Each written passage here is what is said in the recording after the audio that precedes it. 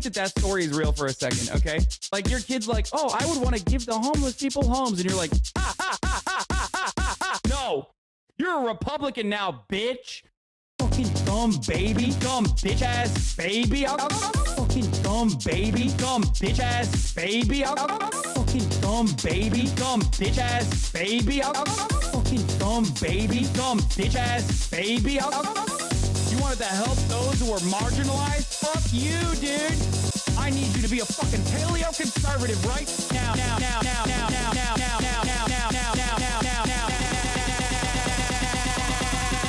Fuck you. Oh, fucking own. Guess what I fucking own? My dumbass daughter who's 6 years old, dude. Stupid fucking baby. You dumb bitch ass baby. Fucking dumb baby, dumb bitch ass baby. Fucking dumb baby, dumb bitch ass baby. Fucking dumb baby, dumb bitch ass baby. I'll kick you in the fucking baby face. I almost got, child labor going too. This is fucking tight. Oh, fucking own. Guess what I fucking own? My dumbass daughter who's 6 years old, dude. Stupid fucking baby. You dumb bitch ass baby. Fucking dumb baby, dumb bitch ass baby. Fucking dumb baby, dumb bitch ass baby. Fucking dumb baby, dumb bitch ass baby. I'll kick you in the fucking baby face. What's going on, everybody? I hope everyone's having a fantastic evening, fantastic afternoon, fantastic pre-noon, no matter where you are in the world. I'm Hasan Piker, and this is the HasanAbi broadcast coming to you live from yet another rainy day here in California, Los Angeles, folks. We're live and alive, and I hope all the boys, all the girls, and all the MBs are having a fantastic one because today's a beautiful day. Today's a wonderful day. Today is Thursday. That's right. It's Thirsty Thursday, ladies and gentlemen. It is Thursday, one day out from Valentine's Day, February 13th, 2025. We are almost 1 month into the Burger Reich, the new administration, our new overlords, and things are getting worse every single day. Now, of course, having said that, the rain has not stopped. There's no fun, no gaming, no Valentine's. Must be the HasanAbi broadcast. You're wrong. There will be some fun. And maybe even some gaming as well. Calm down. Calm your tits. Okay? Cool it. I got to get on Abby Phillips' show. I know. I think I have an easier shot with Caitlin Collins than Abby Phillips, though. Because, I don't know if Abby Phillips fucks with me like that. But I think Caitlin Collins does. My tits will not remain calm. No, my titties are also out of control. Don't worry about it. My titties are not calm either. Anyway, folks, this is part of the broadcast where I tell you about my personal news about what's going on in the world of HasanAbi Piker. I finished Mashal second season. I've been watching Sakamoto Days, which is pretty good. Lots of anime. I also officially deleted Twitter from my phone again because I feel like it was making my brain worse. In terms of all of the social media platforms, I feel like Twitter has the absolute worst, lowest common denominator appealing content. It's just so bad. I feel like it is truly hurting my brain. Even the stuff that's not political, right? Even when I watch stuff that's not political, like videos that pop off on the website, I feel like out of all of the social media websites, it is truly the worst. Even the videos that bang on that, or bang as in even the videos that go viral on that website are just so bad, dude. I feel like the only website that's worse than Twitter is Facebook because it's all AI slop, and I suspect that Twitter will inevitably move in that direction as well. Also, remember, for all of the New York City followers, for all my New York City followers, if you haven't done so, today is the last day to register as a Democrat in the city of New York. And the reason why you must register as a Democrat in the city of New York, even though you're a revolutionary communist, Marxist, Leninist, vanguardist, is because Zohran Mamdani is running for mayor. And you have a unique opportunity to vote for him in the primaries. And you can't do that unless you are a registered Democrat. So go and register as a Democrat in the state of New York, in New York City, for your mayoral race. All right. Remember that. Remember that. This is important. Vote for Zoran Mamdani. Zoran Kwame Mamdani. He's dope. And we'll get into that a little bit today as well. So check out Mastodon. No, dude, I don't want brain rot in the opposite direction either. P blows. Thank you for the 10 community. Give the subs.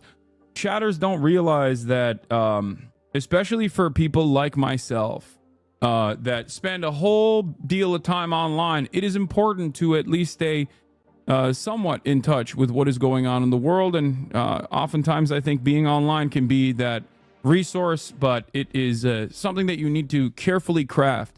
I don't want to go into a, you know, like a Tumblr reservation, right? I don't want that either. Or Blue Sky. I want like a place where you could technically have the bus driver also post on. Twitter is no longer that place anyway. Whatever. It's fine. It's just everything sucks. Everything sucks. Everything sucks. Everything sucks. All right. But how about a real rock tumbler? Smooth out the brain wrinkles? Yeah.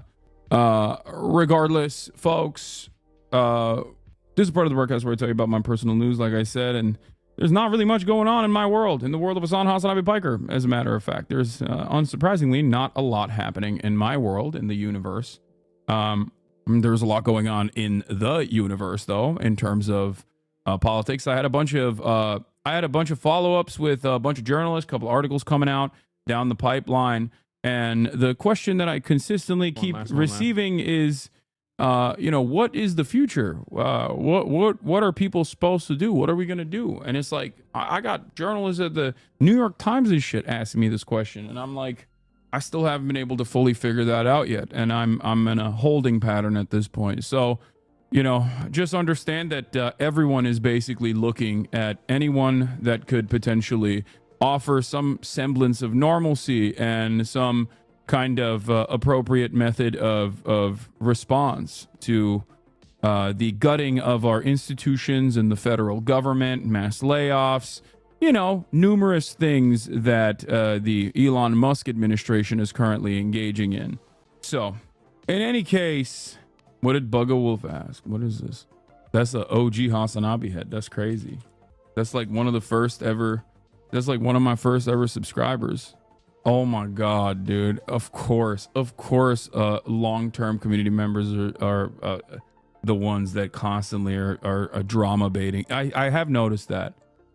Drama in the first 20 minutes is crazy. Yeah, we're not doing it. We're not doing it. Do you usually encourage people to get out and protest, or is it illegal? No, I, of course, encourage people to go out and protest. It is, as it stands, currently not illegal. Even if it were to become illegal, I would still probably urge people to go out and do that regardless. I would find different ways of maybe communicating this desire, but so, in any case, we will. How are your rain gutters? I don't even know if I have rain gutters, dude. I have no idea. Hank Pecker stocks are booming. This has 42 likes. Wouldn't say that the stocks are booming, but I'll repost that every time. You already know, baby. Like, mark, repost.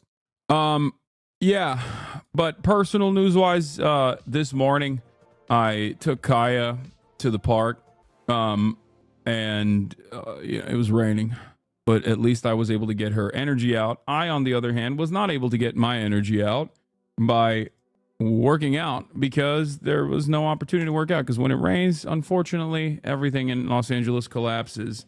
There's already like flood warnings. There's already evacuation shelters and stuff being assigned. And most of our infrastructure is built around the idea that it's always going to be rainy, because it always is rainy. I mean, not rainy, sorry, sunny. See, notice how I said rainy instead of sunny? That's how much rain has become a prominent fixture in my life. I hate it. Anyway, here, this is someone had the audacity to lie about my GeoGuessr experience with MHUD. Here it is. One. All right, we got another truck meta. Yes. Wait, why? You see where we are? Is it the United States? It looks like, it feels like the United States of America. I wish it was. The bollard right there, it's very important when you just passed. I don't, where is the bollard? You want me to give you a small hint since we're running out of time? Sure. Oh, dude, it's turkey as well. God damn. Let's go. Okay, I love I loved it. Bro said he can't go to the gym because of rain. No, no. Today is the day where I play basketball, but all of the outdoor courts, all the courts are outdoors. There's very few indoor courts. Oh, okay. Might have been This on this edit is road. Actually, I don't know devious. where this is, Yeah. though. HasanAbi I Greek think Commodore confirmed. has. Oh no. Isn't this New York technically? It is. Did you not see all of the flags? There's no way you looked at this video and thought that this was actually the GeoGuessr video that I was looking at. The joke is that everywhere in Turkey is plastered with Turkish flags. That's one aspect of the joke. The second aspect of it is that I was looking at a random street, not this, obviously, as a Turkish man and couldn't figure out that it was Turkey fast enough. That's crazy. The level of intellect in my community is also diminished, but it's good. We're getting used to the Trump administration, I think. We're getting there. Aren't you a little old for outside course? They started hurting my knees at like 20. I have a video over the class today. Yes, dark gooner misogyny, the gooner to alt-right pipeline. Ooh, that's interesting. God damn, the rain is getting crazy out there, by the way. It's definitely wild. We'll look at the Gooner video in a little bit. I'm sorry, I do not want the reputation of a drama baiter. Yes, well, you're getting it. Stop talking about it. We're not doing drama bait. Hasan, please, I need this. Everyone, anytime. Oh, did it just F for a second? Did it just F as soon as I said the rain is getting crazy? That's crazy. Big F, mini F, dude. Chat can never figure out like what level of F we've just received. One chatter said big F, the other chatter said mini F, no big deal. Which one is it? 25 centimeters of rain in Toronto. Don't cry about the rain. Yeah, except 25 centimeters of rain, snow in Toronto might not devastate Toronto as bad as like a little light drizzle devastates LA. We just don't have the infrastructure for it. We don't have the infrastructure designed to withstand even a little bit of drizzle, and it's awful because America is a developing nation that masquerades as a very wealthy nation because it is a very wealthy nation. It's just that the wealth is not distributed evenly. Even when you are living in an area that obviously is a very wealthy part of the country. I mean, I live in West Hollywood. I live in one of the worst housing markets on the planet, okay? I own a home in one of the worst housing markets on the planet.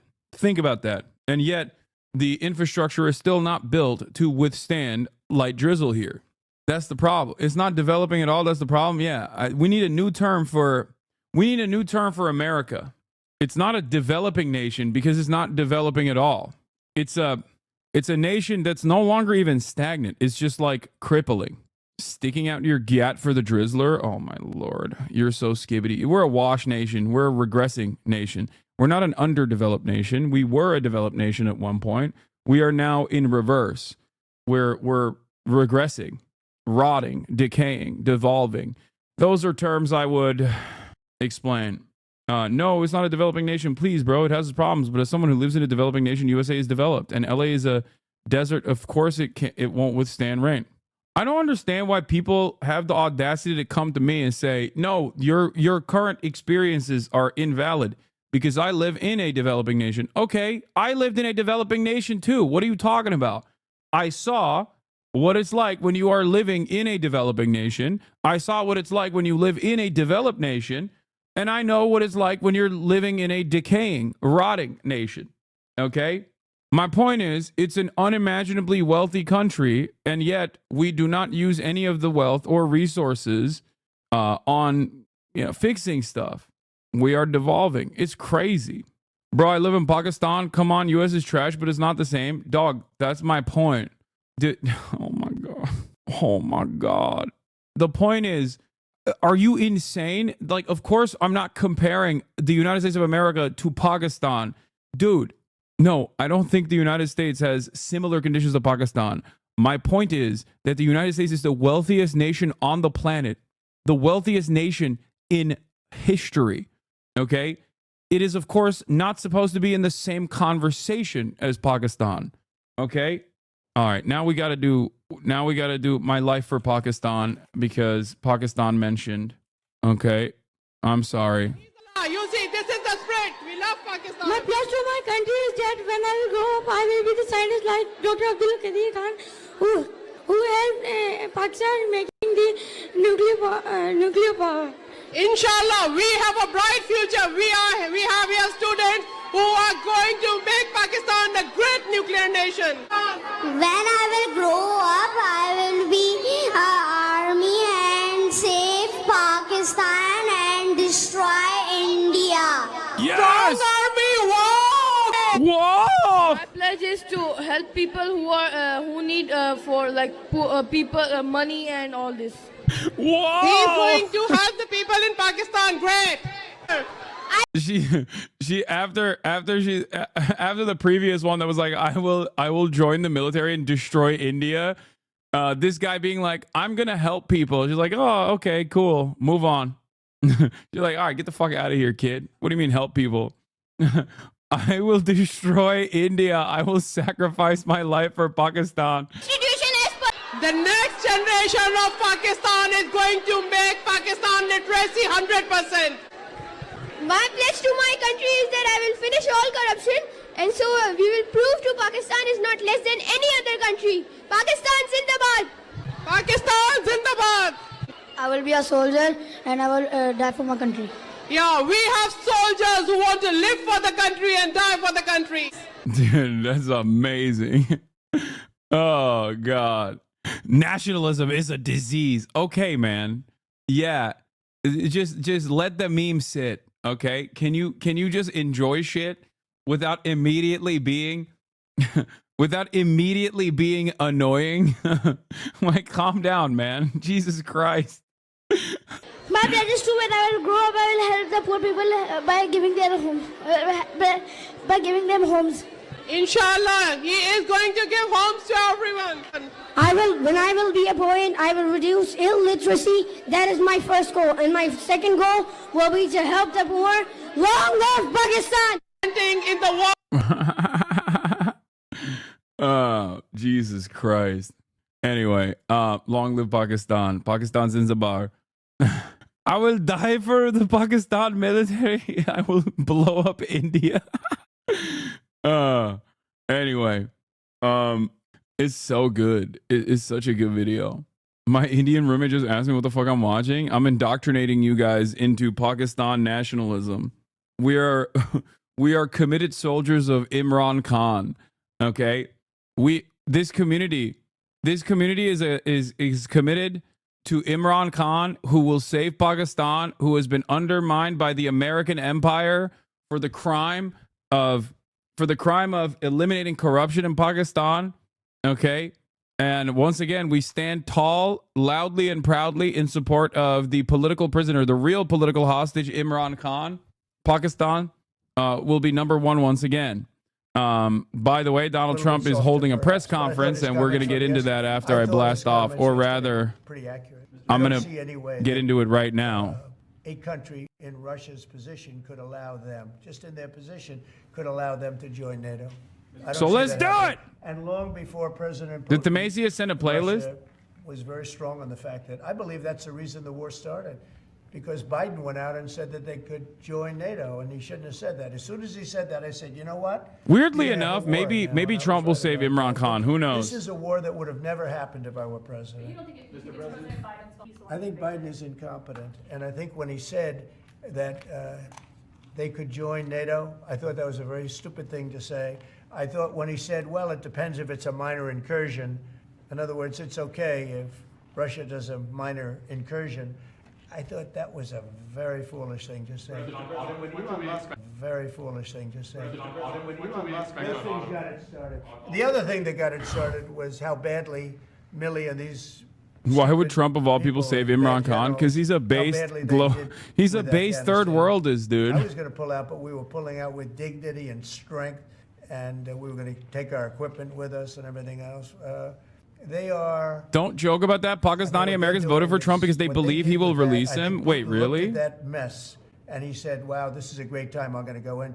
But oh no! What the Americans said, I'm not blaming Americans, but I will say what they said had a big influence on his deciding to go in. Yeah. The most Latin American president of our time? Oh, 100p. I just don't think that Donald Trump does things that are like About me? inherently Elon, I don't know. They the met. the And diametrical. I assume he wants to do business. Not true at all. Most young Pakistanis in my community didn't vote because of Gaza. Because of the tariffs. They have the highest tariffs just about in the world, and it's a hard place to do business. Wait, hold I would on. imagine he met. Let me blast off real possibly quick. because, he's running a company. He's doing this as something that he's felt strongly about for a long time because he sees what's happening and he sees how the country is really being hurt badly by all of the fraud, waste, and abuse. Yeah. So how does Modi know whether he's meeting with the CEO or meeting with a representative of your government? Well, he's meeting with me in a little while, so I'm going to ask him that question. All right? I'll ask him that question. Yeah. I think autos are coming soon. I think they're all coming more or less at the same time.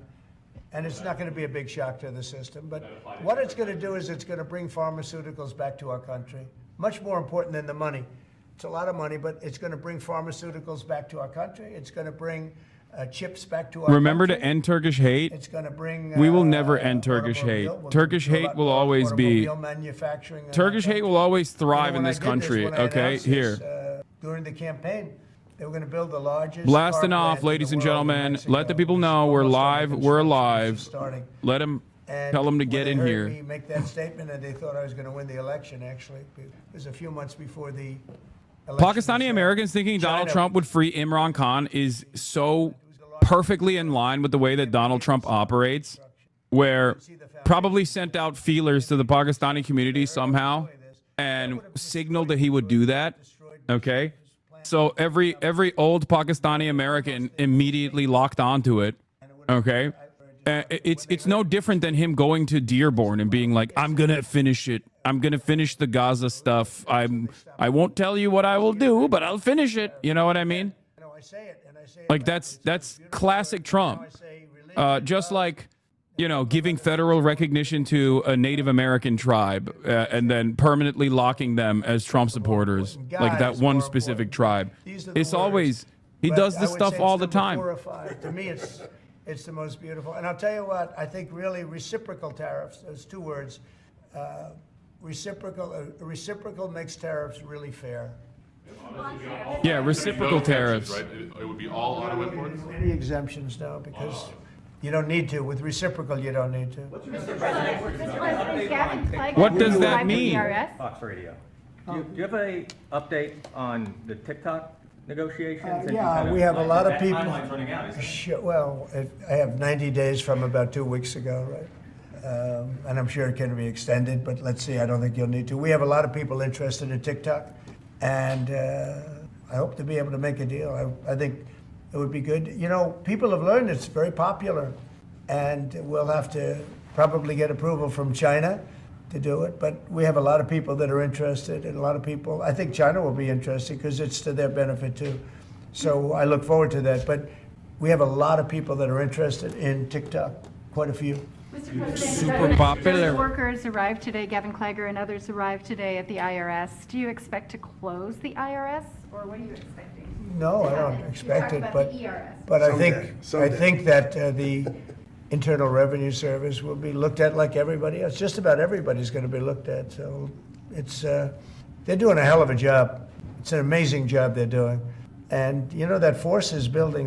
I call it the force of super geniuses, but it's building. And they go up and they talk to some of the people about certain deals, and the people get all tongue-tied. They can't talk because these people get it. They're very smart people. We need smart people. Yes, Brian. On tariffs, sir. Yeah, Brian. Yes, sir. Mr. President, I know that during the campaign, it was huge in Pennsylvania as far as bringing back manufacturing. Have we talked to any CEOs since the tariffs were announced on steel and aluminum? What's the feedback from those? They are in love with it. As you know, in Pennsylvania, U.S. Steel is through the roof. They're all through the roof. That's why I didn't want U.S. Steel to make a deal with Japan or anybody else. I think it's going to do great. But I think maybe more than anybody else, the steel companies and aluminum companies, they're in love with what's happened. And this will eventually be the car companies and chip companies. We have to have chips made in this country. Right now, everything's made in Taiwan practically, almost all of it. A little bit in Texas South to Korea. Japan, Pog. But everything, Yes. almost all of it is made in Taiwan. And we want it to be made. We want those companies to come to our country, in all due respect. You know, they took the business away. Taiwan took our chip business away. We had Intel, we had these great companies that did so well, and it was taken from us, and we want that business back. We want it back in the United States. And if they don't bring it back, we're not going to be very happy. And you Sir, on mentioned tariffs, are you- pharmaceuticals as well in China. That's national security to bring that back. Yeah, China and other places. We want to get the pharmaceutical and drug business back into the United States, where it should be, right? Sir, on tariffs, are you concerned that the countries that would be most affected, like India, would just shift their trading to China? No, I'm not concerned about anything, really. I mean, I'm just doing what's fair. This is a very fair thing. This should have been done a long time ago. I would have done it, but then COVID hit. I was getting ready to do this years ago, and first time we had the most successful economy in history, and then COVID hit, and this was going to be the thing that I was most waiting to do, but it was awfully hard to do this with Italy and France and Spain, and all those people were dying, and then we put tariffs on. See, I have a big heart. Sir, on Ukraine, when Putin says that he really wants peace, do you believe him? Yeah, I do. I believe he wants peace. I believe that President Putin, when I spoke to him yesterday, I mean, I know him very well. Yeah, I think he wants peace. I think he would tell me if he didn't. I'd like to see peace. Do you trust President I Putin? believe that, I believe that he would like to see something happen. I trust him on this subject. I think he'd like to see something happen. I think it could have happened a long time ago. I think Biden, number one, it shouldn't have started, but it did. And now all those cities are knocked down, like demolition sites. All those beautiful golden towers are knocked down. There's nothing going to replace them. But much more importantly, you lost millions of people. A lot of soldiers, but you lost millions of people. When they knocked down those cities, and they're all laying down on the side, they're lying down just in ashes and all crumbled up concrete. They literally look like a world-class demolition site. And many of them, almost all of them, but many of them, and this should have been done by Biden years ago. This should have never been allowed to happen. I know he's a friend of yours. He's a friend of CNN. That's why nobody watches CNN anymore, because they have no credibility. Okay, who else? Yes, please. Sir, if you can find a buyer in the United States for TikTok, do you think Xi Jinping will authorize the sale of it, or will I'm going to make it worthwhile for China to do it. I think so. I mean, I got to know TikTok because during the election, I ended up with 36% higher than my opponent with youth. Okay, that never happened before. That's always been a Democrat thing, youth. It became a Trump thing. And I think TikTok, I think Joe Rogan was a part of it. Some of the great people that I did interviews with were a part of it. But I think that TikTok was I think it was a big part. Look, as you know, we were up by 36% with youth. The Republican was never up with youth. And I focused on TikTok, and I found it to be amazing, actually, and very fair. And I think the image of TikTok is different than it was before the election. I think people saw it, and they view it as a positive, not a negative. I think it'll be to China's no one advantage. saw it as a negative, dog. That was just, that was not a thing. That's the most interesting question. I think it'll be a staggering amount. He keeps saying that when he literally lost the youth vote. Yeah, he's just simply, he's wrong, of course. He didn't win the youth vote by 36%. He got 36% of the youth vote, if I'm not mistaken. And that is a significantly larger percentage of the youth vote than he had gotten prior. He still lost the youth vote, but there is a significant number of Gen Z voters that voted for Donald Trump. It's true. It's a dangerous trend line if you are worried about Republicans winning elections, for sure. Important things. Space Force, the biggest tax cuts in history. This could be one of the most important things that we've ever seen. I mean, there are very few things that Donald Trump says that are correct. Or I guess sometimes he will say the truth. Oftentimes he'll say the truth when it's like something that people get very mad about. But it's just like American foreign policy where he'll be like, yeah, we're going to do ethnic cleansing and it's going to be awesome. Like, that is just American foreign policy. That's been the American foreign policy. He just says the quiet part out loud. But outside of that, he rarely ever says the truth. Oh, he got 46% of the youth vote, which is up 36% up from what he got in 2020. Okay, thank you. I got the numbers wrong, but I mean, he didn't. He did not get. He did not get the majority of the youth vote. I think Putin would love to be back. So why exactly can't he stop the war now? Feels weird to blame Biden for something happening under Trump's watch. It's very possible that if that was the G8, you wouldn't have had the problem with Ukraine. And if I was president, you definitely wouldn't have had the problem with Ukraine. Russia would have never attacked Ukraine. But you ask a very good question. The G8, it used to be the G8, and then these people. No, he didn't get. Out, and I was. He didn't go from 10% to 46%. Hold on, I'll look it up. I'll look up the numbers in a second. Okay, hold on one. We'll get to that in a moment. Prime Minister Abe, a great man from Japan, agreed with me 100%. And some of the today others I'm going to be covering Trump's favorabilities anyway. They had and we'll get to that. Terminated. I think it would have been very helpful, and it still would be helpful to have Russia be a part of that mix. And I think if they were, I don't think you would have had the problem that you have right now. Russia is part of the G20. They kicked them out, of course, because they illegally annexed Crimea. I mean, how would you have responded if Russia invaded or took over? They took Crimea during Obama. They took. Well, now they're looking to take the whole thing. Then they took a big chunk of land and people, as you know, during Bush, and now they're trying to take the whole thing during Biden. During Bush? The only one. Is he talking about like Georgia or something? They took anything with Trump. Nothing. Not 2 inches of property of land. But Crimea was Obama, and then Bush gave him a lot. You remember? And then, in fact, it's a sort of a standard little phrase, and Biden's giving them everything because this is a war that shouldn't have been had.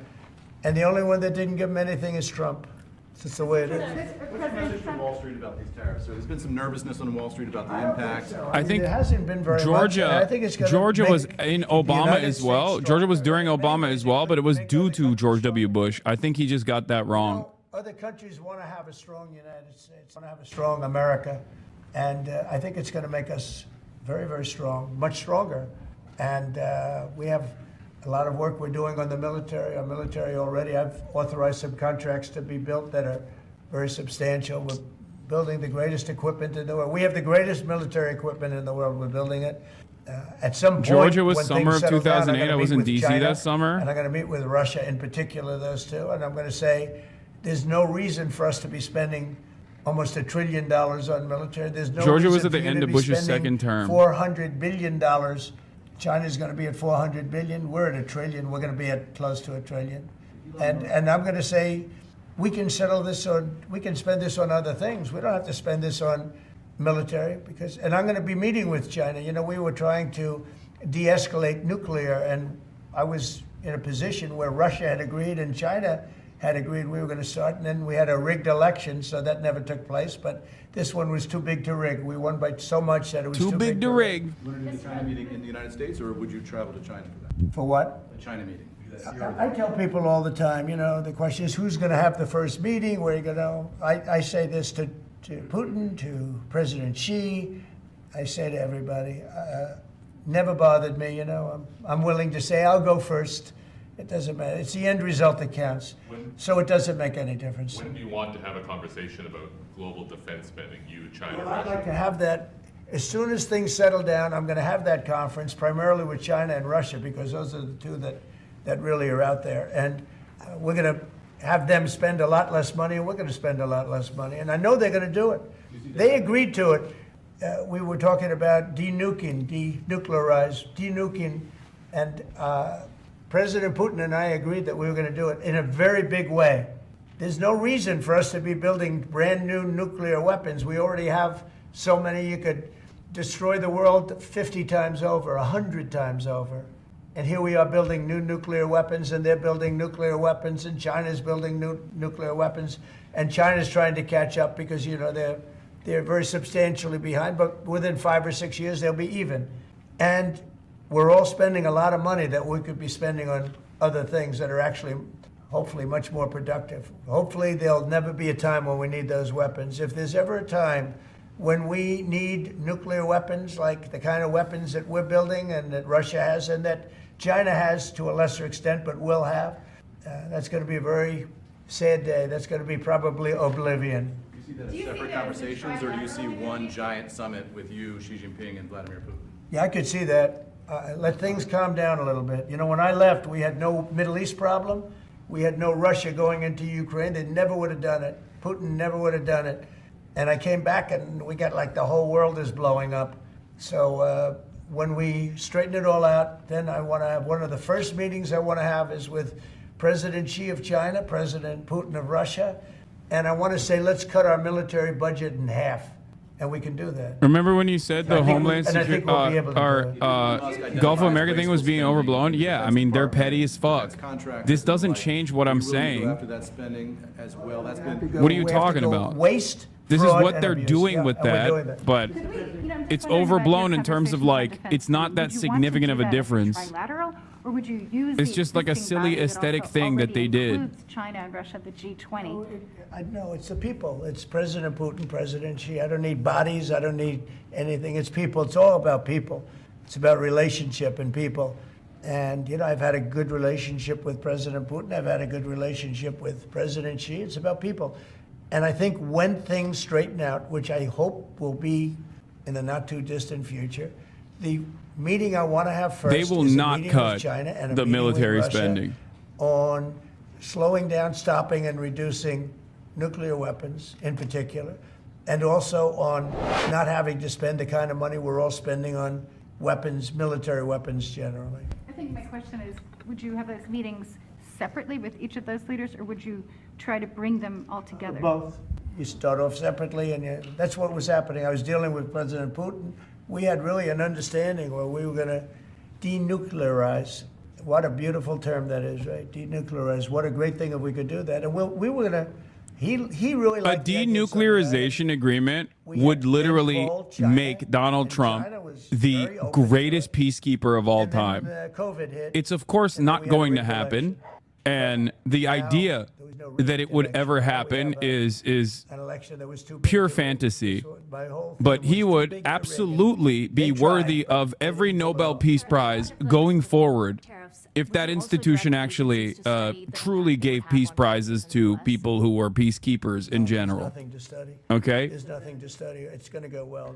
The United States is going to become a very, very strong economic. Can you imagine Donald Trump facilitates the denuclearization of the entire planet? Ah, yes, the same way you said Russia would not invade Ukraine. Yes, exactly. Yeah. I like that. I like that you guys can only harp on one note over and over again. That's what I mean. Yes. I wonder why you can't point to any other things aside from that, because it's always wrong, regardless of how much you fucking cry about it at the time. I hope I'm wrong. I just don't think that, you know, Donald Trump will ever denuclearize the United States of America. Biden in particular, I guess he said that, they have us over a barrel. They don't have us over a barrel. We have them over a barrel. A world without nukes would be much more dangerous? Those countries won't trade with us. We won't trade with. What are you saying? A world without all nukes? What do you mean? What is happening? No, objectively, not having world-ending weapons would be a good thing. Okay? What?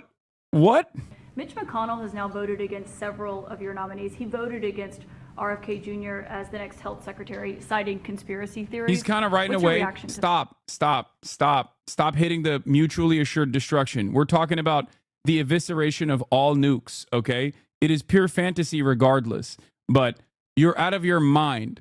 No, stop talking about mutually assured destruction being the only way to keep peace in the world, and that is what is like kept the world safe or whatever. Look at Ukraine.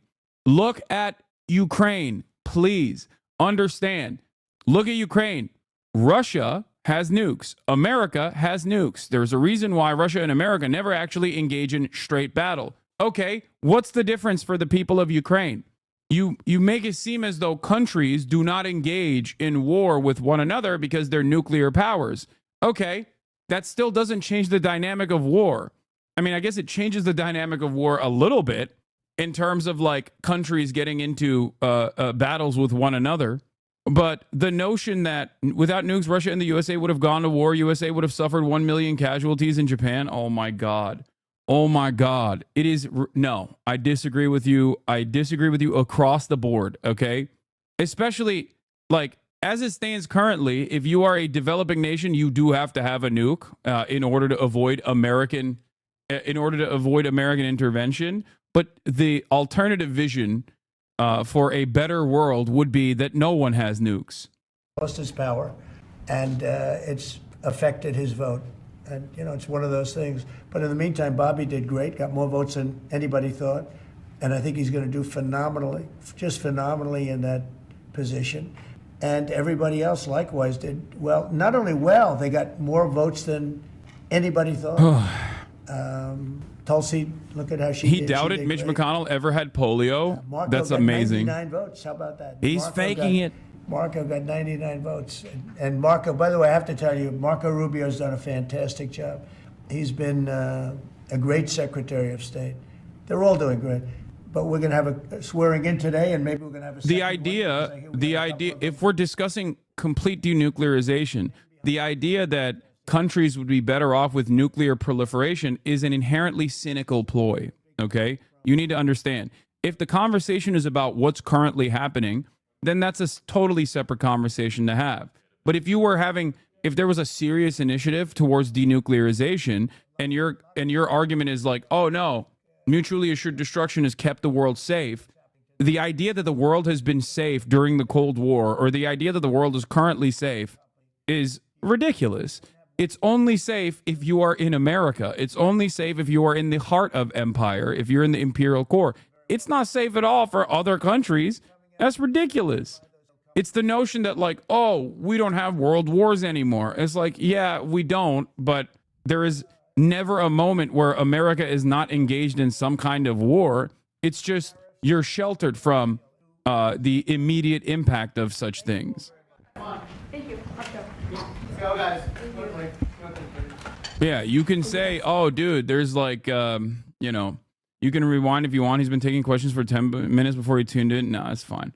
Especially because nuclear proliferation being the one thing that stops global powers, like superpowers, from fighting one another is ridiculous, because you have this cynical approach then where you automatically assume war is a constant. It is an inevitability. Like nuclear deproliferation would be, or denuclearization would be, one very unimaginably significant point towards global peace. He's not equipped mentally, Trump says of Mitch McConnell, saying he never really had it. I don't know anything about he had polio, Trump says. Are you doubting that he had polio? I have no idea if he had polio. Delusional, out-of-touch LA millionaire take. That's amazing. Yes, I am a delusional, out-of-touch LA millionaire, and that's why I think denuclearization is never going to happen. But in theory, it would be better for the world. 07? Oh, you're going to be banned for this brave take? No, you're not. I'm not going to ban you, little man. Don't worry. War is a constant. We are violent by nature. Come on. Okay. Yeah. You don't understand. Okay. You don't understand. We always have to constantly engage in war with one another. Mankind has never actually engaged in the collaborative effort. Yeah. What's human nature? Do you think skyscrapers are human nature? Do you think space travel is inherent to human nature? None of these things are human nature. Okay? It's ridiculous. Get out of here. I think explaining nukes aren't a deterrent is a hard thing to describe to people that believe it, because it's tied directly to the belief that many people have had that the world runs on being selfish and rugged individualism. I know. Yeah. It is a, unfortunately, incredibly cynical way to approach the world, especially if we're having a conversation about especially when we're having a conversation about an alternative that will never exist regardless, but we're having a conversation about an alternative vision for the future, okay? We are just as collectivist-minded as we are violent conquerors. Exactly. It's about what you choose to highlight. Trump is live again? Oh, my God. He's crazy. Oh, he's doing the RFK Jr. flex now. Okay, nice. Nothing works. RFK is actually breaking the broadcast, it seems. Holy what is happening? RFK has bricked the broadcast. What is going on? What is happening? It's going to be a real honor for me. Oh, there it is. Cheryl Hines is right there, too.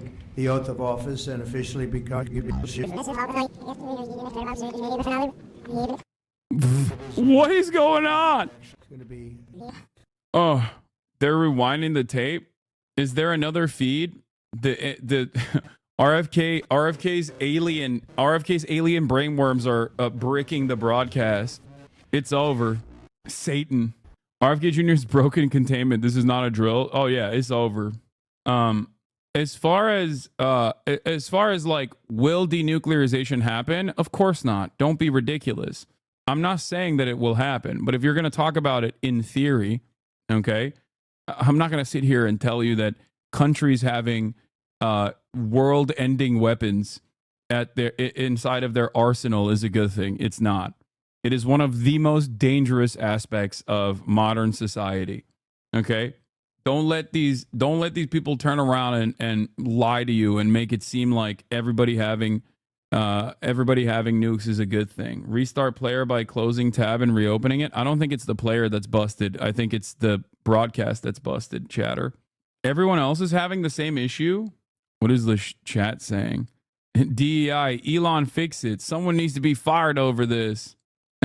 This take goes against the HasanAbi doctrine. Yes, the HasanAbi doctrine is a totally separate conversation. Okay? If we're having a theoretical conversation about denuclearization, which is if we're having a realistic conversation, is never going to happen. But if we're having a theoretical conversation about denuclearization, yes, of course I'm in support of it. There's a difference between what is the reality and what is theoretically better. Oh, it's working now. Never mind, it's still not working. Thoughts on all the anti-woke leftists on X? I don't know who the anti-woke leftists are. The oath of office and officially become our Secretary of Health and Human Services. Just as I promised last year, Bobby is going to lead a great national mission to make America healthy again. And he's going to do it. I think he's going to do things that will really make us very proud of this day. Like his father, Senator Robert F. Kennedy, and his uncle, President John F. Kennedy, Bobby has devoted much of his life to serving his fellow Americans in his campaign for president, and he was a very tough competitor. I did not like it at all. I said, let's get him on my side. But in his campaign for president in 2024, Bobby brought together a coalition of supporters across party lines, and he really worked very hard, and he had tremendous support, unbelievable support, and I think a lot of that support came my way when we decided to do a little merger, and it was really great, and it was very loyal, incredible people. They believe in him so strongly because he's a fierce advocate for the health of our children and for the values of free speech, democracy, and peace. And people are going to be very impressed, I have no doubt. I've known him a long time. He's been a friend of mine a long time. Perhaps most importantly, though, Bobby created a nationwide movement made up of millions and millions of mothers and fathers and young people and concerned citizens of every background who want to end and this horrible chronic disease crisis that exists in America. He's absolutely committed to getting dangerous chemicals out of our environment and out of our food supply and getting the American people the facts and the answers that we deserve. After years in which our public health system has squandered the trust of our citizens, and they really have. They don't trust us. They don't trust anybody, frankly. They've gone through hell. There's no better person to lead our campaign of historic reforms and restore faith in American health care. Bobby's going to do it. The United States spends more money in health than any other country on earth, but we're growing sicker every year. We're not as healthy as countries that spend just a fraction of what we spend, so there's something wrong. He's going to figure it out. In recent decades, we've seen staggering increases in cancer rates across all age demographics, including more than 40% increase in childhood cancer since 1975. Who can believe that? And an explosion in other chronic childhood illnesses. Not long ago, 1 in 10,000 people, children, had autism. Now it's 1 in 36. Think of that. 1 in 10,000. 1 in 10,000. Now it's 1 in 36. Who can believe that? There's something wrong. There's something wrong, and I think it's something that can be found out. In 2022, more than 40% of children had at least one chronic health condition, and today nearly 80% of young adults do not qualify for military service, in large part for health reasons. Think of that, 80%. Something is wrong, and that's why immediately after Bobby is sworn in, I will be signing an executive order establishing the President's Commission to Make America Healthy Again. We have some great people on that commission. Chaired by our new secretary, this groundbreaking commission will be charged with investigating what is causing the decades-long increase in chronic illness, reporting its findings, and delivering an action plan to the American people. And it's going to be a plan that people are really waiting to hear. Bobby, I want to thank you. You've gone through a lot. It's taken great courage. Yes, autism increasing you're gonna be okay. is not because of And he said, "I know, vaccines I or the proliferation of vaccines. Autism increasing is a diagnosis Cheryl and his family. increase. And That's it. it. Was very tough. It was a very nasty group of people that That's were it. after It's him, just that but he was diagnosis tougher has and gotten he was better. smarter than they Or are. Twitch streamers in general. Twitch streamers have increased autism. Withstood the assault, but he was able to. So I just want to congratulate you, and we have a very special person here to swear you in. A man that I think has done just. I think he's just an amazing man. It's also the same reason why it's mostly prominent in boys in general, or at least initially from the 90s onward, it was mostly prominent, seemingly only increased in boys. Why didn't it increase in women? Perhaps it has something to do with the social dynamic of a lot of the social conditioning that women go through, young girls go through, that make it harder to diagnose autism in women. Maybe that's the reason. Because it's not like women are getting vaccinated at a lower rate than men, you know? That's what's so stupid about it. It's because medical research around women is still, as a direct consequence of patriarchal constructs, significantly behind. That's it. Okay, it's good so far. Good. It's a 10. It's just a theory, though? What do you mean it's just a theory? What could it...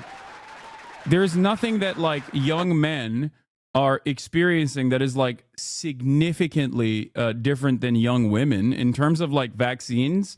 Do you think that women are just not getting vaccinated?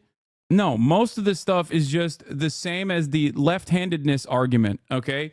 Whether it's being gay, whether it's like more queer people exist now in society, what's that about? Or there's more autism in American society, what's that about? Like, virtually all of that is almost identical to the left-handedness argument. There's just a bunch of people who were left-handed normally, okay, and they were forced into writing and using their right hands. And once we stopped punishing people for doing that, there was a number of people that were left-handed, and it just stopped after a certain percentage. Yeah, the autism spectrum disorder is a vast criteria of different kinds of neurodivergencies that was put under the same umbrella, and also had significantly better ways of diagnosis, especially since the 90s, which then led to a massive number of boys becoming autistic. Why are they becoming autistic? I've worked with boys with autism specifically, okay? And I can tell you, their parents were definitely autistic. The only difference was their parents were not diagnosed with autism, okay? That's it. They just weren't diagnosed. The notion that there is a ginormous disparity. Yeah, some might say I still work with a lot of men with autism now, but the notion that there is this gigantic disparity between men catching autism versus women catching autism immediately undermines the vaccination argument. Okay, that's it. Like, a lot of your parents have, some of you who are autistic have immediate family members that suspiciously have lifelike model trains. Okay, they have an entire room dedicated to model trains, and that doesn't even ring any alarm bells in your mind about an autism diagnosis for your uncle, okay, or for your dad. What the fuck do you think is going on? Yeah, That boy is autistic as hell, okay? The only difference is he grew up in the 60s, 70s, 80s where he wasn't diagnosed. Oh, no, you don't understand. He's just quirky. He just quirked up. He's just got his, key interests. Oh, yeah, okay. Who was president then, where we talked about the environment. He was involved deeply, as we all know, in restoring physical fitness to this country. He challenged at one point during his administration, he challenged Americans to do a 50-mile walk, which I ultimately did. Have you ever seen a severe case of autism like nonverbal? Yes. His walk, I have. And yes, the parents weren't nonverbal. up at Camp David, and my father came in after 18 I know. hours walking on the C&O towpath and with his feet bleeding and blisters on them. My father had one of his best friends was Al Lowenstein. And Al Lowenstein ultimately was a congressman from New York who was assassinated. Me and my wife actually got invited to do a study about genetics and autism because both of our kids are diagnosed autistic. I got pretty high on that test too. Yeah. Get rid of President Johnson and end the Vietnam War. And at the time that he started it, people just thought it was a fool's errand.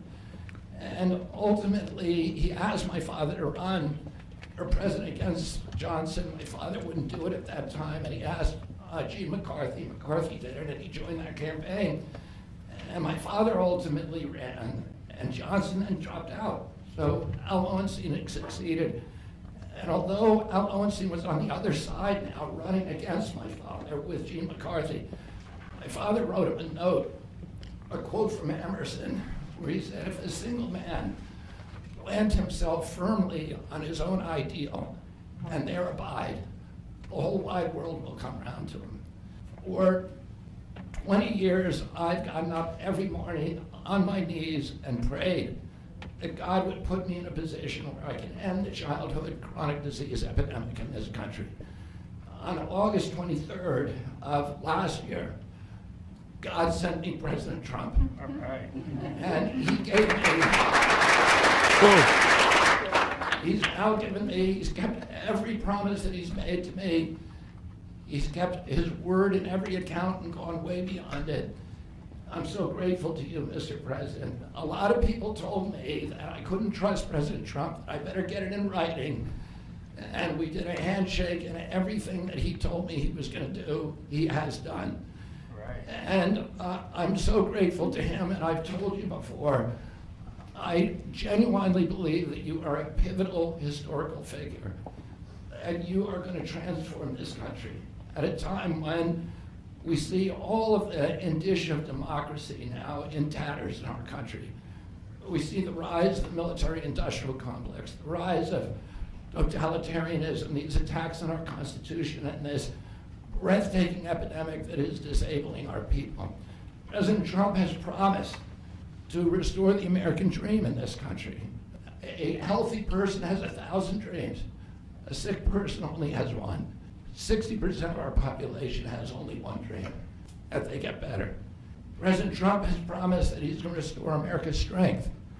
But we can't be a strong nation if we have a weak citizenry. I love that this man is the beacon of health, okay? I need you to understand what you're seeing right now, this man on screen, okay? This man right here, that's the beacon of health. We need a man on a white Do you understand me?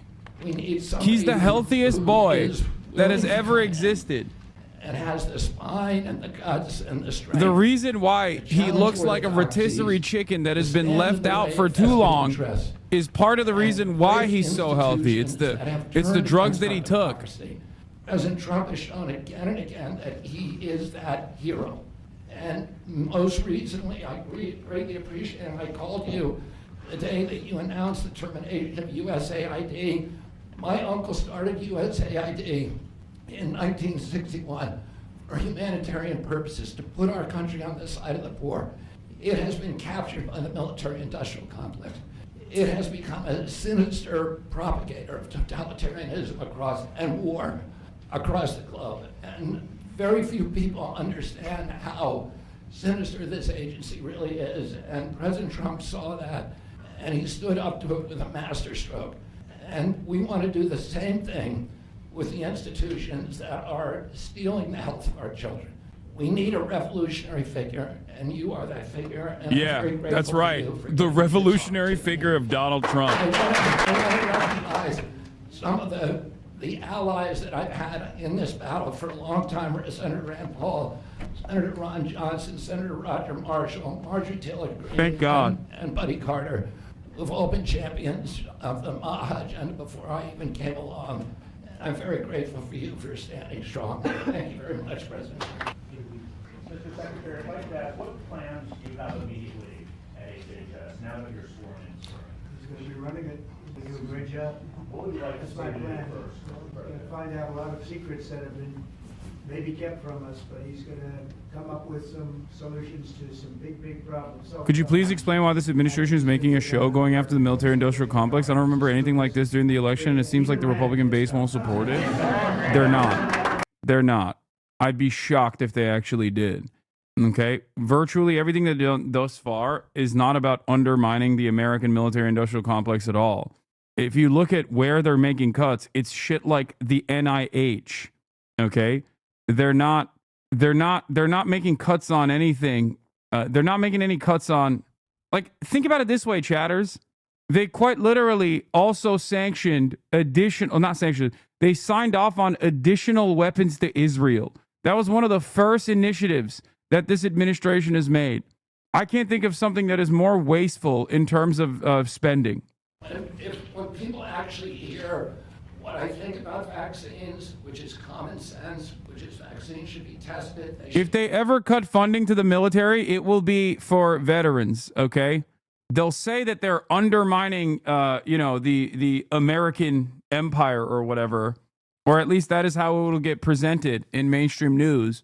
But the only thing they'll ever cut is veterans, spending on veterans' health care, things of that nature. Spending on veterans' housing, veterans' health care, maybe even college. As far as like what they talk about in terms of like the American military is so wasteful and we have to cut it, that's just populist sentiment, okay? They understand that a lot of people recognize the American military as a incredibly costly initiative, but that's it.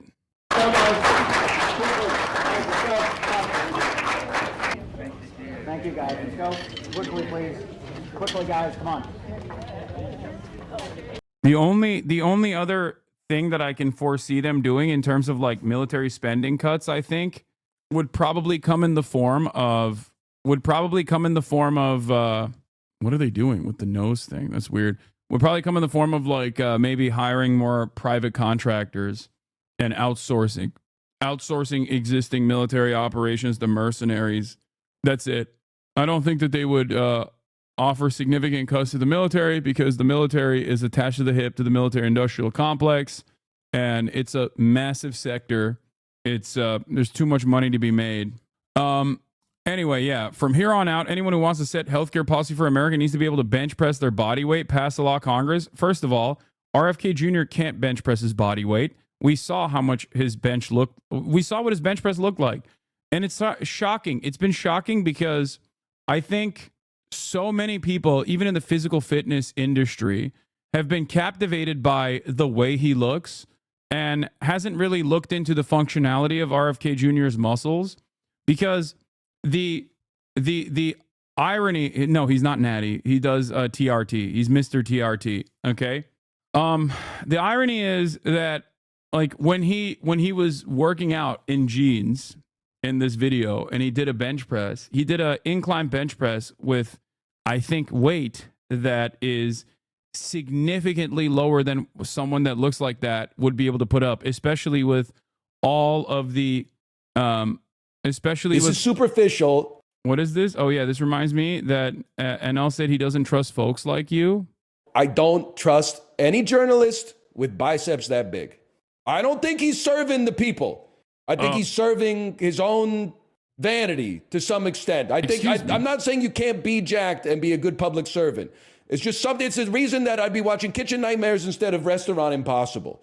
Chef Robert Irving is too fucking jacked for me to take his opinions on cooking seriously. His soul is divided between the passion of running a restaurant. Wow. Oh, okay. So this seems like a direct shot fired in my direction from Canadians that I think are sitting on a lot of valuable land right now, looking to be annexed, looking to be liberated.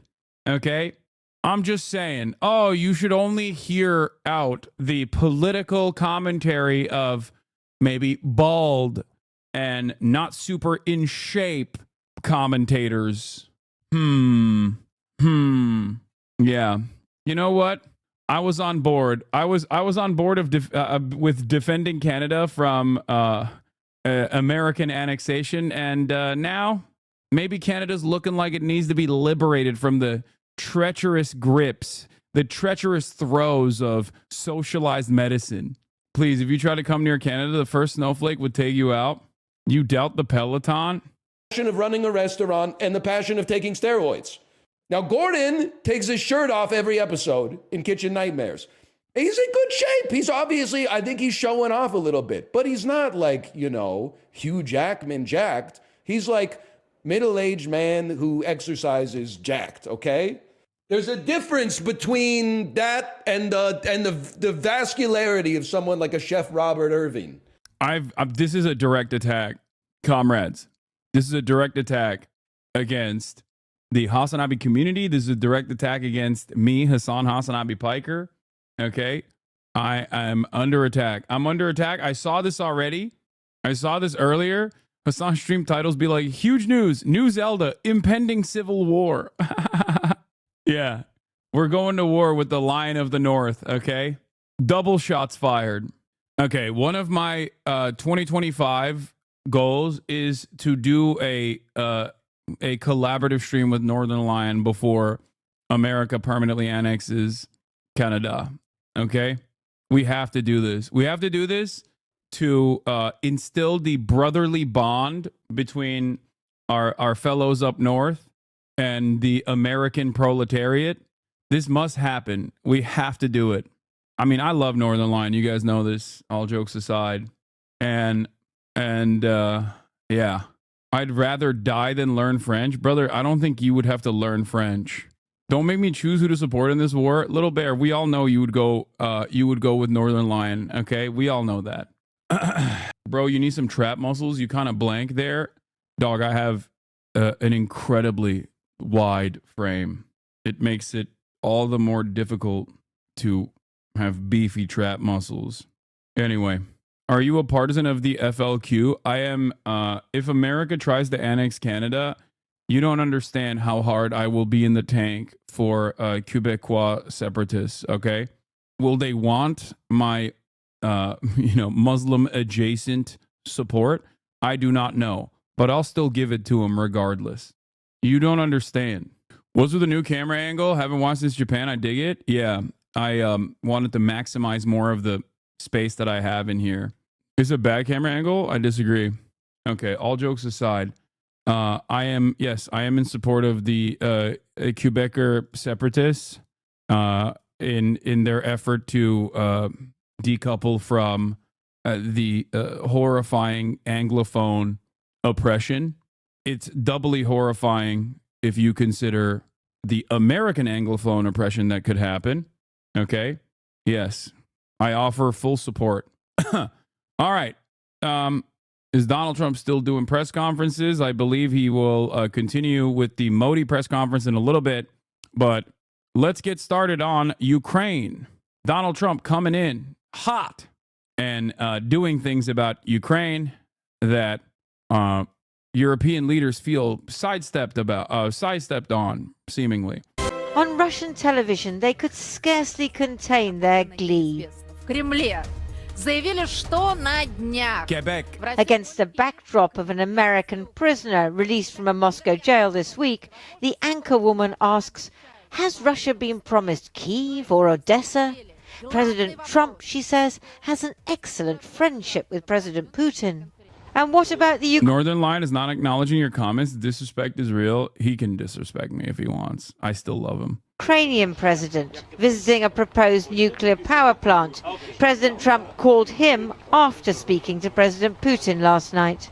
It's important that everything does not go according to Putin's plan. He wants to make all his negotiations bilateral between him and the United States, but we, as a sovereign country, simply will not be able to accept any agreements taken without us. But this was Trump on Ukraine a few days ago. Like, the difference between Trump and Joe Biden or any Democratic leadership is that a Democrat will never actively say, will never openly say the truth. They'll never say Ukrainian autonomy is insignificant in this process. They will, as a matter of fact, consistently say we are behaving in the interests of our incredibly important allies. But the reality of the matter is, what Trump is saying. It doesn't matter what the Democrats say. What matters is what the Democrats do. Just like it doesn't matter what Trump says. What matters is what Trump does. Okay? So while Democrats will maintain the aesthetics and maintain civility, yes, of course, they also did not listen to the demands made by Zelensky on numerous occasions. Zelensky kept asking for more weapons. Zelensky kept asking for different kinds of weapons. Air support. Zelensky wanted to do a flight-free, like they wanted to create a security zone above Ukrainian airspace. Okay, they wanted to do a no-fly zone. This would require American and NATO forces to constantly fly over the area and blow up Russian flights, blow up Russian air cover. Okay, this would have been a direct. This would have obviously been a hot war between nuclear powers, NATO nations, the United States of America, and Russia. They never did that. Okay, Biden gave billions to Ukraine. What the F are you talking about? My point is, regardless of what Ukraine's demands were, no matter how moral or how just, so giving Ukraine to Putin is the same as not supplying every request by Zelensky. What the F is this take? Okay, you are failing to comprehend the point I'm making. The point I'm making is that Ukrainian interests in this process. I'm gonna walk through this slowly but surely. Okay, there were plenty of needs that Ukraine had after the invasion. Okay, the Democratic administration did not abide by all of those needs. The Democratic administration did not turn around and give everything that Zelensky asked to Ukraine.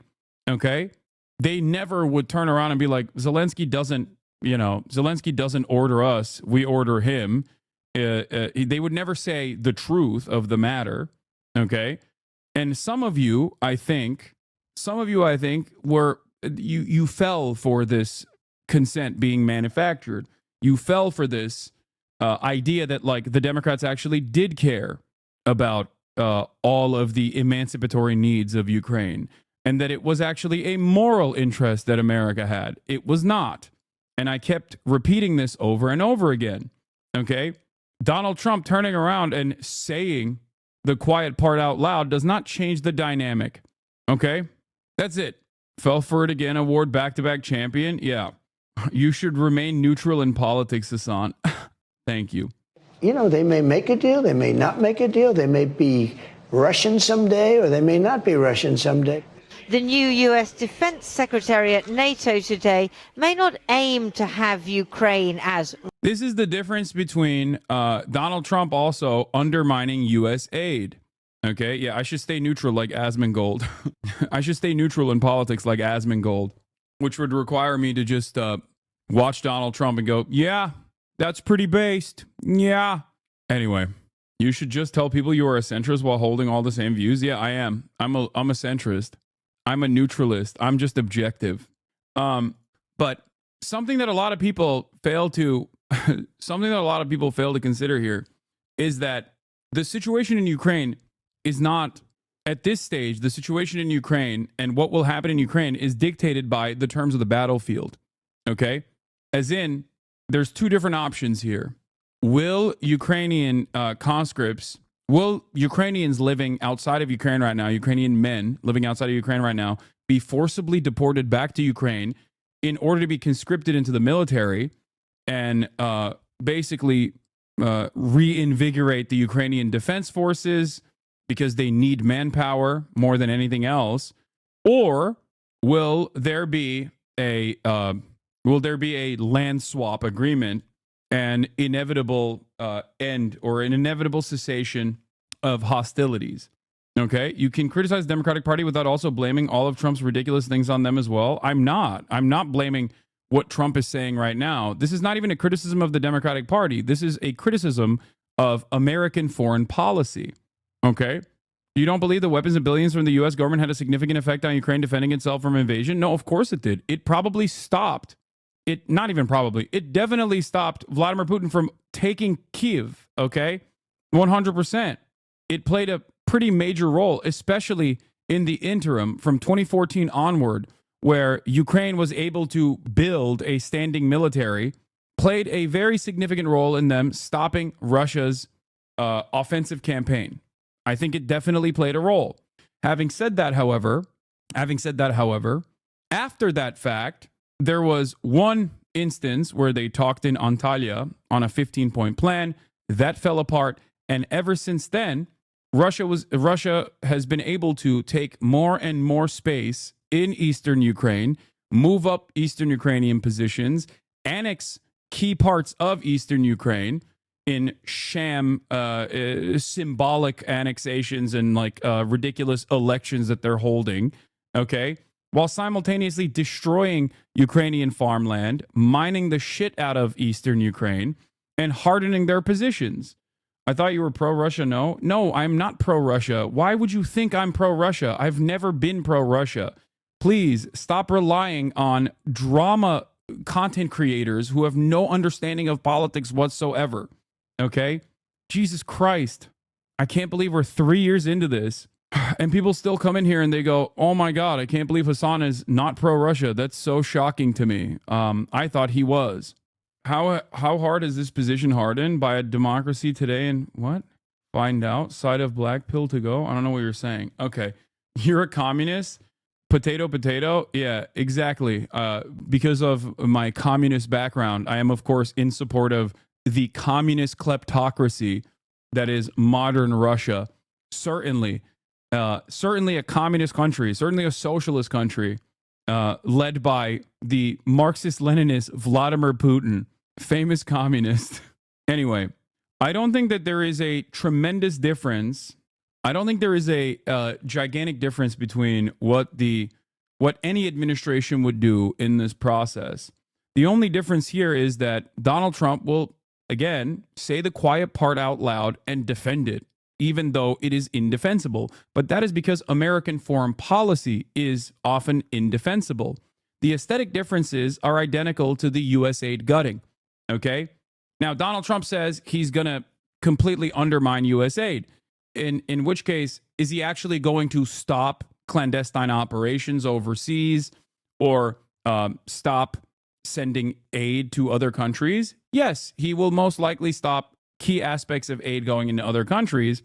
But in reality, they are most likely going to centralize U.S. aid and still continue U.S. aid style operations. It's just that America is responding to its standing around the world changing.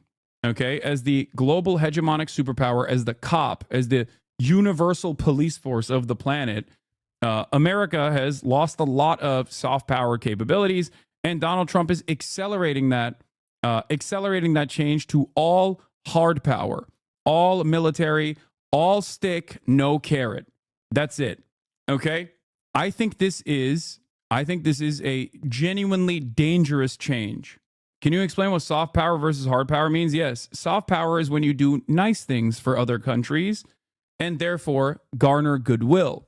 I'll give you an example from China. China sending Sinovac to the Philippines is an example of soft power. Okay? Soft power works hand in hand with American military might and American military capabilities. Okay? It's the carrot versus the stick. The carrot plays a pretty big role because it causes, or at least it creates an environment where 800 military bases all around the world in foreign countries is not seen as 800 separate American military invasions, but rather a security cooperation and a security partnership. The Ukraine-Russia line has mostly been fixed since 2022 to 2023. Russia gained 4,000 square kilometers of territory in 2024, which was largely meaningless, so it's currently a stalemate at enormous cost to both sides, of course. Russia gained 4,000 square kilometers of Ukraine in 2024. How many soldiers did it lose? Verifying casualty figures for soldiers in Russia-Ukraine war is difficult, as experts call it a war of narratives. What is clear, Russia has lost more troops than in any war since World War II. Yeah, it is endlessly costly for Russia to consistently engage in permanent war in Ukraine, and it is, of course, also endlessly costly for Ukraine. The problem between Russia and Ukraine is that while Ukraine is backed by the entirety of the Western world, they simply have less people. No, they're not saying that they've lost close to the same number of troops in World War II. They're not saying that. They're just simply saying that the number of casualties on the Russian side are ginormous, more than any other country since World War II. World War II was like 20 million people. That's obviously it's nowhere near that. Okay. Doge is already dismantling the NED. This is good for the global south as a whole. We do not want your color revolution, says Top G. Yeah. Once again, I think the difference between what America will do in the future versus what America has done for the past almost century is that they just won't try to masquerade what they're doing as like a good thing. Okay, a thing that everybody wanted. Only when you witness the unstoppable march of 1.4 billion patriotic volunteers will you finally wake up from the pitiful stupor forced upon you by living in the imperial core. But a fake socialist like you will never visit China. You will remain an ostrich with his very small head buried in the sand. First of all, don't threaten me with a good time, okay? Don't threaten me with a very... even though you are, making fun of my head size, which is something outside of my control and only a consequence of my very broad shoulders, which I believe in most Asian countries is seen as a positive anyway. Don't know if it's the same in China as well, okay? But all you are doing is highlighting that I will benefit from the Chinese century of prosperity, okay? That's all you're saying. Anyway, if given the chance, would you visit China? I really want to. I want to visit China this year. Not exactly sure when I would do it, but I do want to do it. That is a certainty. You're a smart guard. Do you really think Kamala would have pushed for a ceasefire in Ukraine? Biden's deal was muscular liberalism, and Kamala was about preserving his legacy. I think muscular liberalism aside, the only thing that would be different is the aesthetics and how it is presented. Because once again, and I repeat this position over and over again, and I think I will have to repeat it over and over again, the only difference would be how it is packaged. Because the situation in Ukraine is not dictated by simply just like American interests or Russian interests. It is more so dictated by the terms of the battlefield. And if Ukraine is simply running out of manpower, as I've reported over and over again over the course of the past couple of months, and as the appetite towards more war is waning, regardless of the moral position that many Ukrainians maintain in emancipation from Russian invasion, okay, at the end of the day, there's a desperation that sets in when you simply don't have enough manpower. So unless you send in American mercenaries or something by the tens of thousands beyond the Foreign Legion, okay, and try to change the dynamic of this battle with no severe Russian response, no like nuclear Russian response or whatever. Running out of manpower is such an AI way to say such a grim thing. Yes, running out of manpower means Ukrainians are dying. Okay, that's it. That's what that means. I think the reason the U.S. is letting go of its soft power is because U.S. is now unable to use access to the dollar and Western markets to control governments. China is a far better market and they do better deals. Washington knows it's not the global hegemon. I'm afraid they will try to start a world war to stop China's growth. They just know trading isn't working anymore. Where is the sentiment that Ukraine is lost, though? I mean, this is not a sentiment. This is just a grim but realistic analysis of what the situation looks like in terms of Ukrainian manpower. That's why I keep repeating that there are millions of Ukrainian men that no longer live in Ukraine that got refugee status in the West. What do you do in that situation? Do you forcibly extract them and then force them back to go and pick up arms against Russia? Do you deport Ukrainian men from all of the Western nations that they went to, okay, and then force them to serve in the Ukrainian defense forces? Because that's the only way at this point. That or conscription for all Ukrainian men down to the age of 18 is the only way that you can maintain this posture, this defensive posture. Or do you tell Ukraine that it's basically over? Russia, being this despotic authoritarian nation that it is, and being significantly larger than Ukraine, has the capacity to keep pushing men to the front lines in a way that Ukraine can't keep up. That's it. Russia just has more people. At the end of the day, wars are fought on the boundaries of attrition, and Russia has more manpower to lose. They're not even using their own people. They're using North Koreans. No, I think that's more so aesthetic partnership with North Korea, saying like North Korea also has a say in this, or North Korea also is involved in this. Are they using North Koreans? Yes. Is it partially because they've run out a lot of a lot of manpower? Certainly, but it's not like a game changer for Russia at all, I think. Anyway, honestly, Ukraine has to convert into an attrition, anti-occupation, guerrilla war. Open field wars will always be in Russia's favor. Give them territory, then give them hell. I mean, as a Ukrainian, I can confirm your point that Ukraine has no more men, but from here to say that Ukraine has lost, it seems to me a somewhat pessimistic vision. However, the Ukrainians will not give in to Russia's demands if they do not at least concede something to Ukraine. I think the general feeling is better to all die than to surrender. In terms of loss overall, I think that both sides have lost a lot in this process, for sure. Like Ukraine has had, I guess, somewhat of a Pyrrhic victory, in terms of being able to stop the Russian forces.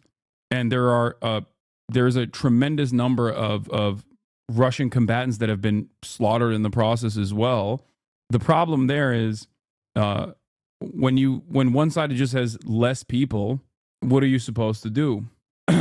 Is there actually any proof that there are DPRK soldiers in Ukraine? All I've seen are articles citing the Ukrainian and South Korean intelligence. I think that even the Russian side has admitted to using, or like all the reporting says that they're using it inside of Russian territory in terms of like internal defense in Kursk and whatnot. Some of it is like the Asian Russians, which exist, but they have captured some DPRK forces, from what I understand. I don't know if they're in the front lines on Ukrainian territory, but I've seen some videos even on Russian hospitals about like Russian combatants in hospital chilling with the what they claim are North Koreans. But then again, as this Al Jazeera article shows, it is a war of narratives. Not that it ultimately matters, because once again, it's not like a significant difference maker.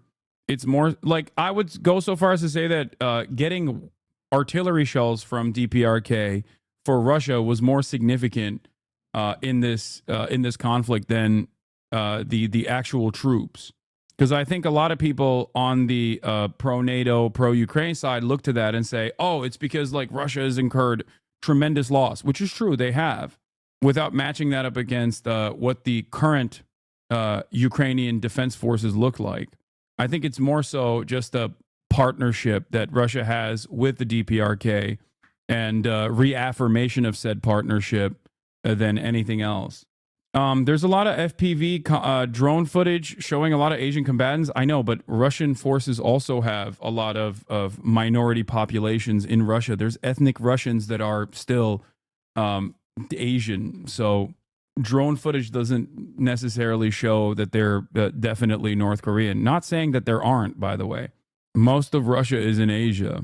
So like Asian is in like East Asian, like dudes who look like they could be North Korean.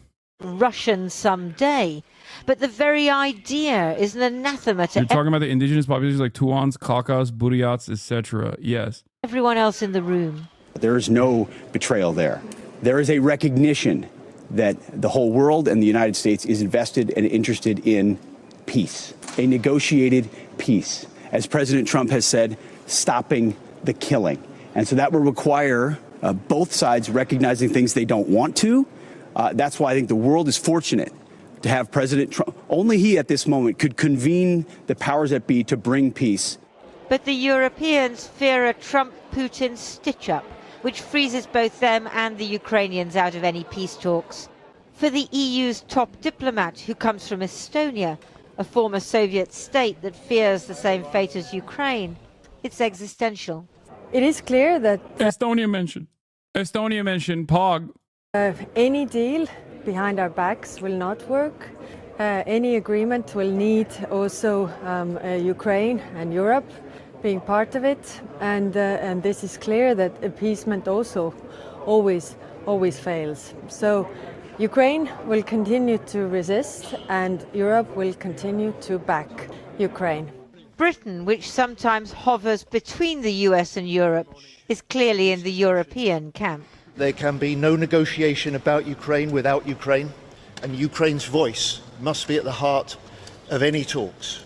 Some might recall a meeting exactly 80 years ago when the Soviet, British and American leaders, Stalin, Churchill and Roosevelt, met at Yalta in Crimea to carve up the world after World War II. War-ravaged occupied countries had no... What's your favorite Houthi musical? What's your favorite bar from a Houthi musical? Play a Houthi musical for chat. It would probably be that. It would probably be the one that I showed Nick, where they were talking about how the American-backed Saudi coalition forces were doing a genocide in Yemen, and they were saying, "Send us more weapons if you want. We will never stand down." That one probably is my favorite. Yeah. They got diss tracks for days. I don't know why people think that this is like a massive own or something, especially considering that this is like not a issue to be hosted on any other platform, with the exception of Twitch's own terms of service being way more rigid than all these other platforms. You know, this is not a defense of the Ansar Allah movement's banner or their domestic affairs, but yeah, if you genuinely want to know, I think that the one where they were fighting against the Saudi blockade and the famine and said, you can keep killing our people, it doesn't matter, that one was a pretty good one. You've been cutting your oil with whiskey for Saudi Arabia. If chatter is wondering, the name translates to "We Don't Care." Yeah, that's the title of that one, that musical work. It came off like he's saying you're a fake fan. Name 3 Houthi songs. Yeah. You're not a real leftist if you don't mask every day. Okay. Don't know why you're bringing that up right now. I'm in my own house. Let's continue. Say, the great powers decided everything. Might was right. And that's how the new US administration sees it too. We can talk all we want about values. Values are important. But you can't shoot values. You can't shoot flags. And you can't shoot strong speeches. Wow, bold. There is no replacement for hard power. That's he's really spitting. Ukrainian soldiers on the front line aren't thinking about history. For them, it's about personal survival and the survival of their country. Because if Ukraine is sacrificed to Russia, what was the point? Why did their comrades die? The atrocities Russian soldiers committed in... It's a great question. I agree. A question that I have wondered quite a bit myself. Bucha, will they be not punished but rewarded for them? Ukrainian cities are still being bombarded. They desperately need peace, as President Trump says, but not at the cost of losing their independence or reaching a temporary peace, only for Russia to come back for more in a few years' time. The NATO family photo. But the family is divided. Europe, the Americans have made clear, has to increase military spending. And they can defend Ukraine if they like. America isn't going to. The post-World War II order is over. Get used to it. Even the Red Army used soft power to fight the nationalists in China by promising things and giving things to peasants. Yeah, I mean, it was fairly easy considering that the KMT's vision for a new China was to reassert and reinstall the previous landlordship dominance over the peasant class, whereas for the Red Army, it was a complete restructuring of said hierarchy. So, you know, even the peasants that worked alongside the KMT initially or filled the ranks of the KMT initially were like, okay, well, I don't want a fucking landlord. I'm going to go with the other guys. So, yeah, I don't even know if that's soft power at that point versus a genuine commitment to instilling change. Chiang Kai-shek was anti-landlord? Maybe initially. No, I mean, there is truth to the KMT's initial formation looking somewhat similar to, well, I mean, I wouldn't say similar to communism or anything like that, but like, yeah, at first, the nationalist movement was also a movement of change, moving away from colonial domination and reasserting. Remember, nationalist movements at this time, at this period, especially if they were colonial subjects, were liberatory movements. So the attitude presented, or even the initial reception, is going to be different. Anyway, Lindsay Hilson reporting there. Well, thank you for voting for Trump. We needed change. Yeah, dude. I'm sure you think I voted for Donald Trump. Come on. Seems to deliver another Shonda Black, thank you for the raid. Hope you had a good stream. Bombshell from the Trump White House. Let's get more from our Washington correspondent, Siobhan Kennedy. Siobhan. Well, no bombshell. Houthi banner being an issue is literally diluted Western moral panic. Palestinians and Yemenis living under occupation, genocide can't be anti-Semitic to Israelis. Maybe only the other Jewish Palestinians and Yemenis, but not to their oppressors. Like slaves can't be racist to slave owners. I think regardless of the ways in which I think Norm Finkelstein has a really good take on this, and I stand by his analysis on the issue, but it still doesn't change the banner being a curse upon the Jews. You know what I mean? And it's funny to say this because I suspect that they will most likely change it regardless, just like the Hamas charter changed as well. Like, yes, on that side of the world, Jew and Zionism is a substitute for one another because of their experiences with Israel masquerading as a Jewish force and doing this for Judaism. Having said that, considering that the Hamas charter also changed in an effort to be more modern, in an effort to be broadly received as an emancipatory force rather than like a terror cell, which of course that didn't really happen. But I think that will be a similar situation with like the Ansar Allah movement as well.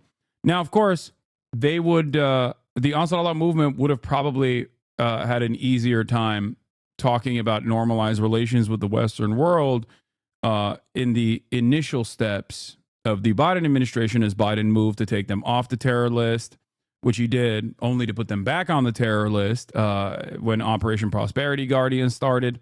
You know, it's probably not going to happen anytime soon.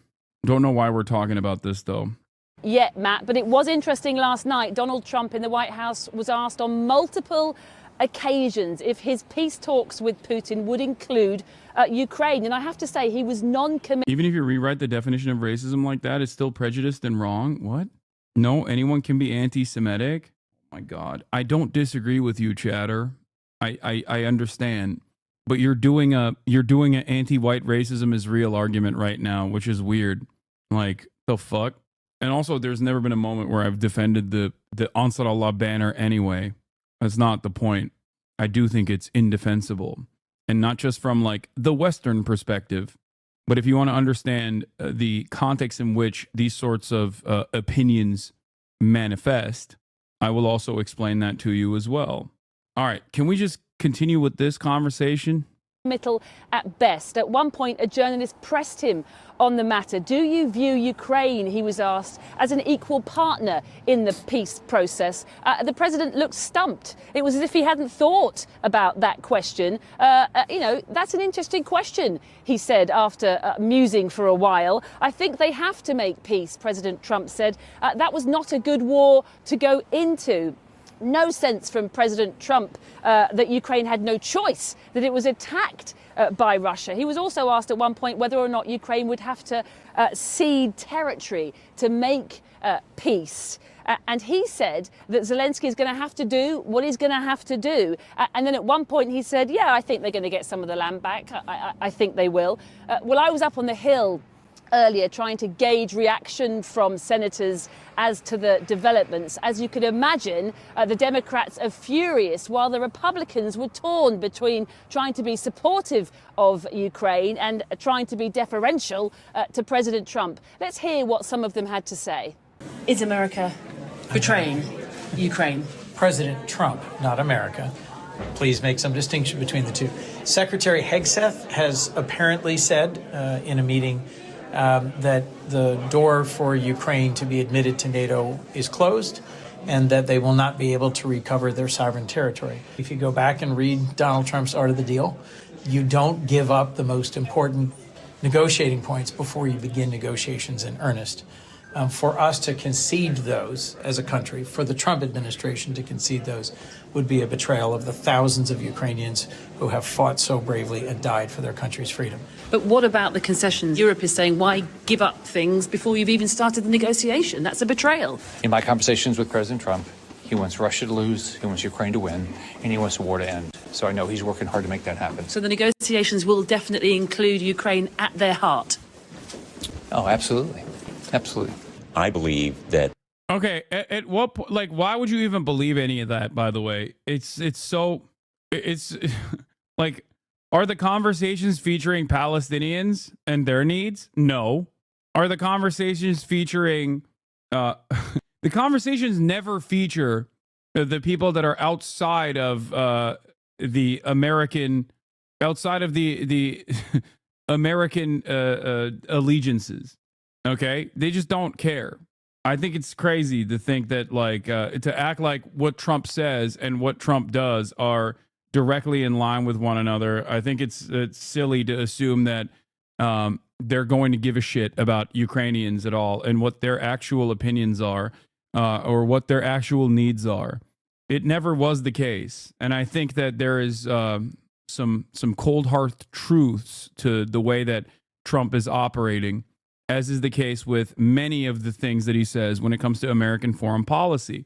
Something that I think I will have to repeat over and over and over and over again, as I did the first Trump administration.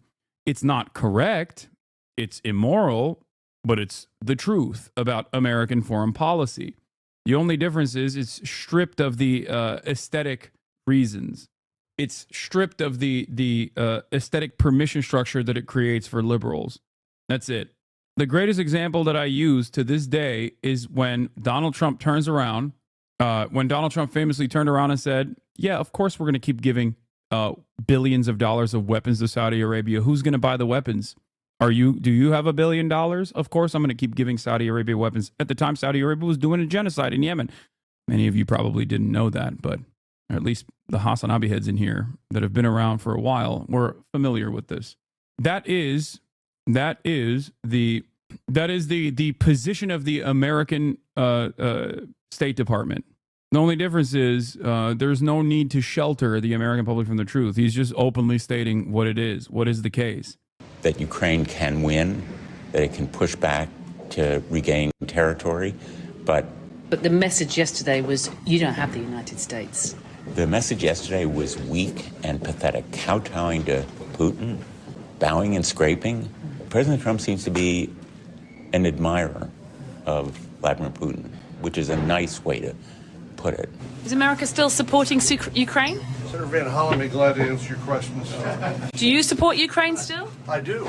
Well, I certainly do. I'm very worried about what happened. We both do. Does America support Ukraine still? I've said it was a mistake from the beginning to send $200 billion to Ukraine. I'm still opposed to sending more aid to Ukraine. Well, he's like, I've never been a supporter of the Ukraine. Why are you asking me that? Last thing, President Trump reiterated that he does plan to meet Putin in Saudi Arabia. He said that Putin would also come here to Washington, D.C., and that he would go there to Moscow. He was asked at one point whether or not he would meet Zelensky in... I think my most controversial opinion on this is that not dissimilar to what I've said about the Biden administration, knowing full well that the Trump administration was going to take the reins, or even the danger of the Trump administration coming back into power, the Biden camp should have packed all of this shit up. They should have packed it up in their own vision if they chose to do so, whether it be with Israel or whether it be with the Obama administration the first time around, ensuring that they put a Supreme Court appointment up there, no matter what the cost, considering that there was a likelihood that Trump might actually win and then do whatever he wants with the Supreme Court. Major mistake from the Democratic Party. Major issue with oversight. So even if you're a Dem, even if you're a NatSec Dem, okay, I certainly am not. But let's say there are some national security Democrats out there, okay? There's plenty of pro-NATO Democrats out there. There's plenty of NatSec Dems out there, okay? How do you look at this? How do you look at the situation and think, well, the Biden administration probably should have packed all of this stuff up to ensure that the Trump administration couldn't come in and actually seize the reins of power and deal with it in the way that they want to. Okay, that's it. Same with Ukraine. Same with Gaza, especially with Gaza, because there is a lot more power and influence that we have over Israel, as opposed to power and influence that we have over Vladimir Putin. Okay, a foreign adversary with his own needs, own material needs, and violent ambitions. That's it. That's my statement. So if you're here upset about Donald Trump assuming the role of assuming control over all of this foreign policy initiatives, remember that this only happened as a direct consequence of the Biden camp not actually doing what was necessary at the time, when they had 3 years to change the dynamic, whether it be offering more weapons faster or directly meeting Russia and coming to the table and trying to facilitate some kind of ceasefire negotiation. Whether you believe that Russia will keep up their end of the bargain or not does not matter, because instead you just had no ceasefire and all war. Putin is going to reject the deal? I doubt it. I think that he has also incurred significant penalties, significant losses. So it is in his best interest as well to try and pack the situation up and solidify the boundaries of all of the territory that he annexed. I think that one of the biggest oversights in the Biden camp, from my perspective, was consistently saying, "Oh, we're not going to talk to Vladimir Putin. We're just not going to do that," which was a lie. They did talk to Vladimir Putin. They talked to Russian envoys when there was a hostage negotiation at play, but they never talked to any sort of Russian envoys when it came down to facilitating a ceasefire. I think that was a major oversight from the Democratic Party once again. In Ukraine, again, he looked puzzled and he said, well, I might. He wouldn't commit to that. Matt. Siobhan, you're all over those corridors of power in Washington. Thanks very much indeed. Let's go to Chris in London. Well, joining me now is Timothy Milovanov, Ukraine's former economy minister and president of the Kyiv School of Economics. That could have happened only before the elections and maybe even before Brandon dropped out. No, that's what I'm saying. That's precisely what I'm saying. That is what I mean. Yes, that's why I said there were 3 years where the Biden camp could have actually. You know what's ironic? If the Biden camp actually went in and said, "No, we got to talk to the Russians," I suspect that the statement, the attitude from Fox News and the Republican right would most likely be, "Fuck these guys. They're doing Obama-style apologia tour for an enemy of America," regardless of what Trump's rhetoric around this issue has been. Except, they didn't do that anyway. So here we are. Anyway, this is still coulda, woulda, shouldas, and there's a lot of that, but it doesn't matter. So why do the Dems need to be nice? What do you mean? Need to be nice? I'm simply stating that if the Democrats had a different vision for Ukraine and how it should basically end, then they should have implemented it, or at least tried to implement it. I suspect that they don't have that much of a different vision from the Trump cabinet regardless, because American foreign policy is uniparty, and the marginal differences from the Republican administration and the Democratic one is that the Republican administration has a different way, especially with Trump, has a different way of pushing their agenda. And they oftentimes will go further right and become more reactionary and fuck things up even further and get more violent, regardless of what they say they're interested in doing.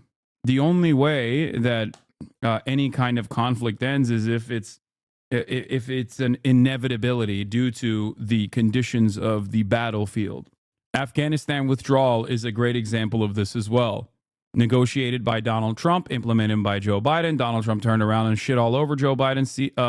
Joe Biden pulling out of Afghanistan while following the conditions set forth by the Trump administration. Why did we pull out of Afghanistan? It got to a point where it was just costly for no reason. Ukraine could say no to whatever Donald Trump agrees with Vladimir Putin. Well, there are minimal conditions for peace on Ukraine's side. One of them is not ceding more territory unoccupied.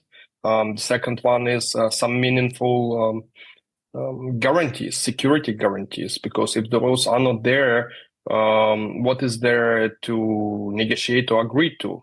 Just accept Russian conditions. Yeah, this is the most Ukrainian man alive, is what someone said in the chat, and I agree. His name is Timofeev. So something, for Ukraine to sacrifice, to make painful sacrifices, whatever they are. I think it is important that Ukraine gets something back, and Ukraine is an independent country. So it could say no. I mean, the US Defense Secretary is saying effectively Europe has to be the security guarantor for Ukraine. Now, this just comes a couple of days after President Zelensky said, well, that's just impossible. Well, yes, indeed. President Zelensky said, and I think that's true, that full security guarantees, real security guarantees, which prevent Russia from invading in a couple of years again, are impossible without the United States being there. Europe can provide, 50, 70, 80% of all. But that's, the US has to be there. Otherwise, the war will restart or likely to restart soon. So, yes, that's correct. And I think we have to bring the US in some form. Do you think most Ukrainians will see this as a betrayal? Oh, yes, absolutely. Most people see it as betrayal right now in Ukraine. The U.S. cannot be relied on. And also, President Trump appears to be very weak because he conceded to Russian demands before even getting anything out of it. So it looks like Putin has played President Trump. At least that's how it is seen from Ukraine. It's also remarkable to hear politicians both in Europe and in Britain comparing this to appeasement. Oh, yes, absolutely. I think it is appeasement. Peace through strength. I haven't seen any strengths. No one has seen any strength. I love when Asmongold supporters come in here and go, how is this guy not banned yet? One, I don't even think Asmongold agrees with you in terms of getting me banned. I would be shocked if he did. But two, what do you mean? What do you want? He's already the largest commentator on the platform, largest political commentator on the platform. You just want, no dissent whatsoever, no dissent, no leftist position to ever be reflected on this platform. Is that your argument? And if you're also not an Asmongold supporter and saying, how is this guy not banned? Then what is your expectation? Do you want Asmongold to be the only voice of politics on this platform? He already has developed quite the audience of right-wingers. What happened? I thought you guys hated cancel culture. Saying you are a leftist is a massive stretch. Who is a real leftist in your estimation? You personally say you hate Democrats. I love doing political commentary. The anti-capitalist leftist Democratic Party in the United States of America, as a person who is a critic of the Democratic Party for demanding that they do something, anything really. I myself am, of course, not a real leftist. Real leftists are the pro-Kamala, pro-Biden coalition that is currently doing what? Yelling at their base of support for demanding that they do things. Respect. Pro-Obama, I would say, is a leftist. M. Hud. Andre the Balkan, you are too stupid to navigate this type of conversation. Return to soccer talk and having a T-shaped hairline. American education. His name is Andre the Balkan. I don't think this is a American education, chatter. I have a full head of hair, man. Okay, the fact that he only responded to that means that he definitely has a T-shaped hairline. Respect. You can convert him here. He thinks the Democrats are leftist, dude. Okay, I don't think I can convert him. He thinks Obama is a leftist. Strengths. People have seen weaknesses only in these negotiations, so to speak, negotiations, quote unquote. So we'll see what tomorrow brings. Maybe it's some kind of very complicated and brilliant strategy to appease Putin in terms of rhetoric, but then in practice provide Ukraine with real security guarantees. I think this will become very clear very soon. But is there a realistic alternative to accepting whatever Trump negotiates, given how reliant Ukraine is on the United States to wage its war? I mean, could Ukraine go back to war without America? Well, Ukraine is in war right now, and what the U.S. is offering is basically nothing, or Russia is offering. I'm actually not even convinced that Putin is willing to stop the war, or he's negotiating in any good faith. What is clear, I think, de facto to everyone, and President Zelensky has spoken about it, that getting territory back at this point is not realistic. It has to be done through some other measures in the future. Then NATO, frankly, even under the Biden administration, that has not been on the table. I think here, President Trump and Secretary Haggis, they basically say what they say what the Biden administration has been saying behind the doors, but not publicly. The U.S. doesn't want to see Ukraine in NATO. So on that front, I think it is okay. It's just reality. The real question is, will there be... What? This guy might be... Wait a minute. This guy might be a Russian operative who loves Vladimir Putin. I can't believe he said that. Wait a minute.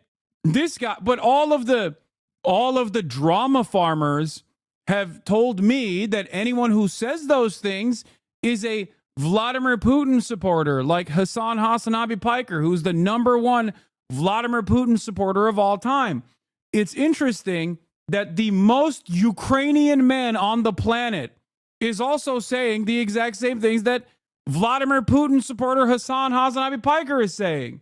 Why didn't the U.S. want Ukraine to be a part of NATO under Biden or Trump? For the same exact reasons that France and Germany also didn't want it either. They had for America it's different, but for European countries, they already had a long-standing energy partnership with Russia. They understood that this would be a red line that would be enforced by Russia if Ukraine was to be a part of NATO. Like, there is a level for global powers. There is a level of like how much they can enforce their will around the world. Like, there's still obviously some interests of foreign adversaries that they have to abide by. Like, that's it. Minsk agreements? No, that part doesn't really matter. Nobody ever fucking followed through on the Minsk agreements. People are so dumb, man. Why is asking the Ukrainians or the Palestinians what they would want be such a novel idea? That's never a point of consideration. Like, that's never a point of consideration. That's not how empire works. Military and financial support for Ukraine? Will there be American weapons? And will there be any kind of troops in some form, in whatever form, to prevent Russia from invading in the future? Exactly. I mean, if Ukraine were to reject a Trump offer of a deal and Trump pulled American weapons, can the war go on from Ukraine's point of view? Yeah, it will. More people Trump will is live die. with Modi, by the way, and we'll get to that after this video is over. I think Russia will make some gains, but those will be incremental. I don't think there is any chance Russia or Ukraine will make any major movements on the front because the nature of this war with this asymmetric technology, with actually very cheap drones, is that making large advancements are very, very difficult, close to impossible. So I think even at a very low support level from Europe, Ukraine will be able to resist, but Russia will be making advancements. Mr. Milovanov, thank you very much indeed. Matt. Well, joining me now is Nina Khrushcheva, a professor for international relations based in New York and the granddaughter of the former Soviet leader, Nikita Khrushchev. It's good to have you back on the program. Do you think that Vladimir Putin, given this olive branch from the Trump White House, actually wants to end the war at the moment? Or do you think he's on a roll and wants to continue? I think actually Putin he can end the war if conditions are fine, and it seems like now they're fine for him. He can end the war. He couldn't end this war if he's not a winner of it. He certainly could not be a loser. But now the winning can be presented because Trump called himself, apparently. We don't know exactly who requested the phone call, but it looks like it is Donald Trump. After She inherited his good looks. She looks exactly like him. Donald Trump was all complimentary, talking about Putin and himself as we, and then referring to Zelensky and potentially not necessarily very recent. That is the most Russian-looking house I've ever seen in my entire dang life. Respecting terms. So yes, I think he wouldn't mind if conditions are right for him. And for now, they do look right, although there is a very long road, as we all understand, from the conversation to the actual ending of this war. And I mean, the Kremlin today actually, tried to reassure Zelensky that he would be involved in negotiations. And we heard similar sort of reassurances from the White House. Are those reassurances to the Ukrainians and to the Europeans to be believed, do you think? Well, I think if Zelensky, I imagine, I don't know what exactly they're talking about, but for Putin and Trump, or for Trump and Putin, we don't know who is going to be the first in this scenario. If Zelensky behaves, that's fine. He can be there. But if Ukraine, and actually in your previous pieces on the subject, it does say the West is going to stand with Ukraine for as long as it does. But realistically, is if the United States withdraws, there is absolutely very little possibility that the war continues. Yes, it's going to be withstanding Russians' offensives, but Russians are going to take more territory. So they would not mind having not one picture on the wall, all mirrors. It's funny because it's like it's the only instance where there are so many mirrors that it actually has the opposite effect of what mirrors are supposed to do, which is make like the entire room larger, look larger, feel larger. But because there are so many mirrors of various different sizes, it ends up making the room look smaller. Zelensky, but at the same time, we already heard Keith Kellogg saying that Ukraine needs elections. Is it a step to say that when we get to negotiations, it needs to be something else because Zelensky is too war president? He cannot be president of peace. So do you think by calling for elections, they're kind of hoping that he would be voted out of office and someone more pliant might come in? I would imagine, yes. I mean, I don't know what exactly they're thinking, but I would imagine that, if you insist on democracy, why are you not democratic? Why there is no elections? We even hear from Ukraine is that, Ukrainians themselves are now kind of concerned about Zelensky legitimacy, not in ideological way, the way Russians present it, but they themselves. I mean, because the war is not going too well. Zelensky promised that it will, and now it didn't. And, obviously the president will be guilty. So yes, but I'm not sure pliable, but somebody who is realistic, somebody you can have a conversation with, potentially Valery Zaluzhny, the Ukraine ambassador in London. Right.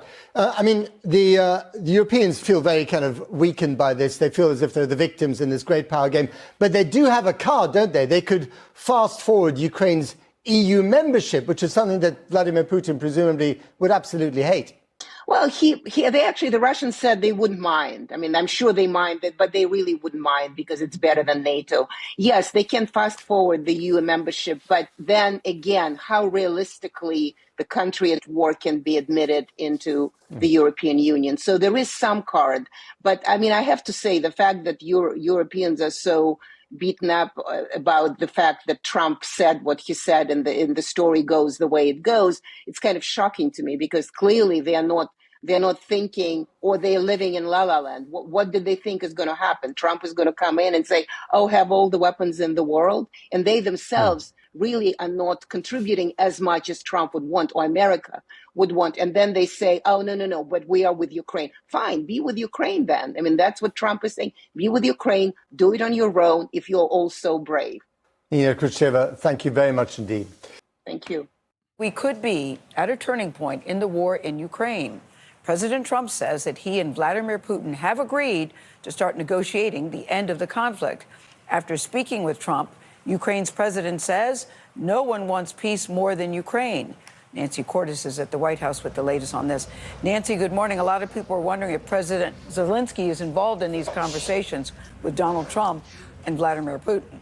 Right, and President Trump left some question about that yesterday in the Oval Office, Gail. He did say he is serious about brokering a peace deal to end the war, but he also suggested Ukraine would have to make some big concessions and give up some territory, even though it was Russia that invaded unprovoked 3 years ago.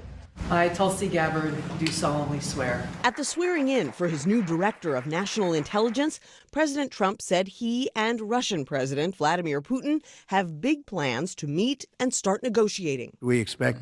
Watch Trump take Ukraine, the war stops, and 2 years later gives it to Russia as some sort of deal he made with Putin. Definitely something I can see Trump do since Ukraine isn't a part of the talks, it seems.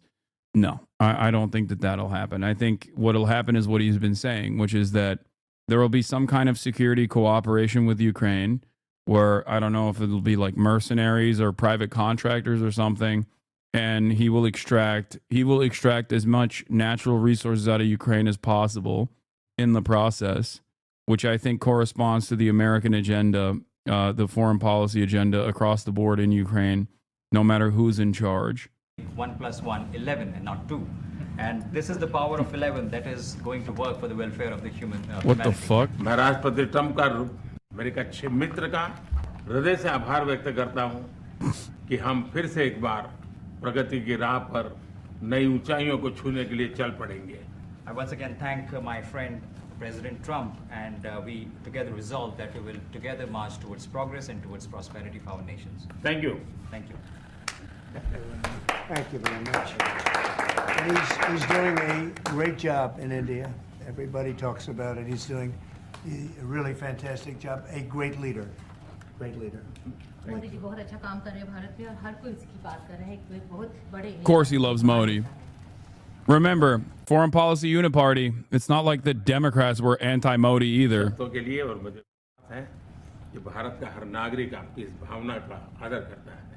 I thank you for your warm words, Mr. President, and I firmly believe that every person in India respects your sentiments. Thank you. Thank you very Thank much. you. Thank you. Any questions, please? Yes, President. You are both very popular leaders in your respective countries. You've spoken about a common sense diplomatic doctrine. So what's a Trump-Modi doctrine that we should expect from the meetings today to make our Trump doesn't know India's a part of BRICS. Trump thinks Spain is a part of BRICS. Everything else will be the unity. We have great unity. We have great friendship, he and I and our countries.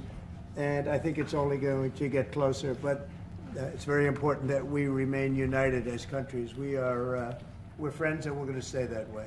I don't like that we're watching this in real time and not watching the so sorry version of events that will inevitably be shown, which is probably going to be the real truth of the matter. We do a really good job. We've done a fantastic job for the American people. We had a great 4 years, and we were interrupted by terrible administration, absolutely terrible. They didn't know what they were doing, and now we're putting it back together, and I think it's going to end up being much stronger than it was before, even much stronger than it was before.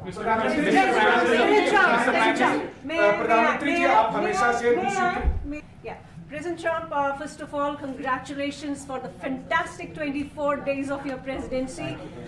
Historic and unprecedented decisions that you made, transformational reforms.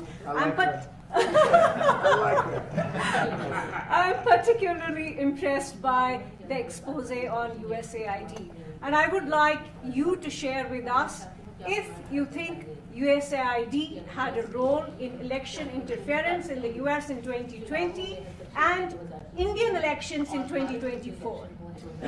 So it could have had a role. There were a lot of bad things that happened in 2020. I think bad things happened in 2024, but it was too big to rig. We won by a tremendous margin. We won every swing state. We won the popular This is my favorite thing that Trump does, when he just makes a foreign leader sit there and just responds to like the dumbest questions possible that have nothing to do with the foreign nation. And they just have to kind of sit there and be like, very cool. He does this every single time. It's amazing. We had a great 2016. We had a much better 2020 election, but bad things happened. And we had the best of all. We had, they say, the most consequential in history, 129 years, most consequential. So it was a great election. And it gives me a chance to work again with the Prime Minister and India. And we're going to have a great relationship together. Mr. Prime Minister, Mr. Prime Minister, कल president Trump ने president Putin से बात की है और युद्ध को रोकने की बात करी है. आप हमेशा से Do you see India playing a role in your plan to broker a peace in Ukraine? And if I could ask you about a development in your hometown today, the U.S. attorney has resigned over the DOJ's request to drop the case into Eric Adams. Did you personally request the Justice Department to drop that case? No, I didn't. I know nothing about it. I did not. I think that, just to answer your other question, we're just going to get along well. We're going to get along with all countries. We're going to do very well. We're going to be doing, I think, record business, record numbers. And we're going to work with India also. We have some very big trade deals to announce in the very near future. Mr. Prime Minister, कल president Trump ने president Putin से बात की है. आप दुनिया के अकेले ऐसे लीडर हैं जिन्होंने प्रेसिडेंट पुतिन से मीटिंग की है, प्रेसिडेंट जेलेंस्की से मीटिंग की है, पहले प्रेसिडेंट बाइडेन से मिले और अब प्रेसिडेंट ट्रंप से मिले. आपको लग रहा है कि जिस शांति की बात आप करते आए थे, उसमें अब भारत रूस और यूक्रेन को युद्ध खत्म कराने के लिए अमेरिका के साथ. India is not at all involved in Ukraine is a crazy thing to say, considering that anytime there's sanctions, India becomes a secondary market to basically continue trade with the recipients of said sanctions. So no, they play a very formative role. Soros, and what is the role that the deep state played in Well, there was no role for our deep state. It was India is buying Russian oil to sell to the West, and the West is okay with that. Exactly. For a long time, and has been worked on for hundreds of years. Frankly, I've been reading about it, but I will leave Bangladesh to the Prime Minister. Oh, he's doing the Illuminati hand gesture chatter. You're right. Stay woke. रूस और Ukraine के बीच का लड़ाई का सवाल है. मुझे खुशी है कि राष्ट्रपति ट्रंप ने शांति के प्रयासों का इनिशिएटिव लेते हुए कल राष्ट्रपति पुतिन से बात की है. दुनिया का एक सोच रही है कि भारत न्यूट्रल है. भारत न्यूट्रल नहीं है. भारत का अपना पक्ष है और भारत का पक्ष है शांति. हम पहले दिन से ही, और मैंने राष्ट्रपति पुतिन को उनकी मौजूदगी में मीडिया के सामने कहा था कि ये समय युद्ध का नहीं है, और मेरा एक कन्विक्शन है कि समस्याओं का समाधान युद्ध के मैदानों में नहीं निकलता है, वो टेबल पर चर्चा करके ही निकलता है. As far as the Russia-Ukraine conflict is concerned, I'm very happy that President Trump has taken initiatives to restore peace and had telephone calls with President Putin and President Zelensky. The world had this thinking that India somehow is a neutral country in this whole process, but this is not true. India has a side, and that side is of peace.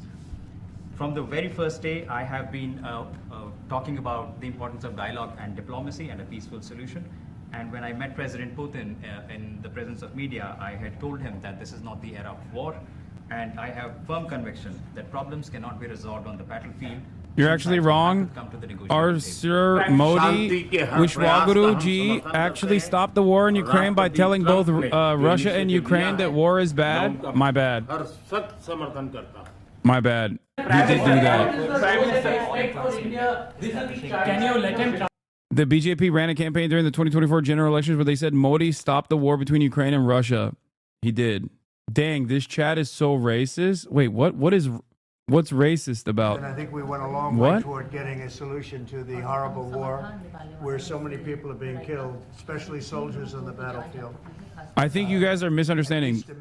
My chatters are making fun of the fascist hogs in India by explaining what the Modi campaign did that was a lie. There's a meeting in Munich, and then next week there's a meeting Also, there's Indian HasanAbi heads in here, including Arun. Top officials. and Ukraine will be a part of it too. And we're going to see if we can end that war. That war is a horrible war. It's a vicious, bloody war. We want to end it. To your other question, that U.S. attorney was actually fired. Also, saying that this community is hateful towards Indians is pretty funny. When, this is one of the few communities, as is the case with everything else, that actually tries to the best of their ability, combat anti-Indian sentiment. Anywhere else on the internet that you go to, as many of the Indian HasanAbi heads will openly admit, you can't even show an Indian person without literally the entirety of chat saying the most heinous, hateful shit possible. Like, it's crazy. Big elements today of success. I call it an element of success. Reciprocal tariffs, so that somebody charges us, we charge them the same amount, which has never been done in our country before. We've always been taken advantage of by other Some countries. Indian hogs think Trump is a secret Muslim. Oh, I love that. We're not going to allow that any longer. So I think we're going to do very well. We've been doing they say the last 3 weeks was among the best 3 weeks. That Nokia phone ringtone is basically bringing me back to my childhood. I haven't heard that shit since I left Turkey, dude. Even the Prime Minister mentioned it. I think Almost all of my phones were Nokia. I just want to thank everybody Growing for up. being here. This is a terrific man. We're going to make some wonderful trade deals for India and for the U.S. And thank you all very much. Thank you.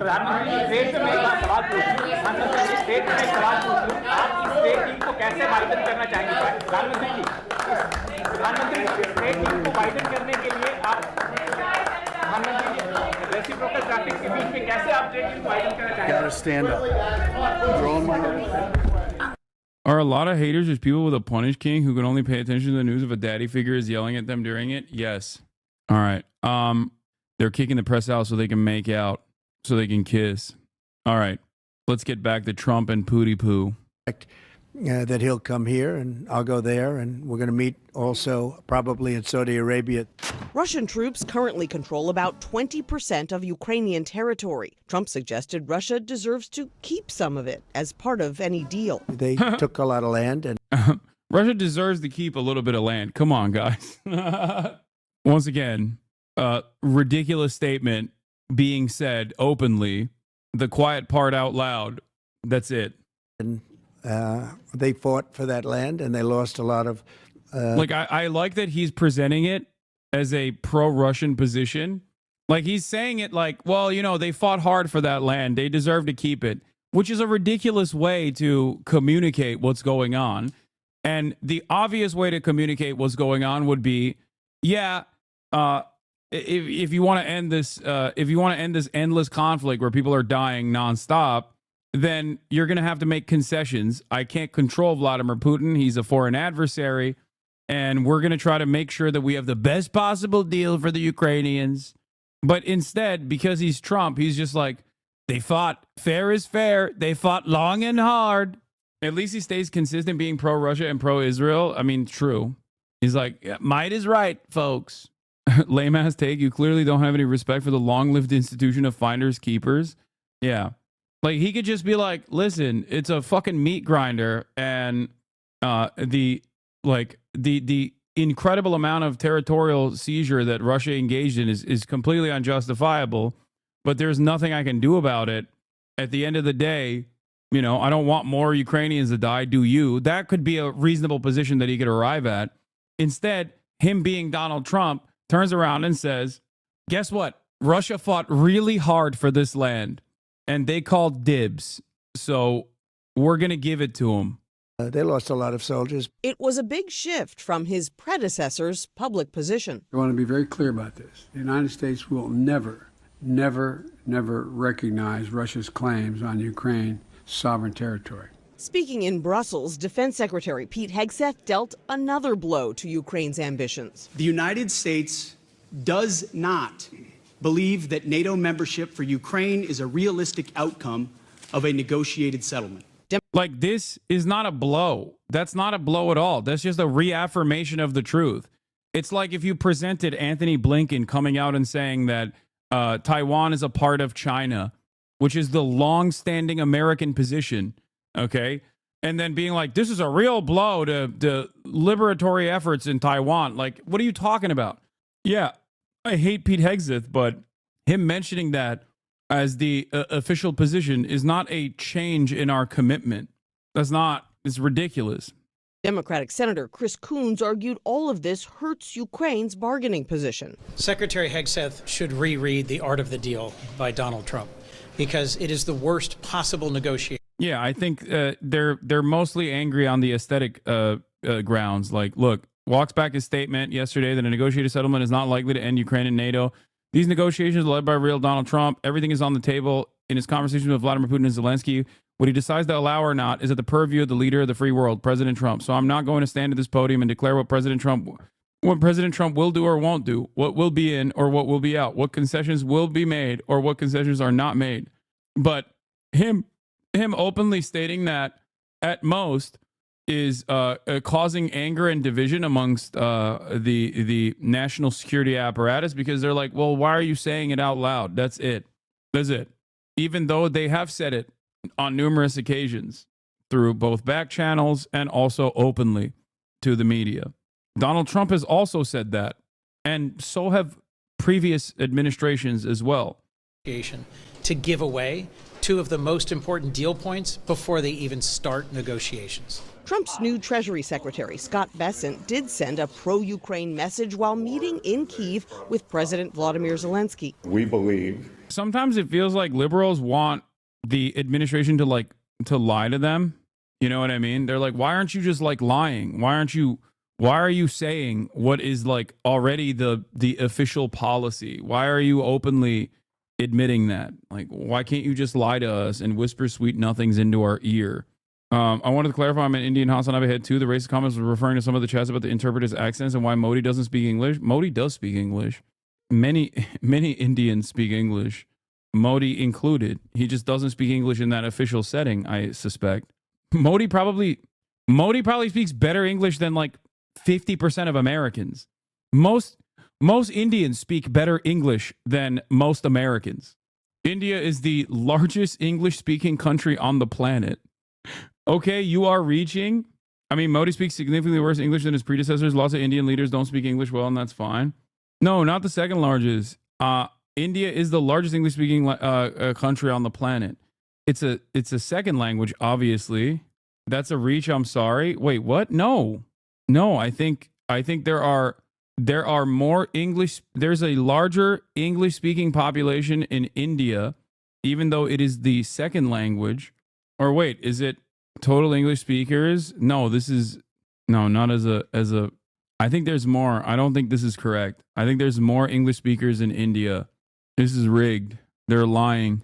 They're lying and claiming that there's less Indians that speak English.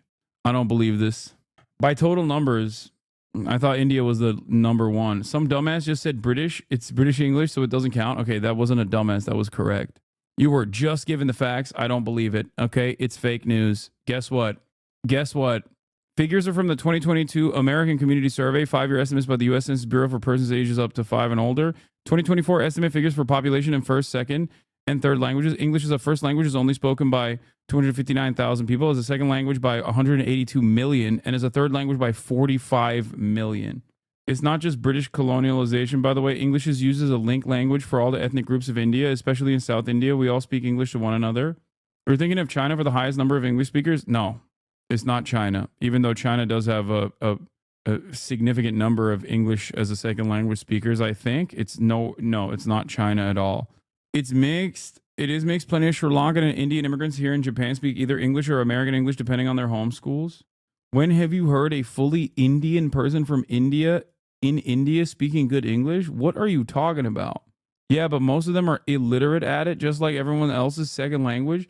I love when a fucking dumbass Westoid who barely is legible, barely literate, is talking shit, okay? Is talking shit about Indian dudes in fucking India knowing like 4 languages off the rip, okay? Just letting their freak flag fly up in this bitch. Respect, dude. Jesus Christ. Oh, do they have an accent? I guess they're not literate then. That's what he means, by the way. Is that the dudes have an accent. So they're not actually literate in English. Law is such a weird hill to die on, Hasan. Why do you have to lie? About what? I mean, I'm memeing when I say it's India's #1 in English speaking. I'll concede that I'm wrong on this, that America has more English speakers than India does, for sure. But as far as like an impressive number of Indians speaking English, like that is just the fact. Also, yeah, why do you think the H-1B visa conversation is about like Indian tech workers? What the fuck? Why do you think? It's because a shit ton of Indians speak English. The list with the first, second language is the list with the first, second, third language speakers is India, US, Pakistan, Nigeria, Philippines. Damn, Pinoy gang, rise up. According to available data, around 12% of the Indian population speaks English. It is important to note that English is not the first language for the majority of Indians. It is primarily spoken as a second language. No, English is not the most spoken language in India. Hindi is the language with the most significant number of speakers, making 43.63% of the population. However, English remains an important language in India as an official language and is widely used in education and politics. If you ever watch code tutorial videos in Hindi, you can understand like half of the video because they switch back and forth from Hindi to English so much. Robin Banks, thank you for the 10 gifted subs, by the way. That Hindi statistic is also misleading. It's not actually 46%. Doors open. Hindu nationalists are fudging the numbers. I can see that. The Hindi statistic is also misleading. It's not actually 46%. It's much lower than that. The Indian government just calls a bunch of languages Hindi. That makes sense. I can see that. All right, let's get back to Vladimir Zelensky. That this is an important signal to the world, to the Russian leadership, that we stand together. But back in D.C., Trump was non-committal when asked if he viewed Zelensky as an equal partner in negotiations with him and Putin. What do you say to people who think that Trump is a Russian/Putin's puppet? I say to them that they should keep believing that, because then they won't recognize that he is actually Xi Jinping's puppet. You had wrong information.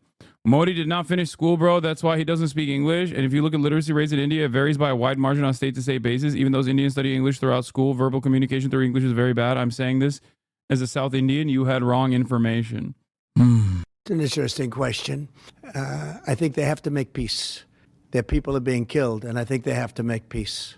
The White House yesterday revealed more details about the deal that led to the release of American schoolteacher Mark Fogel from a Russian prison. In exchange, we now know the Trump administration has agreed to send convicted money launderer Alexander Vinnik back to Russia. Vinnik was arrested in 2017 on charges of fraud using cryptocurrency. Tony? Nancy, thank you very much. Vladimir Putin responds to strength. In 2014, he invaded Crimea, not during the presidency of Donald Trump. Over 4 years, there was no Russian aggression from 2016 to 2020. In 2022, Vladimir Putin took aggression on Ukraine. Once again, not while President Trump was president of the United States. So any suggestion that President Trump is doing anything other than negotiating from a position of strength is on its face ahistorical and false. So when you look at what he may have to give or take, what's in or what's out in those negotiations, we have the perfect deal maker at the table from a position of strength to deal with both Vladimir Putin and Zelensky. No one's going to get everything that they want, understanding who committed the aggression in the first place. But I challenge anyone else to think of a world leader at this moment who, with credibility and strength, could bring those two leaders to the table and forge a durable peace that ultimately serves the interests of Ukraine, stops the killing and the death, which Trump has been clear he wants to do, and hopefully ultimately is guaranteed by strength of Europeans who are there prepared to back it up. Why not invoke Article 5 then for the NATO peacekeeping forces that could potentially be deployed? How does that deter President Putin?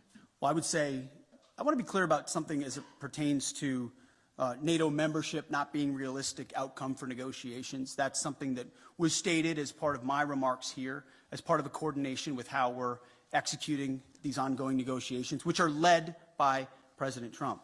All of that said, these negotiations are led by President Trump. Everything is on the table. in his conversations with Vladimir Putin and Zelensky. What he decides to allow or not allow is at the purview of the leader of the free world, of President Trump.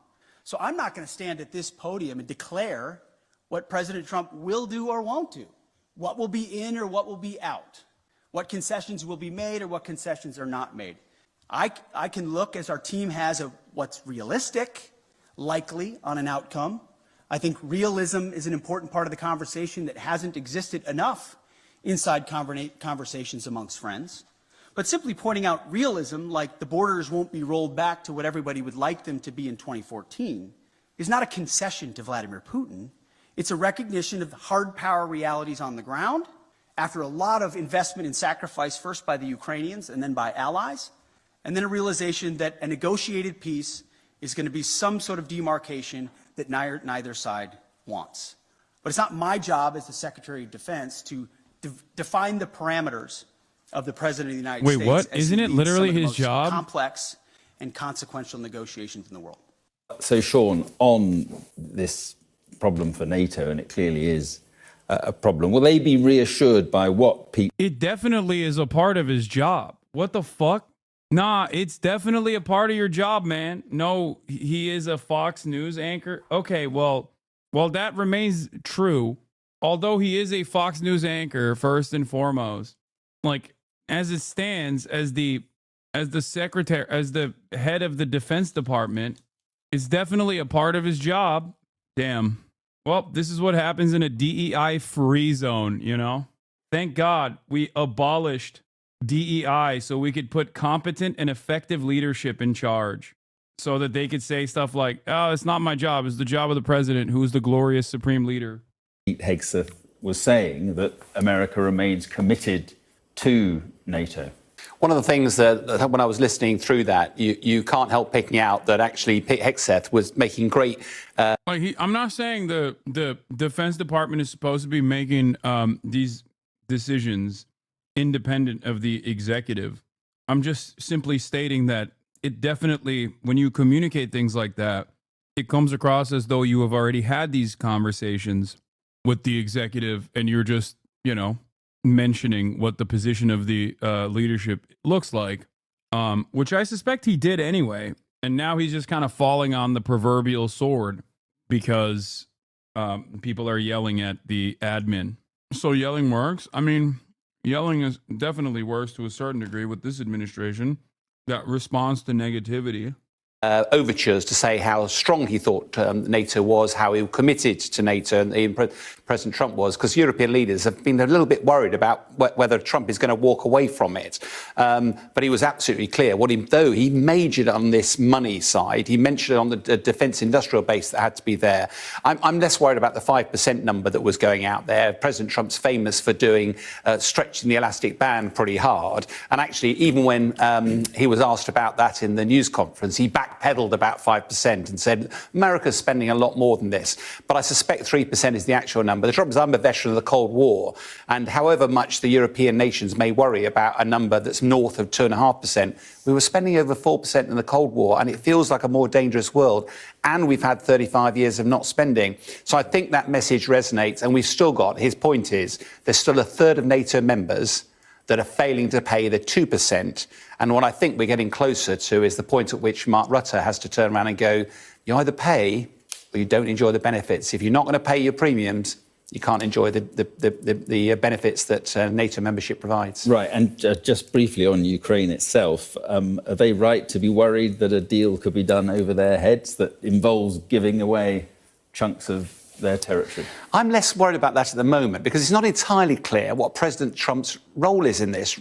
America is not at war with Russia. Russia is at war with Ukraine. So what is exactly that actually he's negotiating with President Putin? I think one of the things will be he wants to distance himself from President Biden. He wants to say NATO's off the table, because Putin was clearly worried about NATO getting closer to Russia's border. And he also said that the issue of territory probably was an unrealistic ambition. And although everybody gasps at that... These guys also always play catch up, just like the rest of the world. Like, why was this never a point of contention or a point of consideration when Biden was president? Like, what? All of a sudden now they're like, oh, well, for Vladimir Putin, NATO was always off the table. Okay, why are you saying that now? Was that not the case initially? I don't understand. Most recent conversations that Sky's had with President Zelensky have turned around. I know you're against Trump and Elon, but why is auditing the government seen as a bad thing? Because that's not what they're doing, okay? If you think that they're, quote unquote, auditing the government to find like wasteful expenditures and fraud, you've fallen into the marketing campaign that isn't even like that good, really. Why is it that so many people refuse critical thinking or the very simple notion that your government officials, no matter what their background is, are most likely fucking lying to you when it's a goddamn Republican in charge? Everybody understands this reality when it's the fucking Democrats, but for some stupid reason, no one ever understands that the government officials have the capacity to lie to you just as the Democrats do when it's the goddamn Republicans doing it. All of the free thinkers, dude. This is before we consider that there's already a pre-existing service that audits the government regardless and is way better equipped at finding inefficiencies than a bunch of random dudes who are 19 years old on Adderall, fucking keyword searching woke and DEI and just hitting delete. Around and said, look, he doesn't think that's reasonable. What I was a little bit concerned about was that Trump seems to have given away a few of his negotiating cards already. And I suspect that, President Trump has been making big overtures about Panama Canal, about Greenland, about Israel and Gaza. I suspect we've got to look beyond the rhetoric. And all of this, I suspect, is just using it as America focusing on China, UK and the EU sort out the continent. On Russian state television, the tone was triumphant. An historic shift in relations was how this anchor described the phone call. Another told viewers to feel the difference. But officially, at least, Moscow's not celebrating yet. Russia's foreign minister even suggested the world has overreacted. I was struck by the fact that the entire world has fallen into a kind of stupor. They were stunned when a normal, basic conversation between two well-mannered, polite people took place. It's not that polite to invade your neighbour, but it seems Vladimir Putin will be rewarded, securing concessions on territory and NATO membership before peace talks have even begun. And then there's the prospect of another face-to-face meeting. Helsinki before, Saudi Arabia next, we're told, and then possibly Moscow. If Donald Trump does come to Moscow, it would be a very big win indeed for the Kremlin. Because ever since Russia invaded Ukraine nearly 3 years ago, the West has sought to isolate Vladimir Putin and cast him as a pariah. But the image of him shaking hands with the American president here in the Russian capital would shatter that altogether. Plenty to chew over then at Moscow's California diner, where opinions are split on how many should be at the table. Well, it doesn't depend on only two presidents. There should be at least three sides. The other side should also agree to this. I am for negotiations. I really like that at least bridges are being built for these negotiations. And I think that it is very useful for everyone. Ukraine would beg to differ. Fast food and fast diplomacy is not to everyone's tastes. Ivor Bennett, Sky News, Moscow. Just after the morning rush hour, central Munich. Scenes that pour fuel on Germany's political disputes over immigration, with the far right soaring in the polls ahead of the most significant general election since reunification.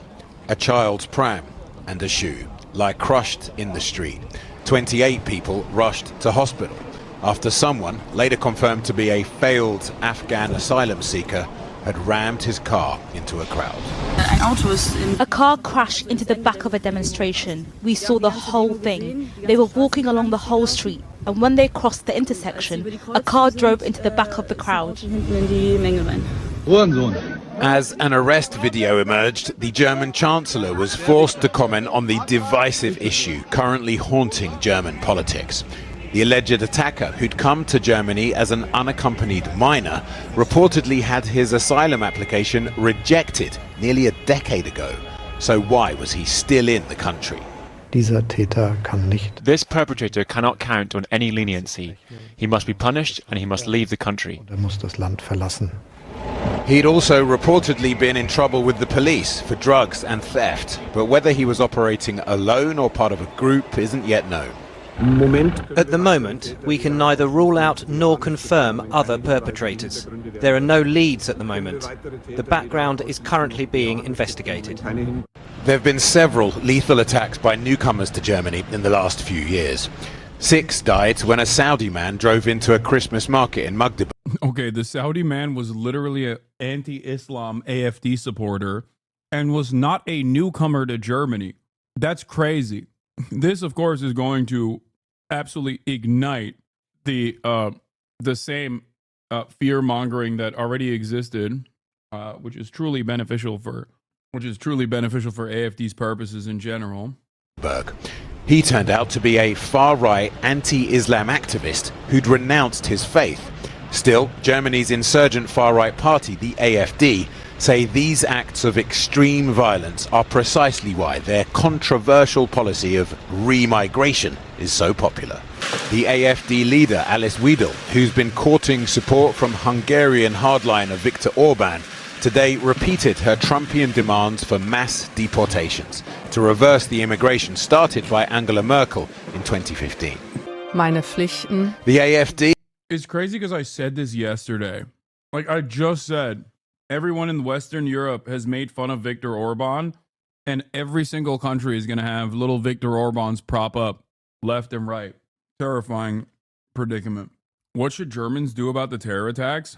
I mean, it's always the same. Violence is violence, chatter.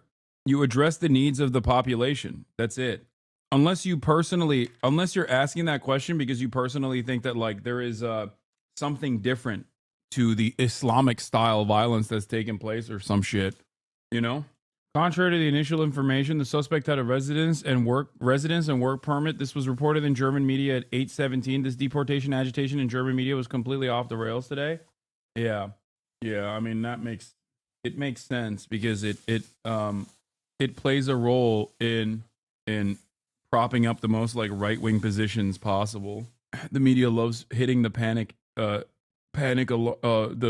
drums. Social Democrats have failed to fight fascism. In many cases, helped accelerate it while being the most smug, out-of-touch people on the planet. Yeah. They are currently polling second, but are unlikely to assume power as Germany's main parties refuse to work with them. So wahr mir Gott helfe. Meanwhile, to Munich enter US Vice President J.D. Vance and a multitude of other world leaders for the Global Security Conference. On the agenda, Russia, the Middle East, and much more. But today's carnage provokes more immediate questions, for it also emerged this afternoon that police had foiled an attempted bomb attack on an asylum shelter near Dresden by someone described as a German national. How will today's events affect the election in 10 days' time? Hamas says it will move forward with the next hostage release Saturday as part of the ceasefire deal with Israel. This comes as Israeli Prime Minister Benjamin Netanyahu is threatening to end the ceasefire if Hamas doesn't free all 9 living hostages it agreed to release in phase 1 of the agreement. Now Hamas says Egyptian and Qatari mediators will work to, quote, remove obstacles and close gaps to allow the exchange to happen. Foreign correspondent Britt Clennett joins me live from Jerusalem. Britt, what's the latest on this ceasefire deal and this pending exchange of hostages and Palestinian prisoners? And what are these obstacles that still have to be removed? Hi, Diane. Yeah, positive signs that this will go ahead as planned. Hamas saying that it is committed to implementing the ceasefire deal and will continue releasing the hostages within the agreed time frame. That follows talks in Cairo, Hamas and saying that Egyptian and Qatari mediators had decided, as you say, to remove obstacles to the deal. There was no immediate comment from Israel. Obviously, both sides up until now have been accusing each other of violating the ceasefire deal, and there was a lot of concern from both major stakeholders. This article confirms the misinfo before and explains more. Please read so people know Chatter was right. Summary at the top. Germany Munich car attack injures 30. Suspect detained. At least 30 people were injured after a car drove into a trade union march in Munich. Chancellor Olaf Scholz has called for the suspect, an Afghan national legally in Germany, to be deported. Police say the suspected perpetrator, an Afghan national, was detained at the scene. German Chancellor Olaf Scholz has called for the suspect to be deported. Opposition leader Friedrich Merz said something has to change. The Taliban say they are prepared to cooperate on deportations in return for consular presence in Germany. Contrary to earlier reports, Bavarian ministers have said that the suspect was not subject to deportation and was in possession of a valid residency permit. Weidel says under the AfD, the man wouldn't have been here in the first place. Alice Weidel, the chancellor candidate for the far-right Alternative für Deutschland, has insisted that the 24-year-old Afghan national detained on suspicion of driving his car into a trade union march in Munich on Thursday would have never entered Germany had her party been in power. Weidel placed the blame for the incident at the door of the Bavarian premier, Markus Söder, saying the question which politicians need to face, especially Söder, is what was the man even doing here? These guys, I think, get so horny anytime an instance of mass violence occurs. They're like, oh, hell yeah, it's time. It's time to use this as our opportunity. Why didn't the media cover the Swedish mass shooter? Because he was white. The media did cover it. But just briefly. And unfortunately, the reality of the matter is that right-wing sentiment is what dominates polite discourse and just discourse in general. Yeah. When it's a far-right white guy doing an act of terror, then it's like, oh, well, it's a lone wolf. Why are you politicizing this? There's nothing to be said about the right-wing radicalization.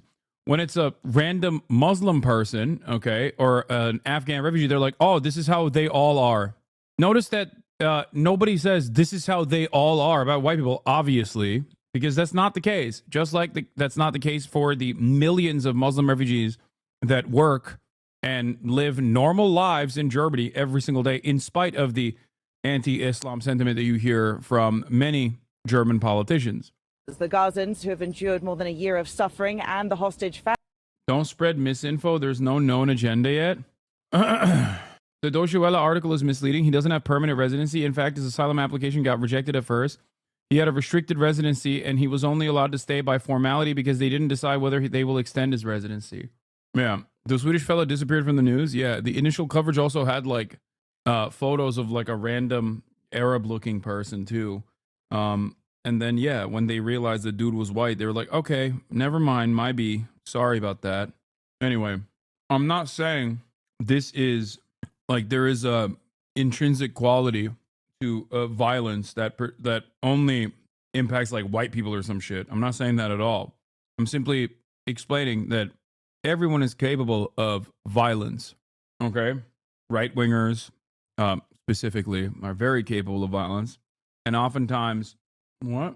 Can you address repeating mass murders in Germany without calling people racist, fascist? This is becoming disrespectful for non-immigrants. White people are also humans, you know? I love that right-wingers pretend that the only solution to an act of terror is by being Islamophobic.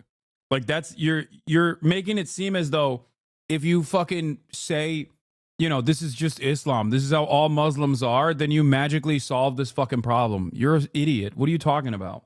Yes. People ask me, how do you fix this problem? And I tell them it's the same principle. All instances of violence like this, with the exception of like the antisocial personality disorder caused instances of violence, are solvable through addressing the material problems that people have. Okay, this is not a unique position. This is just the truth. That's it. Also, this guy said white people are human too, as though I, a white man, don't think that. Families who say that time is running out to release their loved ones. We spoke to Edith Ahel. She's the mother of Alon, who is still held in Gaza. Let's take a listen to what she had to say. I feel bound by myself. I think I can't do anything with it. I have no control over that. I have to be positive for Alon, and I am. Wait, it's not Muslims from India, Pakistan, Indonesia, etc. It's always Middle Easterners. Yo, this is my goat. Is this an Indian Muslim who says like violence only happens? This is a hyper specific. This is an advanced form of racism that I had not encountered before. Is this guy an Indian Muslim who says like, nah, you don't understand. It's only the MENA Muslims that do this shit. That's awesome. I mean, this is cool. I cherish this kind of thing. This new versions of racism when all the previous versions of racism are outdated. Respect. I love that. The funniest and coolest thing that I also encounter is that the overwhelming majority of like insanely white supremacist accounts are run by like Indian dudes or like dudes from Malaysia, like Radio Genoa. being like, we need to make sure that the West maintains its white superiority. And the dude is just Indian. The dude saying that is an Indian guy. Amazing. Wait, why'd you ban this guy? He's popping up. I want to hear more from this guy. Indian racism hits different. It's like, while virtually every other type of racist despises Indians very openly and in the grossest ways possible, there was a chatter who earlier said that they are Indian and Muslim, and they've gotten far more hatred for being Indian than being Muslim online. Because for some reason, like, racists really fucking hate Indian people. But then you got Indian people who are doing their own version of racism, not oblivious to the ways in which white supremacists despise them, but still, like, they will just consistently maintain the position that, like, they are the true Aryans and that they're basically white, and they always have the coolest, newest type of bigotry that I've never encountered. It's unironically, as a racism sommelier, I do find it fascinating. Like, it is truly fascinating. And it kind of reminds me a little bit of the way that Turkish hogs operate too, because they're always like, we're not Arab. We're above that. Are you kidding me? We're a superior race. We're Turks. And Somalis do this a little bit too, for sure. If that's what you're talking about, unless you're making a joke about me saying racism sommelier, like a wine connoisseur. I'm a racism connoisseur. Turks do this all the time as well, not realizing that the Western world does not see them as white at all. Or they'll get like really mad. Really interesting dynamic. I'm doing everything in my power to make sure that I am okay and that I am continuing to fight for him, do advocacy and everything I need to do. I'm a racism sommelier is wild. No, it's not. It's just the truth, man. I'm a connoisseur. That he comes home. But in that situation, I try to take care of myself and I try to be positive and faithful and with a lot of hope that this will come over and they will not forget, not him and not the other hostages that are still in Gaza. They're very much relieved that her son is still alive because she got word from two of the other hostages who were in the last release that he is alive but in bad conditions, they said. At the same time, she wants to sustain pressure on the authorities and make sure that this ceasefire holds so that her son can come out, as well as the 70-plus hostages still held in Gaza. Remember, there are 6 Americans also still held in Gaza. Britt, meanwhile, U.S. officials could face international warrants if steps are taken to displace Palestinians in Gaza. The International Criminal Court has jurisdictions over Palestinian territories there. So what are you watching for on that front? Yeah, so if this plan goes ahead, if steps are taken, that'd be so certainly sick. The ICC says that U.S. officials could face arrest and prosecution, but the experts we speak to say that Americans are pretty much buffered from it because they don't recognize ICC jurisdiction. However, one expert said that the court can issue arrest warrants for Americans whose actions in Gaza and the West Bank violate international law. Now, that can be the case if an ICC prosecutor investigation finds reasonable grounds, they say, to believe that specific individuals perpetrated crimes in those areas. So certainly... Oh my God, I'm gonna nut. See, that's how you really fucking know when someone's a hater, okay? None of this Yair Lapid bullshit where he was like, oh, I hate Benjamin Netanyahu, but also fuck the ICC. Like, no, dude. I welcome the International Criminal Court in following the letter of the law and potentially prosecuting American leadership for objectively what amounts to international crimes against humanity in their active defense of ethnic displacement. I'm with you, baby. I'm with you all day, every day. That's how you know when motherfuckers in Israel are like, oh, we're the opposition party, but we hate the ICC. Because how dare they say that the guy that we supposedly despise, Benjamin Netanyahu, is a war criminal. Yeah, you ain't with it. You're not a real one. I am. Apologize to liberals and support the international rules. First of all, I, unlike my liberal counterparts, am actually an advocate for international rules and laws. The problem is liberals are not an advocate for international rules and laws. I am. Yeah, it's funny to say that libs actually care about international law when, you know, Biden was a serial violator and also actively did genocide. America already lost. The ICC would never do this 10 years ago. Oh yeah, 100%. The ICC even like saying that they could possibly do this is crazy. Another layer of this, but the rights groups that we speak to say that really the concern should be on this being raised in the first place and the chaos that it's sowing here and how it is compromising the deal. All right, foreign correspondent Britt Clennett in Jerusalem, thank you. A judge has cleared the way for the buyout offer for more than 2 million federal workers, rejecting a lawsuit that had put that plan on hold, and scores of federal workers are already being fired. Senior political correspondent Rachel Scott is at the White House. Good morning, Rachel. George, good morning. Well, dozens of lawsuits have been filed, but this does mark the first major victory for the Trump administration. A judge declaring that buyout program can move forward. And this morning, the offer is officially closed. Overnight, a stark message from Elon Musk. So what you do every day is stuff your face and spew out propaganda. This is what you have to be, guys, to make bread nowadays. Endgame dystopia. Even if you grasp the idea that peace can be achieved without ensuing chaos into it, you will still have a sour taste in your mouth. It can't just be that simple to be, right? What? Why can't you just operate on the fucking limitations of your brain processing power? Why do you have to act like you're much smarter than you actually are? Virtually everyone understands that you said nothing, okay? Endgame dystopia. Oh my God, this guy stuffs his face and spews out propaganda. Just speak normal, okay? As far as stuffing my face, yes, dude, I'm a human being. And within the hours of 2 p.m. Pacific to 4 p.m. Pacific, you can catch me eating food, okay? I'm live for 7 hours a day minimum, okay? And yes, in that 7-hour block, there's going to be moments where I'm eating. That's number one. Number two, in terms of spewing propaganda, what am I talking about? What have I said that you consider propaganda in a pejorative way? What have I said that you consider to be wrong? Why can't you address any of the things I'm saying and instead, I don't know, complain about me eating food? Do you think that the International Criminal Court should not actually try to hold America accountable?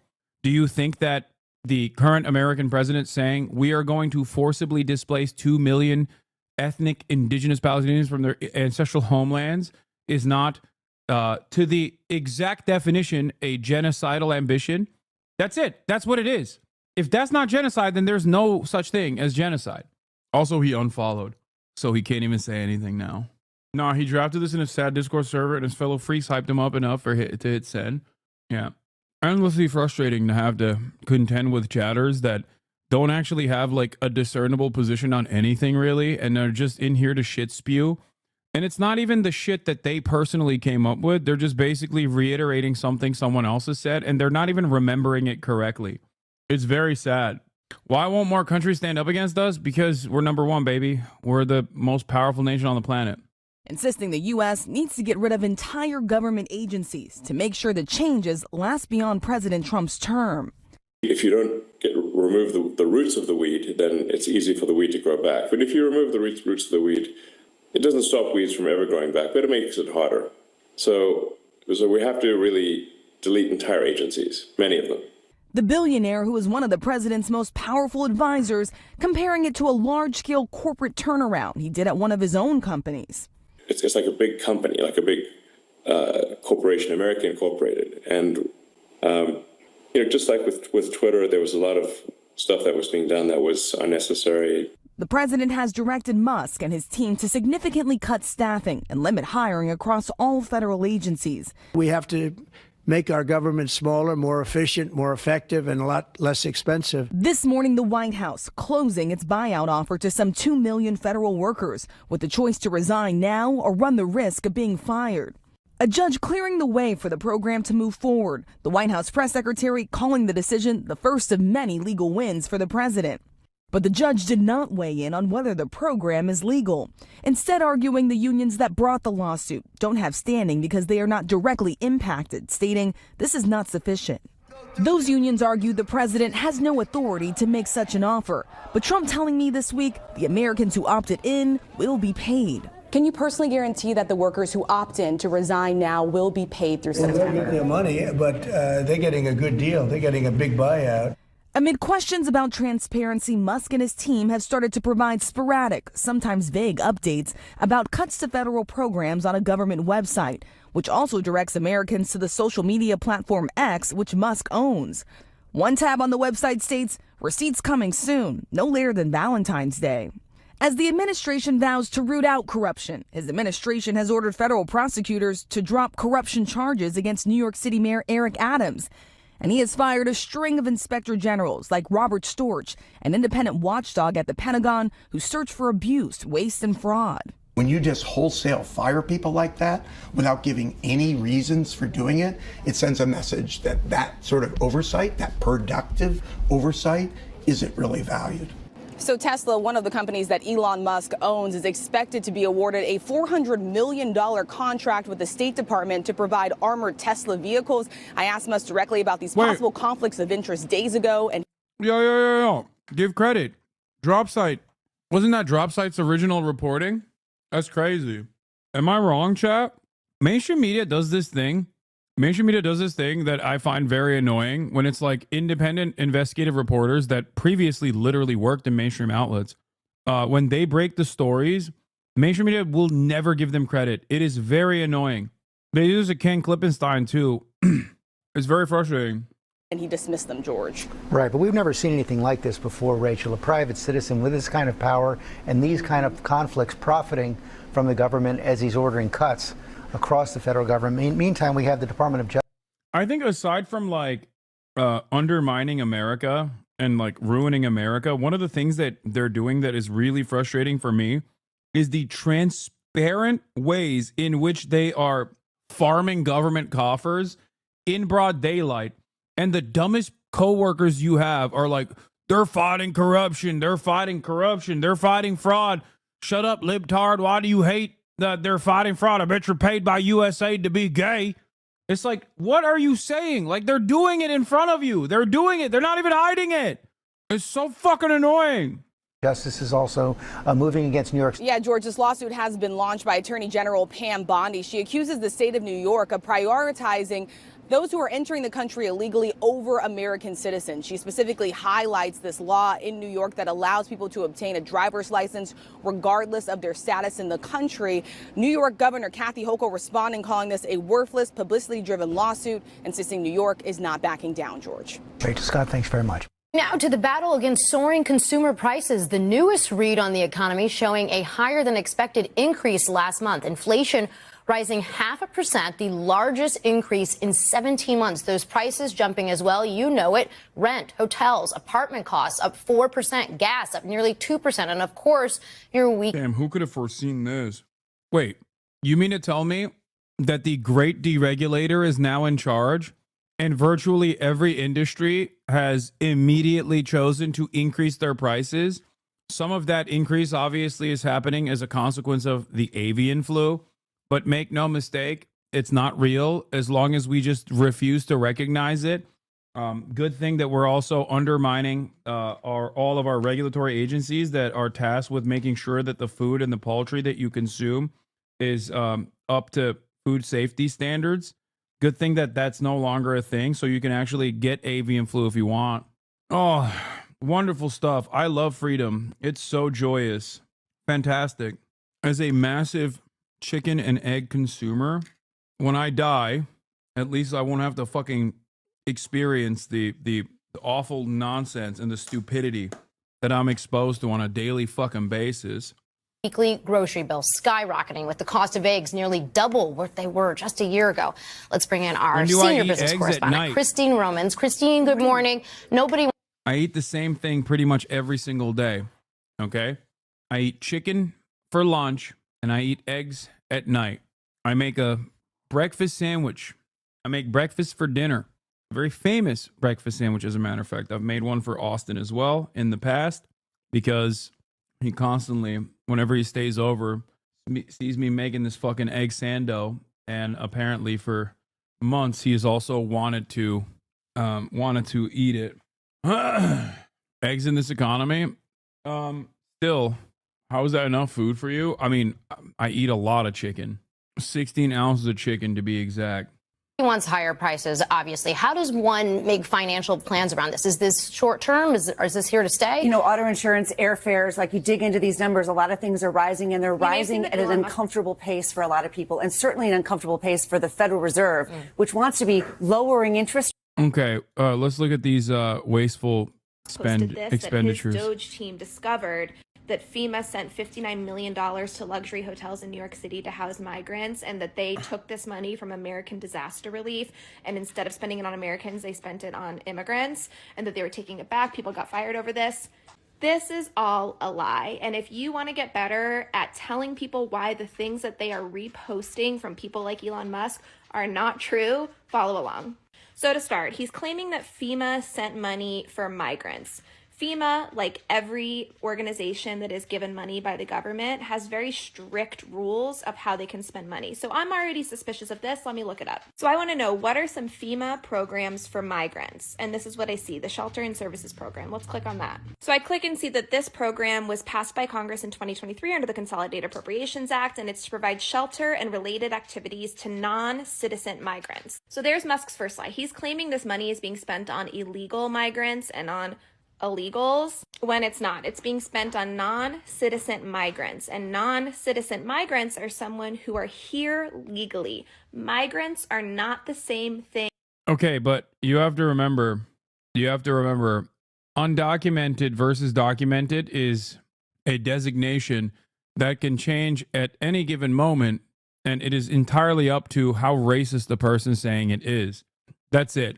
This is what I tried to explain to people when J.D. Vance kept talking about how the illegal alien Haitians were eating cats and dogs. They weren't illegally in the country. They had temporary protected status. They were, quite literally, documented non-citizens. Okay? They had the documentation, they had the paperwork. And yet, overnight, seemingly, the government decided that they were no longer documented, because that's how it works. You can do it that easily. You can do it that easily when it comes to amnesty as well, by the way. That's the only difference between someone who is a documented immigrant versus an undocumented immigrant. The only difference is paperwork, and that can change. Not that it matters. Thing as undocumented immigrants, and the two are constantly used interchangeably when they don't mean the same thing. Migrants enter through a legal port of entry. They are here legally, and they are awaiting their case to be heard in the U.S. immigration system.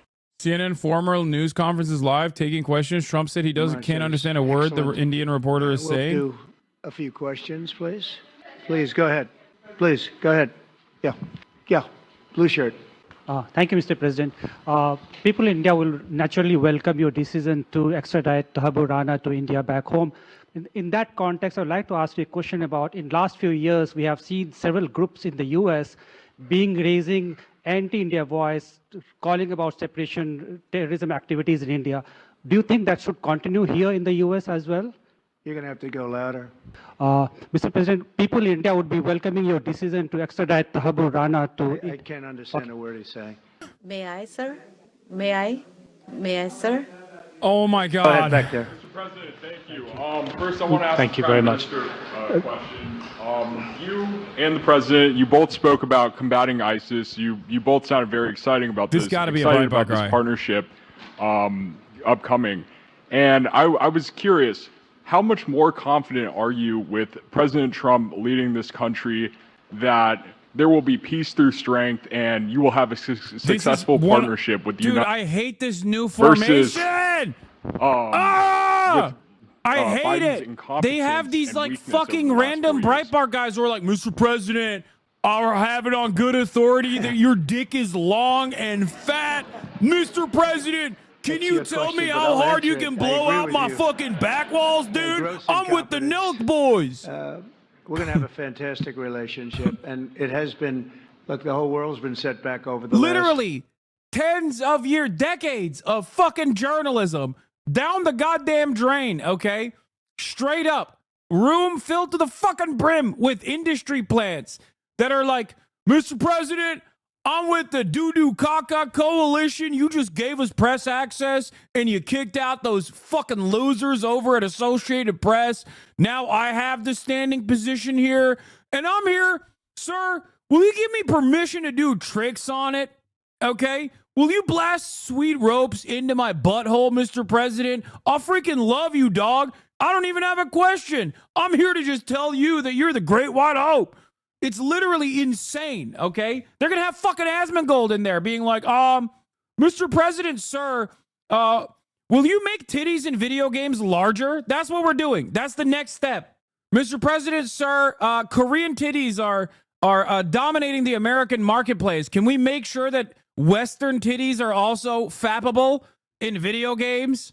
In India to bring him to justice, but there are many other elements in the United States of America, particularly Khalistani separatists who've been working against Indian interests. How is the United States of America going to cooperate on that front with India? There have been allegations that have been leveled against India. Will you let India assassinate Khalistani separatists on U.S. soil, just like we did in Canada, sir? Well, I don't think India had a very good relationship with the Biden administration. Biden, they wouldn't sell them oil and gas, which is rather hard to believe because, it's a good thing to do. And a lot of things happened that weren't very appropriate, I thought, between India and the administration, the Biden administration. But as you said, we're giving a very violent man, it seems to me. I mean, I don't know that he's been convicted yet or will be, but let's assume he's a pretty violent person. We're giving him back to India immediately. And there are more to follow because we have quite a few requests. So we work with India on crime.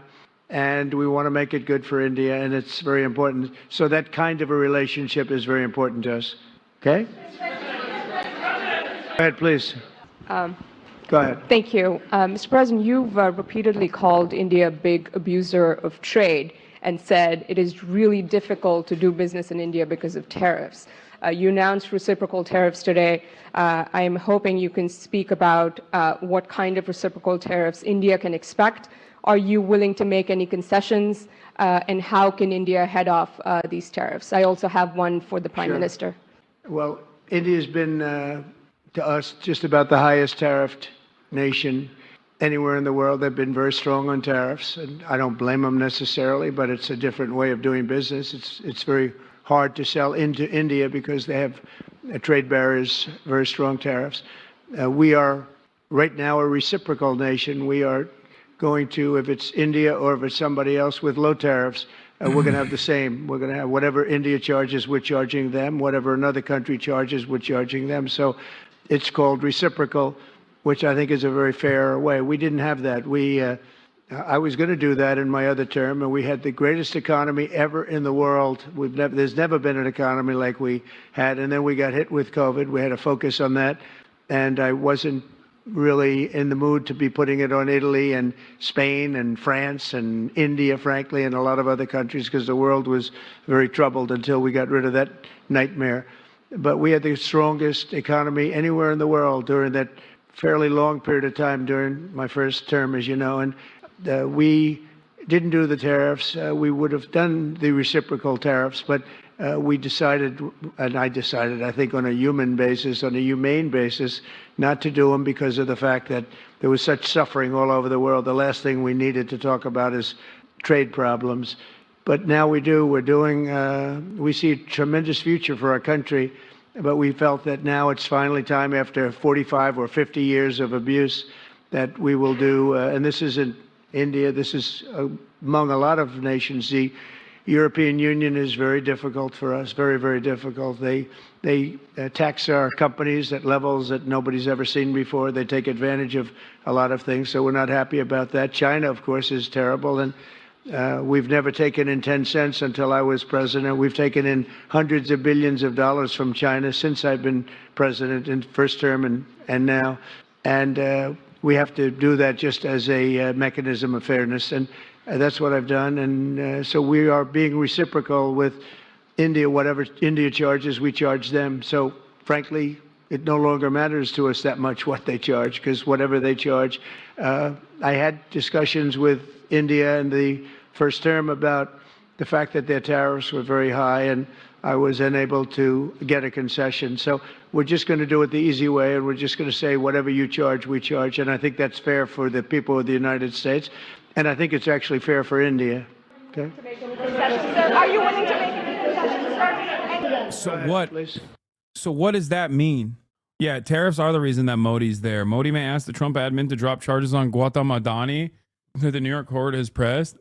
But I think, yes, tariffs first and foremost is the reason why he's meeting with Trump. Illegal immigration, and India has been cooperating on this issue. How does India see this issue in the larger context? Thank you. I don't think this is a question that is about India only, but even globally you can talk about this issue.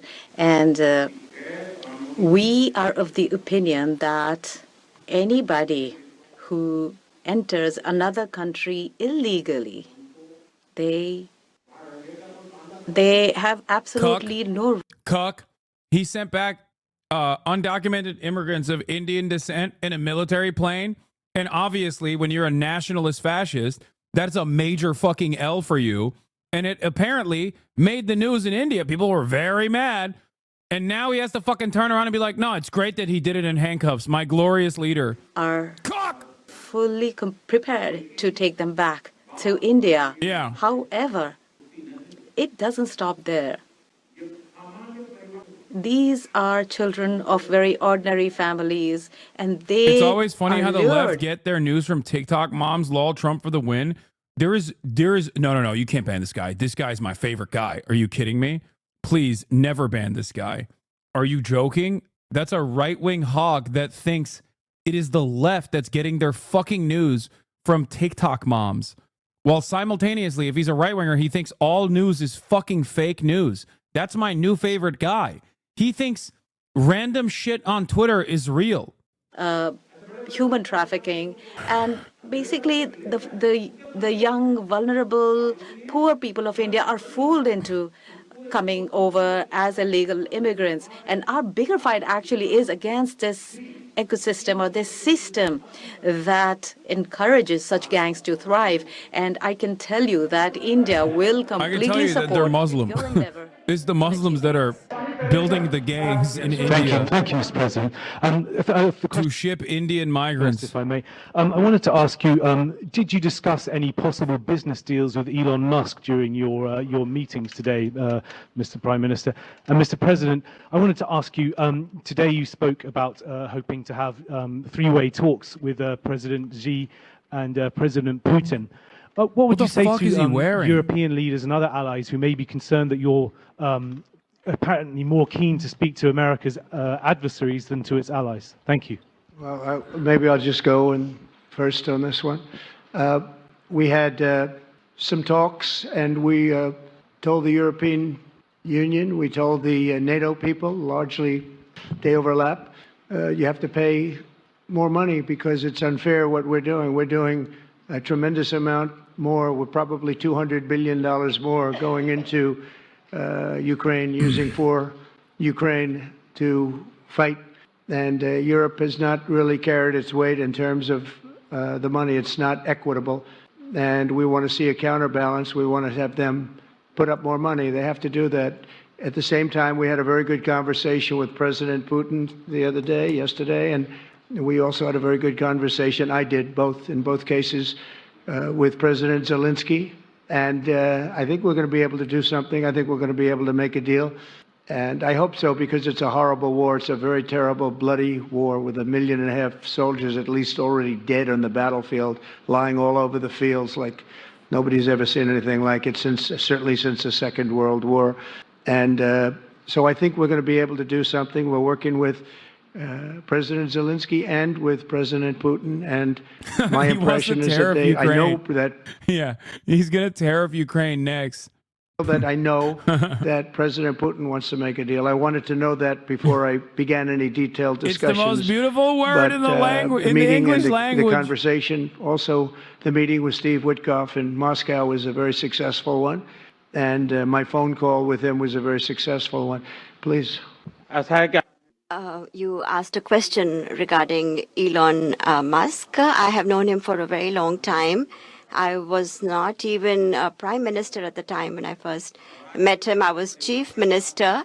And today he came to meet me along with all his family, with his children. And so we had a nice discussion. As far as the EV is concerned, EVs are concerned, the EV, the word EV has a copyright. And that is one person who has a copyright for the word EV, and that is Trump. What? Thank you, Mr. President. Can I ask whether you discussed at all today the case of Gautam Adani, who's one of the wealthiest men in Asia and perceived as an ally of Prime Minister Modi? Prime Minister Modi, have you asked the president to take action on that case? Thank you. Arun was correct. Firstly, India is a democratic country, and our culture and our thought philosophy is Vasudhaiva Kutumbakam, which basically means that the entire world is a family. Every Indian is my own family member. And when it comes to such personal matters, leaders of two countries will not get together on that topic and discuss anything on an individual matter. Go ahead, please. Yeah, please. Sir, go ahead, please. He said it's just a little bit of bribes, okay? Why are you getting in the way? For you as well. But Mr. President, you have suggested, with regards to the Russia-Ukraine war, you've suggested several things that Ukraine should give up. The idea of NATO membership, territory that was seized back in 2014 by Russia. What should Russia give up? Russia has gotten themselves into something that I think they wish they didn't. If I were president, it would not have happened. Absolutely would not have happened. And it didn't happen for 4 years.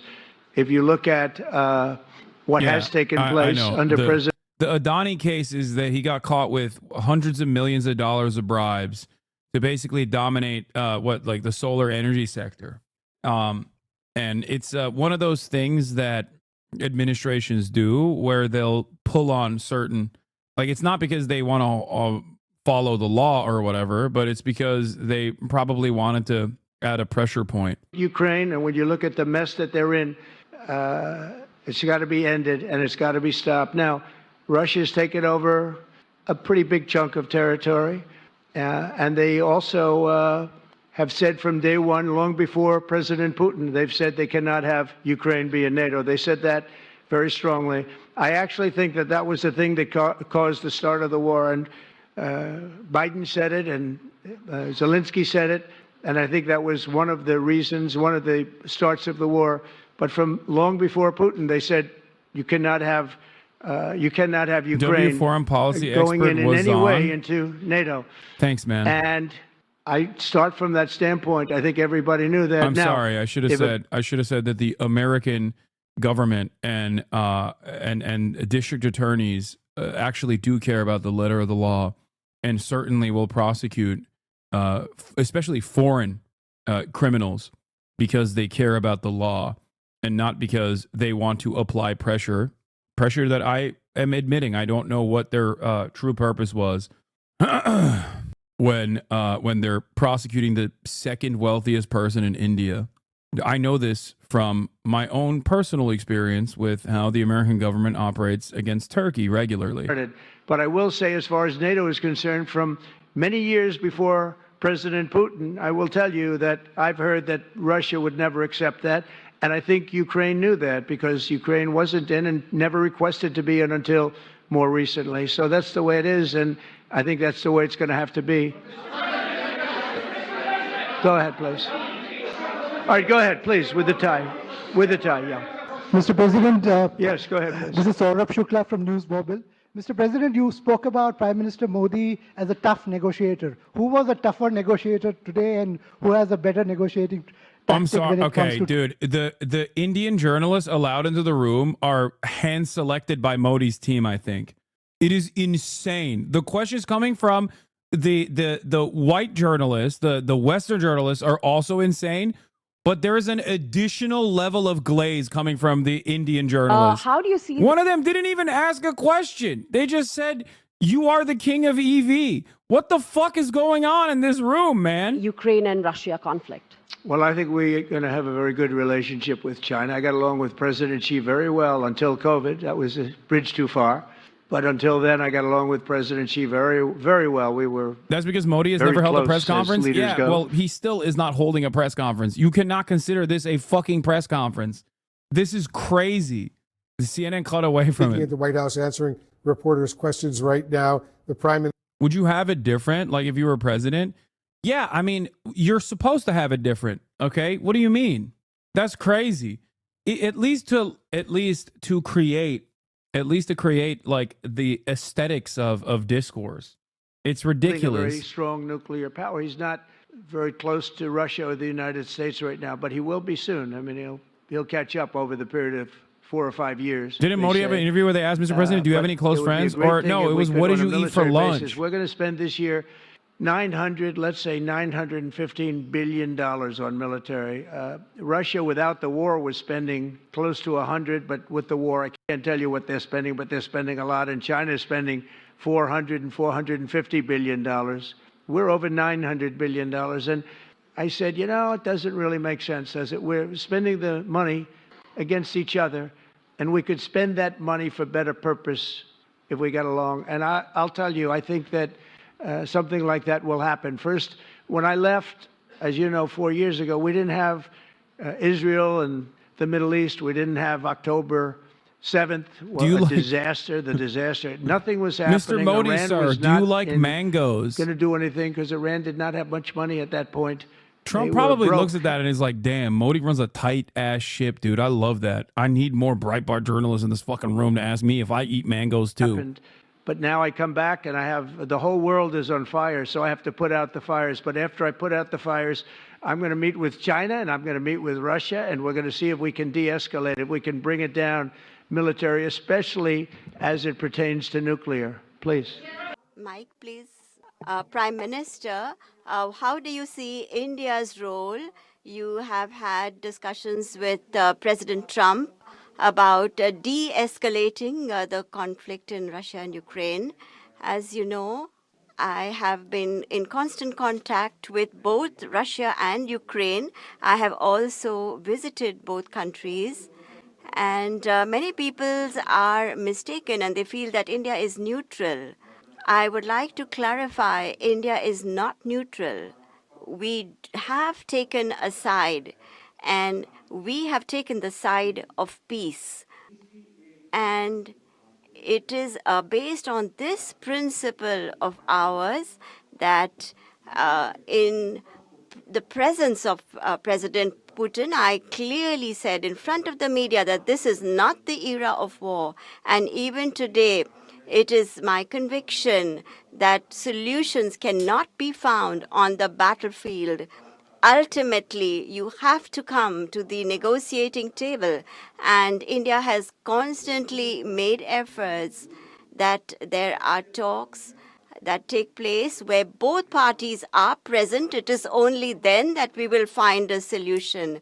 The efforts being made by President Trump, I support them, I welcome them, and I would like that President Trump is successful as soon as possible so that the world is on the path to peace once again.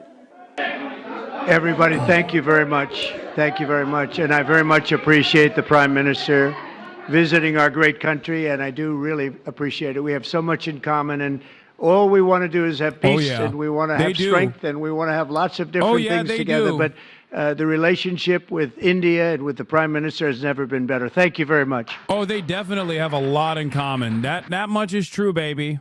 CNN fact check. Oh my God. Right now we're joined by CNN's new senior political and global affairs commentator. Oh yeah, Rahm Ested had a Emanuel. Rahm, banger. thanks so much for joining us. You're the former ambassador to Japan. So you know this. Oh my these issues- God. Oh my God. This fucking dipshit.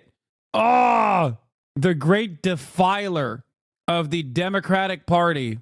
A person who got one of the sweetest gigs of all time.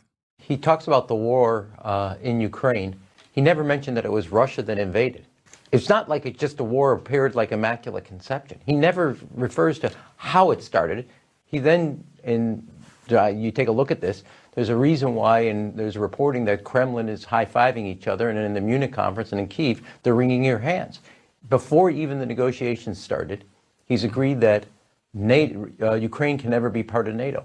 Well, how about Ukraine can join the EU, the market, which is... Okay. In Japan, he was kind of great because he just made Twitter posts in Japanese about how great trains are. I have it on good authority that apparently he played a role in the LDP pushing for, I think it was like some kind of like legislation for, I think it was gay marriage. when LDP was pushing for gay marriage, he came out and he tweeted about it, saying like, finally, Japan is actually, doing the right thing about gay people or whatever. And all of the opposition parties used that as a reason to tank it. Like they were like, oh, look, see, this is like American woke culture. By the way, speaking of American hogs dominating discourse all around the globe, this is also a major point of contention, even in a place like Japan, which I would say is, for the most part, servile to American interests. What? I'm literally a JCP member? Is this not true? Carrie Hartline? This is what I've heard from, not JCP, obviously. JCP is pro-trans and pro-gay rights. But people outflanking the LDP were using Rahm Emanuel's, or the far right in Japan were outflanking the LDP on gay marriage, using Rahm Emanuel's statements to say American woke culture is ruining Japan. There's also a really funny story about Ubisoft that I haven't talked about yet. Remember the original reception to Ubisoft, the new Ubisoft Assassin's Creed game coming out that's going to be finally featured in Japan, and the main character being a very famous black figure, Yasuke. So initially, it was received as a positive thing in Japan, except after all of our hogs basically destroyed the brains of the Japanese hogs that were already brain destroyed. Sorry, I'm drunk in the morning. Of course you are. You're in fucking Japan. Everybody in Japan is drunk all the goddamn time, no matter what point of the day it is. But anyway, so this is yet another testament to how, like, even the likes of Asmongold, for example, can corrupt the minds of the Japanese right wing. They have their own version of far-right hogs in Japan. Remember, Twitter is very commonly used in Japan. As a matter of fact, there's a higher percentage, if I'm not mistaken, of Twitter users in Japan than even the United States of America. And for that reason, Japan has also become increasingly more right-wing, far-right, on Japanese Twitter as well. And one of the things that they are claiming now, and this is really funny, okay? One of the things that the far right in Japan was claiming, the Gamergate Andes of Japan were claiming, is that they actually put Yasuke in to the video game so that they can claim, the Western powers, they can claim that Japanese people also did slavery to black people, so that they will force the Japanese government to pay reparations to Black Lives Matter and black people, and allow black African immigrants into the country. And that is this massive 5D gambit, this 5-dimensional chess play from Ubisoft to bring in unlimited immigration of black people from Africa by claiming that Japan did chattel slavery and pay reparations to black people, to force Japan to pay reparations to black people like they pay to Korea over the comfort women situation, which they also claim is a lie, that it didn't happen. Wrap your fucking head around that, dude. Imagine being so goddamn captive to American brain rot that you turn around and get mad about a cherished figure in Japanese mythology, okay? Because Americans decided to get mad racistly about it. You also deny the pleasure squads in North Korea? What? What are you talking about, dude? What? Or Japanese history, sorry, not even mythology, but you don't know what you're talking about? I don't know what I'm talking about. Okay, if you say so, chatter. Why is it that nobody ever fucking says classic just making stuff up? Why is it that nobody ever says, like, why I'm wrong? They just simply say, you're wrong, and then they unfollow. Oh, I saw parts of this. Look up misinformation about black man moving to Japan to marry Japanese women. It was some sort of crazy misinfo that spun up Japanese hogs. I saw it come through my feed from black creators in Japan disputing it. Yeah. Even the issue of, like, transphobia being a problem is like the Japanese right getting their notes from our hogs. Isn't Yasuke like a super niche figure that has very little history? Average Japanese person never heard of him? No, of course not. Are you kidding me? Yasuke has been in very famous Japanese works throughout history without any sort of problem, any sort of friction whatsoever. What are you talking about? No, he is not like a random super niche figure at all. He is very well known. He's been in many different animes. No, this only became a problem because Americans made a big stink about it. Bro, what the fuck is up with the Japanese right-wing hogs hating Kurds? Oh, that's another very funny story. Yasuke was not a samurai. Do some research. Oh my God. Okay, he was a retainer, dude. Oh my God. Shut the fuck up. Okay? The notion that he is not like colloquially regarded as a fucking samurai is also a new phenomenon. Shut the fuck up. He has been depicted as a samurai a million times over. Anyway, aside from that silliness, there was another thing. Oh, you asked me about why they hate the Kurds. So Japan and Turkey have had very positive relationships for quite some time. I had this long and extensive conversation with a bunch of researchers and a bunch of academics that live in Japan about a bunch of different issues. This one was one of them that actually shocked me, that the initial implementation of the constitution in the Ottoman Empire before the actual constitution by the Young Turks was actually seen by the Japanese as an initiative of like an Asiatic style country that has existing relations with Europe, and it was actually implemented, or it took notes from the initial Turkish or the Ottoman constitution that was in like the 19th century.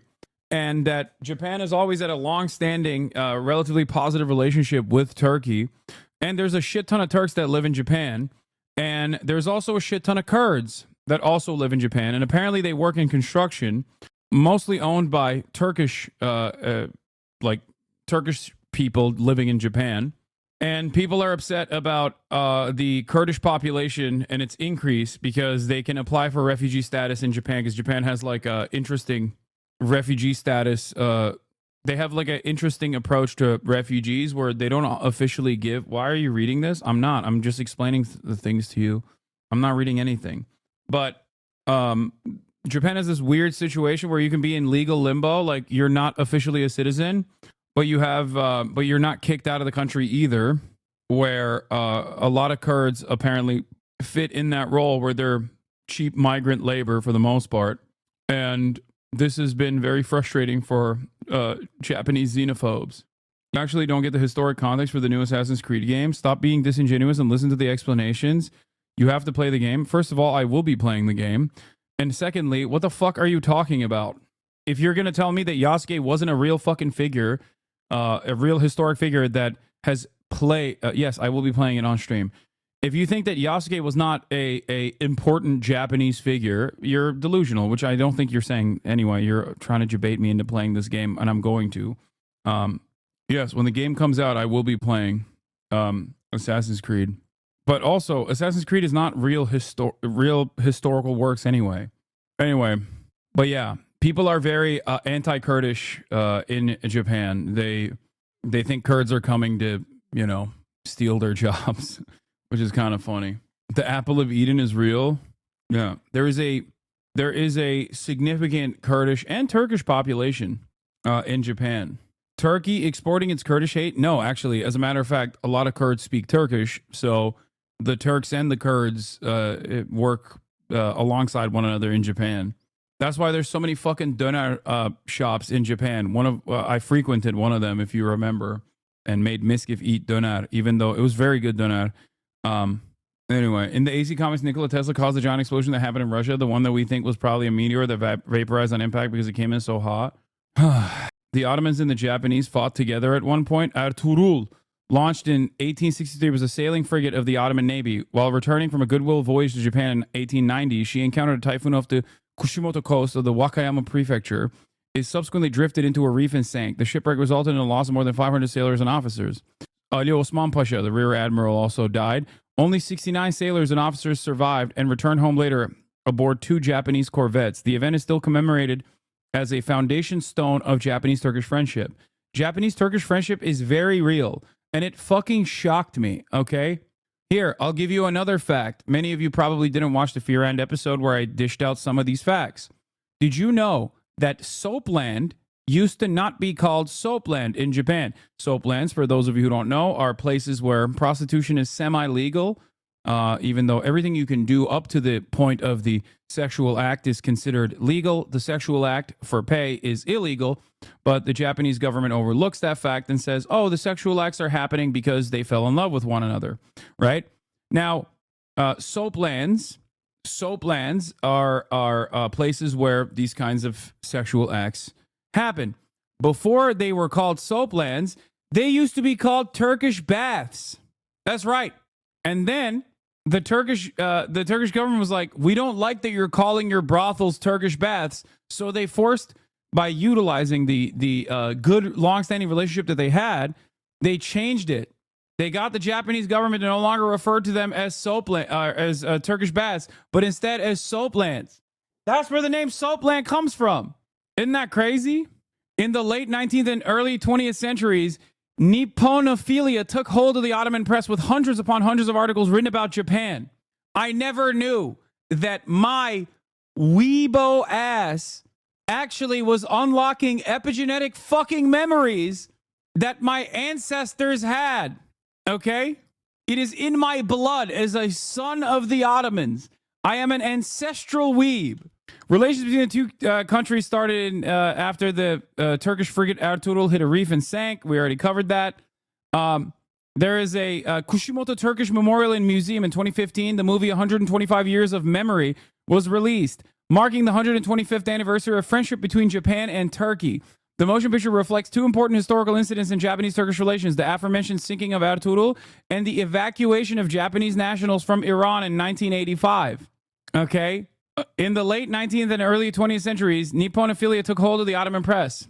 As an Eastern people who originated in Central Asia, many Turks felt a special affinity for another Eastern Asian nation like Japan, which had modernized without becoming westernized, and vice versa. From what I understand, the Japanese also considered Turks to be of Asiatic descent, but while maintaining their own personal lineage, they also looked to the Turks as the Ottoman Empire as like a powerful empire of Asiatic descent that like the entirety, it's like Pan-Turanism. There was this like weird kind of Pan-Turanist style attitude that some people had in Japanese culture, in Japanese society, where they considered the entirety of the Asian continent to be of like one people almost, where all the way from Japan to Turkey, all of the people that lived on these lands were all a part of the same race. You are so happy to be talking about this. I mean, it's fascinating stuff. Barış Manço Japonya Konseri bölüm 10. Nane limon kabuğu. Anyway, further adding to the mutual attraction between the Turks and the Japanese was their shared enmity towards Russia, the arch enemy of the Ottomans for centuries, and the new arch enemy of Japan. Already starting to promote the ideology of Pan-Asianism, there it is, the Japanese began to court the Sublime Porte, the central government of the Ottoman Empire. The Meiji Emperor sent princes to the House of Yamato to visit the Sultan Caliph Abdülhamit. Abdülhamid'i savundun! Bearing gifts and proposals for treaties and generating much excitement in the Ottoman press. Abdülhamit II admired Japan to a certain extent, but was fearful of the popular rumors of the Meiji Emperor would convert to Islam and proclaim himself to be the Caliph, the original Caliph, thereby displacing the Sultan Caliph as the object of veneration from all the world's Sunni Muslims. The Committee of Union and Progress greatly admired Japan, which they took as their model. The fact that an Asian nation like Japan had defeated Russia in 1905 and the traditional enemy of the Ottoman Empire was very inspiring to the Unionists, and the Unionist newspapers all portrayed Japan's victory as a triumph not only over Russia, but also over Western values. But it was also reciprocated on the Japanese front as well. Okay? Turks admired the Japanese, and the Japanese admired the Turks. For the same reasons, where they saw them as united as one people. This like Pan-Asianist culture and ethnicity that had dominated over empires such as the Russian one or even the West in general. Anyway, and it's partially because the Turks initially come from the Asian steppe, right? The Turkic peoples span across the entirety of the of the vast state. Okay? The Turks originated as a people living in the north of the Great Wall of China, with the first mention of the Turks in history occurring in a letter written to the Chinese Emperor Wen in 585 AD. Over the centuries, the Turks have wandered across Eurasia, settling in very large numbers in Anatolia after their victory over the Romans at the Battle of Manzikert in 1071. The Unionists were proud of the East Asian origins of the Turkish people and spent much of the time glorifying Turan, Pan-Turanis, which was the name they had adopted for the homeland of the Turks in East Asia that was located somewhere north of the Great Wall of China. As the Chinese and Arabs were the traditional enemies of the Turks, there is no ties of friendship to celebrate these peoples. Ziya Gökalp, the chief ideologue of the Young Turks, charged in a 1913 essay that the sword of the Turk and likewise his pen have exalted the Arabs, the Chinese, and the Persians rather than themselves, and that the modern Turks needed to turn back to their ancient past. Gökalp, that is the most Turkish-ass name, by the way, Gökalp. Oh, my God. Argued it was time for the Turks to once again study the important figures of their own Turco-Mongol tradition, such as Attila the Hun, Genghis Khan, and Timur, and Hulagu Khan. The modernization policies carried out by the Unionist regime in 1908 after the Young Turk Revolution were closely modeled after the modernization of Meiji Japan, which is interesting because the initial Japanese constitutional movements were actually, from what I understand, took note from the early attempts in the Ottoman Empire for a constitution. Why are you so fascinated by this fascist drivel? What? How could I not be fascinated by like weird ass parts of Turkish history? Like, what do you mean? Also, I'm making light of the silliness in terms of like Pan-Turanist attitudes, but it's still historically relevant. I don't know if you're familiar with this, but this is kind of all I do. Most of my jokes are this, like literally this, making fun of historical variants of the hog sentiment that is expressed today. Both, early versions of the same kind of hog sentiments, or even the modern versions of these hog sentiments. It's also fascinating. That's why I said earlier that I am a racism sommelier. Anyway, but that's the fun stuff. Following the founding of the Republic of Turkey, diplomatic relations were established in 1924 and the first embassies opened in 1925. The first Japanese ambassador to Turkey was Sadatsushi Ushida, who later in 1926 proposed and established a Japan-Turkey Society, a non-profit organization aiming mutual exchange between Turkey and Japan. During the 1930s, Japan engaged in a secret attempt to create an Islamic state in Central Asia with Japanese backing, with the Ottoman Crown Prince Shehzade Mehmet Abdülkerim as a sultan in the Kumul region. The plot failed to materialize. Now, this is the other thing that the Japanese imperialists did with regular frequency. I've talked about one version of this, which was operating under the notion that Jewish people were special money peoples, magical money people. They wanted to take all of the Jews and basically build Israel, but in Manchuria, because they had a bunch of colonies at this point. And what does a colonial superpower do? What does a colonial regional power do? They establish non-ethnic subgroups within an area that they are seeking to dominate, because those ethnic groups will obviously be servile to the interests of the colonial superpower. One example of this is what England did with the implementation of Zionism and with, by sending Jewish people to Israel, what is now known as Israel, which was British Mandate Palestine at the time. So they kind of just got there before the Japanese could ever implement it. Anyway, so one of the things that they wanted to do apparently was to bring Muslims into other areas of colonial, other areas of colonial exploit. What is this? The article was talking about Ottomans' occupation of Arabia and its historical problems with each other. Also, I don't like the Ottomans. Lamafeao. Pan-Arabia would never join in their dreams. Who must go? Arabia won? Yeah, classic. Classic Arab sentiment.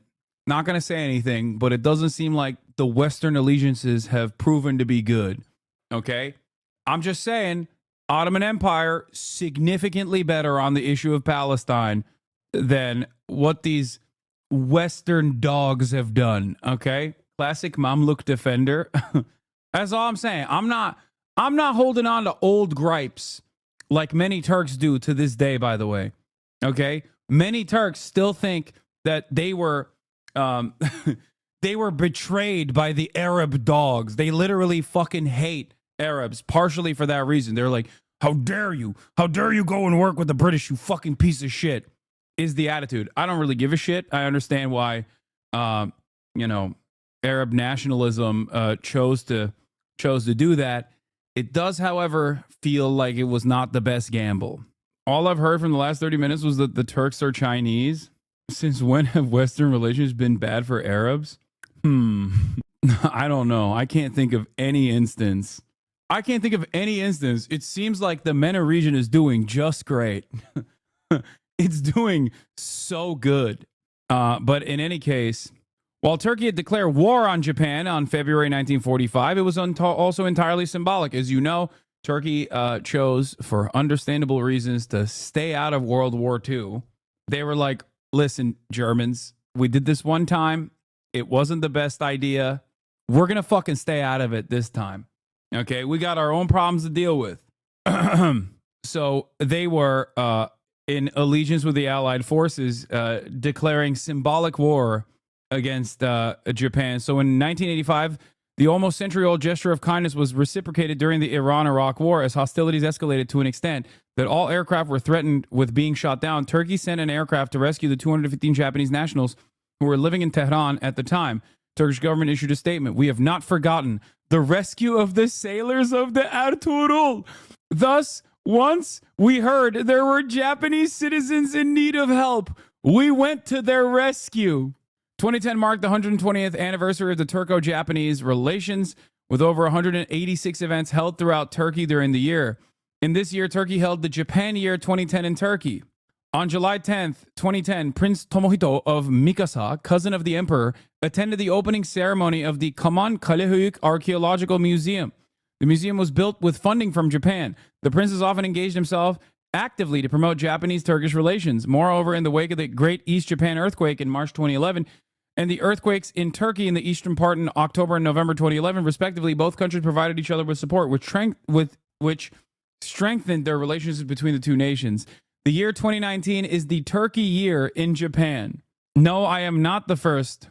I am not the first weeb out of Turkey, although I often thought mistakenly that I was. It turns out that I was simply repeating a multiple century year pattern, a return to the norm, if you will. Okay? Bro pulled out the wiki pages to justify why it's socially acceptable to be a disgusting weeb. Oh, I'm sorry. I'm giving historical context to why I feel a certain way. Okay? But many of you, on the other hand, are jealous. Because why? Because America has no positive relations with Japan of this sort. And it's one born out of death and destruction. That's right. That's right. Don't be jealous, Angloids, that you do not have long-standing 100 years of history. You merely adopted being a weeb. I was born into it, and it was so much a part of my soul that I did not even know that it existed deep within me. Okay? We of the Chinese Haas-head delegation find your warmth and proximity to Japan, given our people's shared historic overlap, alarming. Okay, fair. I can't be too much of a weeb because I also am a Sinobu as well. Anyway, criticism of you sounds a little racist / jealousy, to be honest. I know. Yeah. To turn this back on Yasuke, criticism of Yasuke is oftentimes born out of a lack of accurate historical knowledge. And criticism of my weeb ways as a Turk is racist. Okay? It is like criticizing one who drinks water or breathes air. Being a weeb comes natural to me. Okay? Turkish doner kebab and Japanese anime? Kebab-da!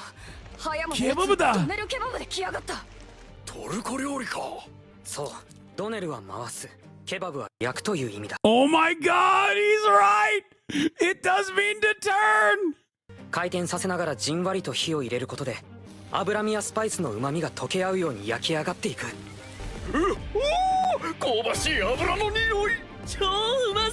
Oh, すごいかっこいいドナルカバブAnyway, have you not seen Food Wars? No. Don't show this to Panturanis. It will destroy the Turkish-Japanese relationship. I mean, yeah, I know. This is also a dark chapter in the Turanist Japanese relations. Okay, but guess what? You know who actually came? You know who actually said, "You are brothers. You must not fight"? God. That's right. What happened? What happened in the Mongol invasions of Japan? Famously, what happened?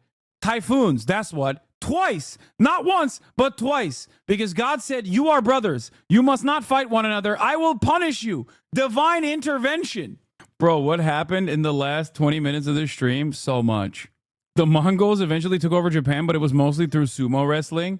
Can we move on to a different topic? This must be hard for the Greek viewers.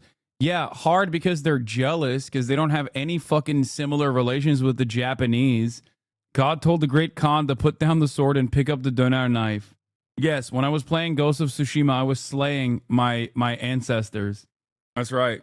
What? Japanese guy visits Istanbul for the first time? Brother. Look at this fine fiber. It's from a chicken breast, I guess. What is that? Hello guys, I'm George. I'm in Istanbul, Turkey. Yay! Istanbul is the largest city in Turkey and the 5th largest city in the world by population. It occupies 2 different continents. One part lies in Europe and the other part lies in Asia. Alright, so let's explore European side first. And first things first, let's get some Turkish coffee. Let's go! Dude, this is the most insane thing. I talked to Mr. Arthur about this off stream.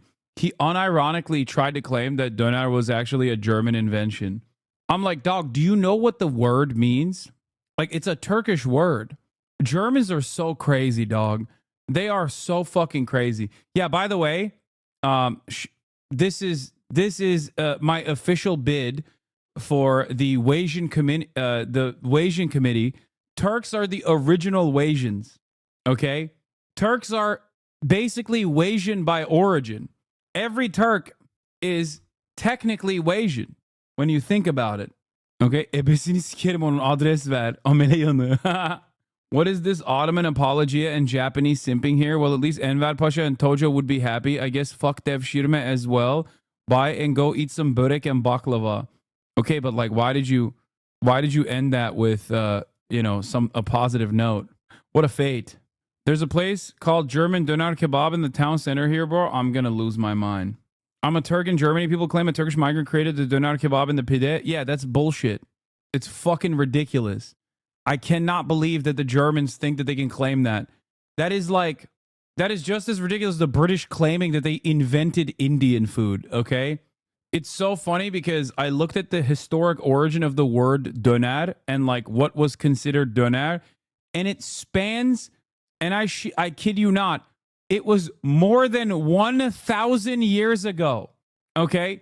Like the first mention of donar is from like 1014 or something. Okay? That's how insane it is. The motherfuckers are like, we invented that actually.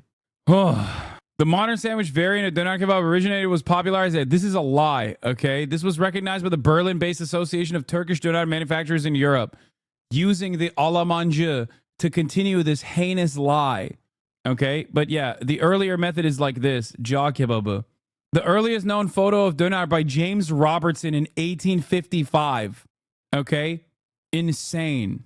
Where is the first ever mention of donar as like a slab of meat, I think is in like 1014 or something.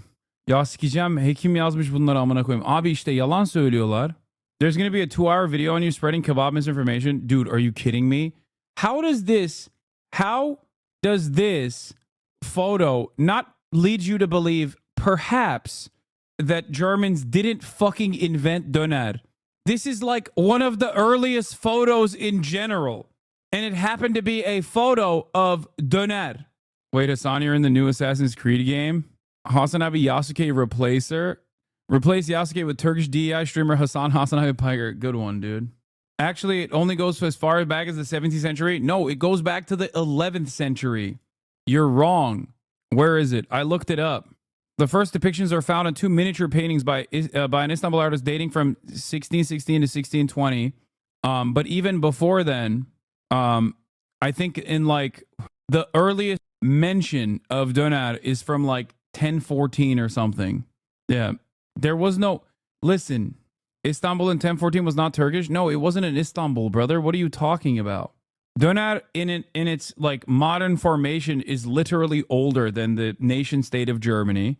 Obviously, it's from a time when the Germans were fucking living in mud huts. Okay, what you knew as the Germans when they were getting dominated by the Romans and being called barbarians. Okay, motherfuckers, the Golden Horde was dining on decadent slabs of meat. Don't even fucking come for me. This says 1300s. There's it's I don't know why it's not working. One of the earliest references comes from Mahmud al-Kashgari, a Turkic scholar who wrote Diwan. Oh, this is it. Thank you. You found it. I don't know where this article is, but this is what I read. One of the earliest references comes from Mahmud al-Kashgari, a Turkic scholar who wrote Diwan Lugat al-Turk, Compendium of the Languages of the Turks, in 1072-1074.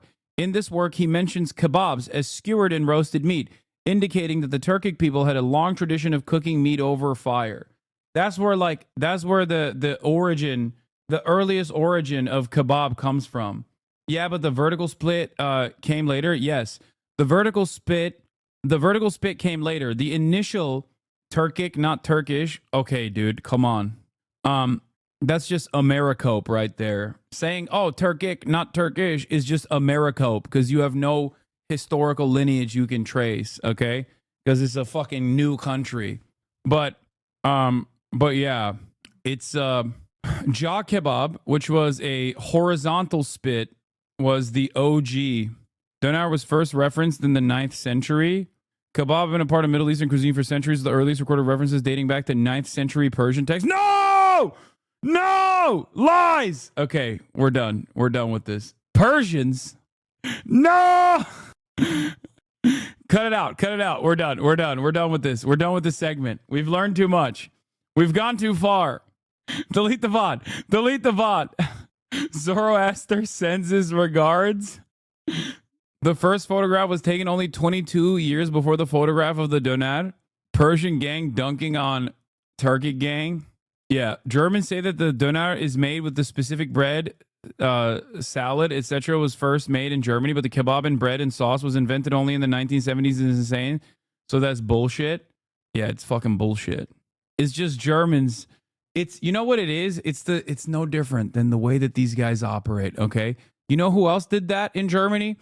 A little known guy named Adolf Hitler, who felt embarrassed about the lack of German mythology, so he sought out different alternative mythologies, looking at runes and trying to investigate and unearth ancient relics to tie it back to like German culture and German mythos, okay? That's just Germans being German. And we didn't have to go there. Classic, okay? Classic. That's it. There goes Germany. Okay, going back to that old Adolf-like ways, you know, just fucking lying and oh, you are doing exactly this, but for Ottomans? I don't know what you're talking about. All right, I think I've done enough sidestepping away from important talks about the historical origins of doner. Germans are just jealous of the English because they got chicken tikka masala, not a good look, Germany. Floridians claim something similar because they try to say the Cuban sandwich was invented in Tampa. That's crazy. All right. Here's an insane thing that Donald Trump said that we forgot or I didn't cover, but here it is. One of the first meetings I want to have is with President Xi of China, President Putin of Russia, and I want to say let's cut our military budget in half, and we can do that. Can we? They're going to assassinate him, dog. And I think we'll be able to do it. Yeah, okay. Good luck. Good luck to Trump. Here was a stat. Unsurprising that the online Dems have landed on there's nothing we could have done because the voters are stupid as their 2024 explanation. as is the same level of condescension they brought to the electorate concerns over inflation, immigration, and Biden's age throughout the last term. Looking forward to 2028 already, where truly only one thing is certain: the massive distance between these voices and the base of their party will again be exposed. They whiffed the 2020 primary and the Biden reelect, three-peat incoming. Yeah. I saw an article talking about how turns out the inflation concerns were overinflated was a lie, and that there was valid reason for the working class to feel the negative impacts of inflation the other day. Cool stuff. Very cool stuff overall. Yeah, this is the Politico article. Voters were right about the economy. The data was wrong. Here's why unemployment is higher, wages are lower, and growth less robust than government statistics suggest. Not a surprise to anyone who was paying attention, and in my case, writing about it in 2021 and 2022. I think a lot of liberal econ discourse reaction is driven by fundamental snobbery and paternalism about the working class. I don't believe those who went into this past election taking pride in the unemployment numbers understood that the near record low unemployment figures, the figure was a mere 4.2% in November, counted as homeless people doing occasional work as employed. But the implications are powerful. If you filter the statistic to include as unemployed people who can't find anything but part-time work, or who make a poverty wage, roughly $25,000, the percentage is actually 23.7%. In other words, nearly 1 of every 4 workers is functionally unemployed in America today. Hardly something to celebrate. You know what a real good solution to this is, by the way? You know what a real good solution to this is? Gutting the remaining middle-class jobs offered by the federal government. So wonderful stuff from Donald Trump there, okay? Super sick. You should absolutely ignore any analysis from someone who argues the unemployment rate is actually 8x higher if you include millions of people who are not employed. This is a Fox Business level analysis. Energy bill increased by $100 for Alabamians because of Trump's EO. They received a letter informing them. Donald Trump promised that as president, he would drastically lower Americans' energy bills, but hundreds of Alabama residents are receiving a $100 surcharge on their energy bills as a direct result of Trump actions in the White House. Wait, is this real? Has notified us the grant you receive is no longer valid due to President Trump's executive order to rescind funding behind because the grants were making it. The grants were keeping it affordable. Great article from Politico. We were all right. They said unemployment was 4.2%, but if you filter the statistic to include unemployed people who can't find anything but part-time jobs or who make a poverty wage, 25 grand and under, the percentage is 24%. 1 in 4 American workers is functionally unemployed, or makes so little they're not going to be able to do anything meaningful. Furthermore, weekly earnings is bullshit as well, and it excludes unemployed and those engaged in part-time work. So if we actually include everybody, median wage works out to about 52 grand a year, not 62. Similarly, wage gains did not outpace inflation during COVID. Purchasing power fell at the median by 4.3% in 2023. Since 2001, the cost of living for Americans with modest incomes has risen 35% faster than the CPI. The resources required simply to maintain the same working class lifestyle over the last 2 decades has risen much more dramatically than we've been led to believe. And all of those gains went straight up there. The billionaire class got to walk away with the lion's share of the money that's been generated lately. Take these statistical discrepancies together. The problem isn't that some Americans didn't come out ahead after 4 years of Biden. What is that usually, though? I feel this is disingenuous without the data, how that compares to other years.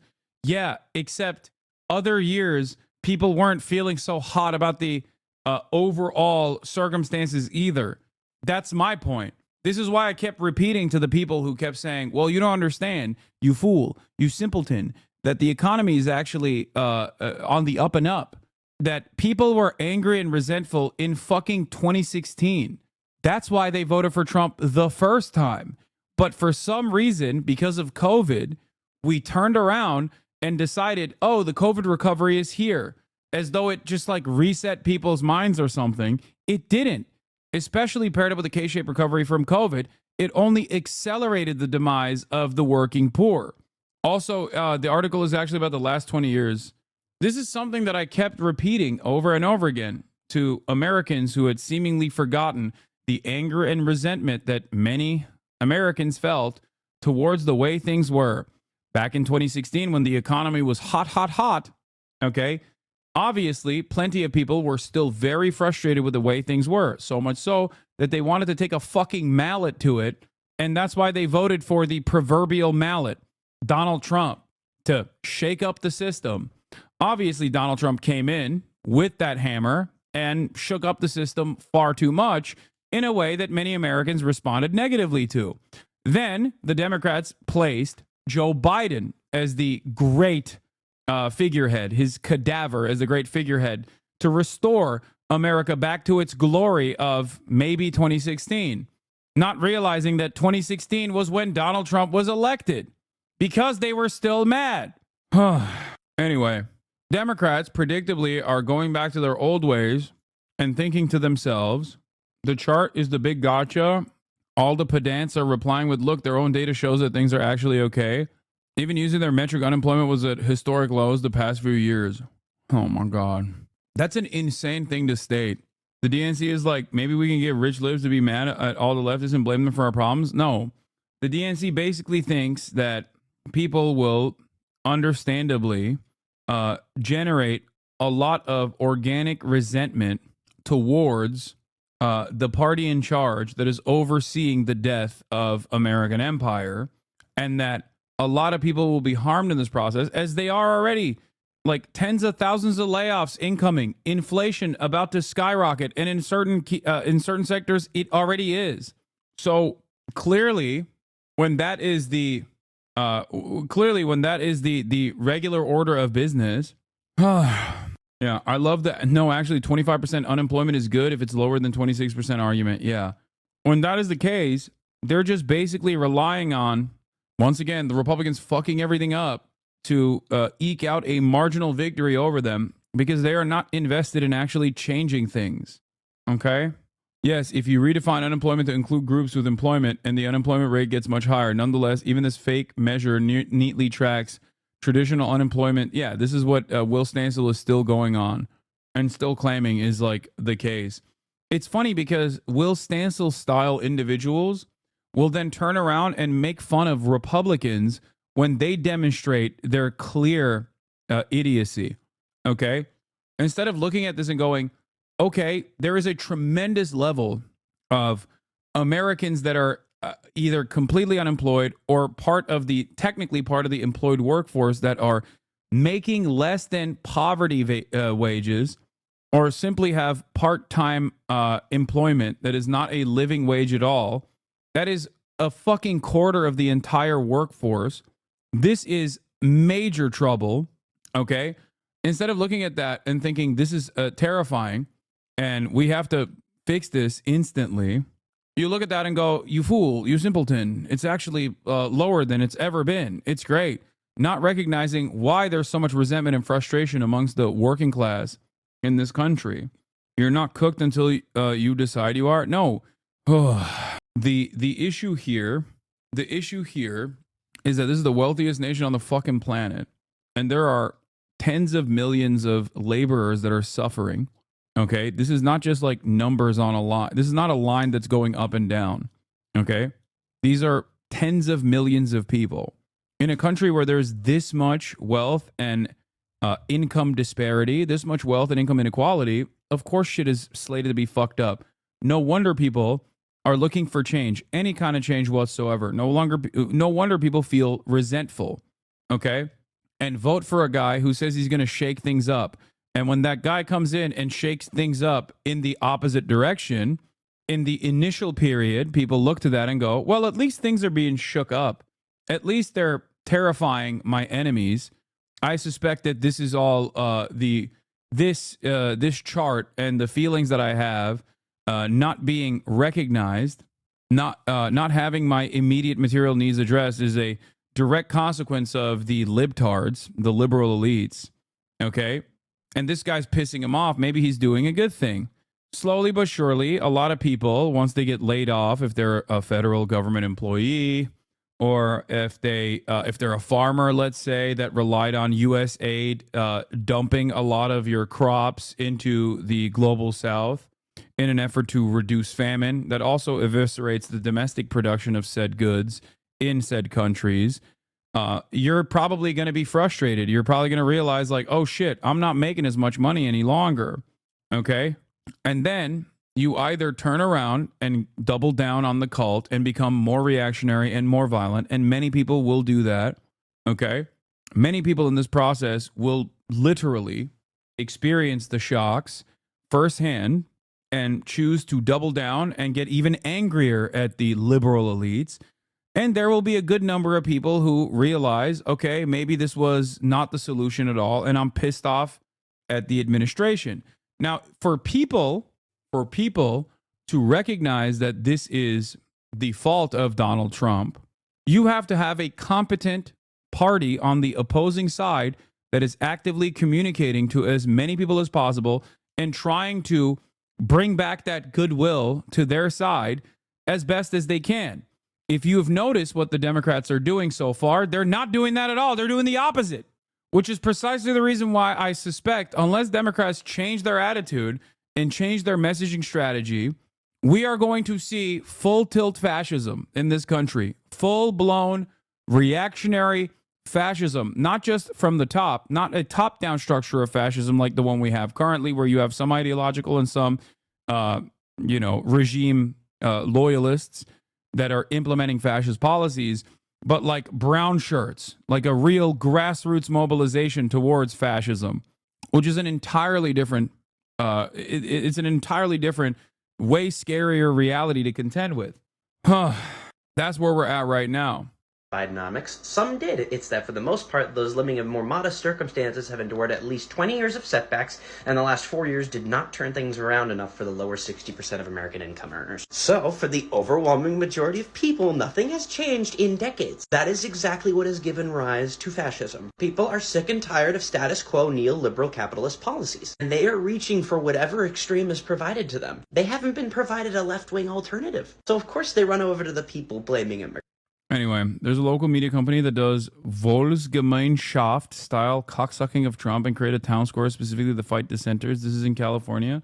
This guy is correct. Where is it? A bad idea is still an idea. A bad solution is still a solution. If one party is offering no solution and telling you that the problem doesn't exist, and the other party is actually acknowledging that the problem exists and then offering you a bad solution, you're going to go with the solution party. Until it's too late and you realize that that solution is quite literally the final solution, and then you are at a crossroads. You will either recognize that that bad solution was wrong and you change trajectory and you look to fight against both of the parties, or you double down. I think if there is no one steering people in the right direction, many people will just simply double down, especially considering how much disinformation runs amok in social media and how little confidence remains in mainstream outlets in general, and how little good journalism is coming out of mainstream outlets already. That's where we're at. And it's a very dangerous predicament. Anyway, you couldn't ask for a clearer picture of the fundamental crossroads in the aftermath of Democrats' loss to Trump. Leader Hakeem Jeffries meeting with 150 plus. Yeah, I mean, I covered this already. Bernie Sanders launched a national tour to fight oligarchy beginning this weekend in Omaha and Iowa City, going to areas that swapped over to Donald Trump and talking to the people, meeting them where they're at. Meanwhile, what has Hakeem Jeffries done? Well, Hakeem Jeffries has been spending all of his time sucking up the Silicon Valley oligarchs and telling them, don't worry, we will give you the unlimited amount of power that the Republicans have offered. Please do not change your support over there. Anyway, here's inflation rising. Rates, but at this point probably can't be lowering those borrowing costs for American consumers anytime soon because prices are just still rising too high. So what does that mean for you? It means your credit card interest rates are still where they are. They're high. Auto loans are still higher than you've known over the past few years. And you've got mortgage rates still about 7.1%. Those are probably not going down anytime soon. We know the egg prices story, that Sure. the avian flu, that is jacking up these prices. But other prices are rising as well. And that's after a period of decline in the Federal Reserve. It said, okay, maybe we can cut some interest rates. It thought it was like landing the plane of lowering inflation while not crashing the economy. So why are we going the wrong direction again? Well, now you have a new element, and that is the policies of the new president, and those are tariffs. Tariffs will add to costs for American consumers and for American businesses, and there's a lot of uncertainty right now about how that's going to look. You've got reciprocal tariffs the president says he's going to announce today. You've got 10% tariffs on Chinese goods. That's a 10% tax at the border that is already starting to filter through to companies who import goods in the U.S. and to retailers and consumers, and you've got threats of tariffs as well. So trying to figure out exactly what the cost situation scenario is going to be in the months ahead as you look at the new policies from this administration. The White House has said that they're going to unleash energy, and that's going to lower prices for everyone. But we still do have gas prices, energy prices, fuel oil prices. Those have been ticking up lately. The president has also threatened a 10% tariff on imported Canadian oil. That, of course, could add to the prices that drivers pay, especially in the Midwest, if that happens. Again, the tariff scenario is sort of hanging over everything here. Going in the wrong direction. That's the bottom line. A few things going down. Apparel went down, for example. There's some fruits and vegetables that went down. The post-Christmas holiday season sales are in order. You can see where there was some relief in these numbers. Appliances, furniture prices went down a little bit. But again, at 3%, that inflation number is higher than the Fed would like. Mattresses. Let's not forget mattresses. It's President's Day weekend, Christine. There you go. You know there's some burners on mattresses. Thank you. Stuff your money right under there. Thank you, Christine. Hey, thanks for watching. And don't forget, you can catch the Today Show every morning on NBC or take Today when you're on the go. Just follow the Today podcast on. New report says that it's really interesting that now the guys who say inflation is not up to the president, inflation is actually not up to the president, and it's actually patriotic to pay for higher prices, are the people that are on the opposing side who understandably were very frustrated about the rise of prices under the Biden administration. Great stuff. Also, the rain has gotten way crazier. I do not know what will happen. I suspect that there is a lot of issues with flooding, and especially the burn sites too in California. It's a crazy amount of rain. I think we need to get over calling out the right-wing hypocrisy because it's not doing anything sorry. No, I mean, I think it's important to address the actual harm, just as I did when addressing the actual harm, just as I did and address the actual harm being done when Democrats were in charge. I will always address the actual harm being done. Holy fuck.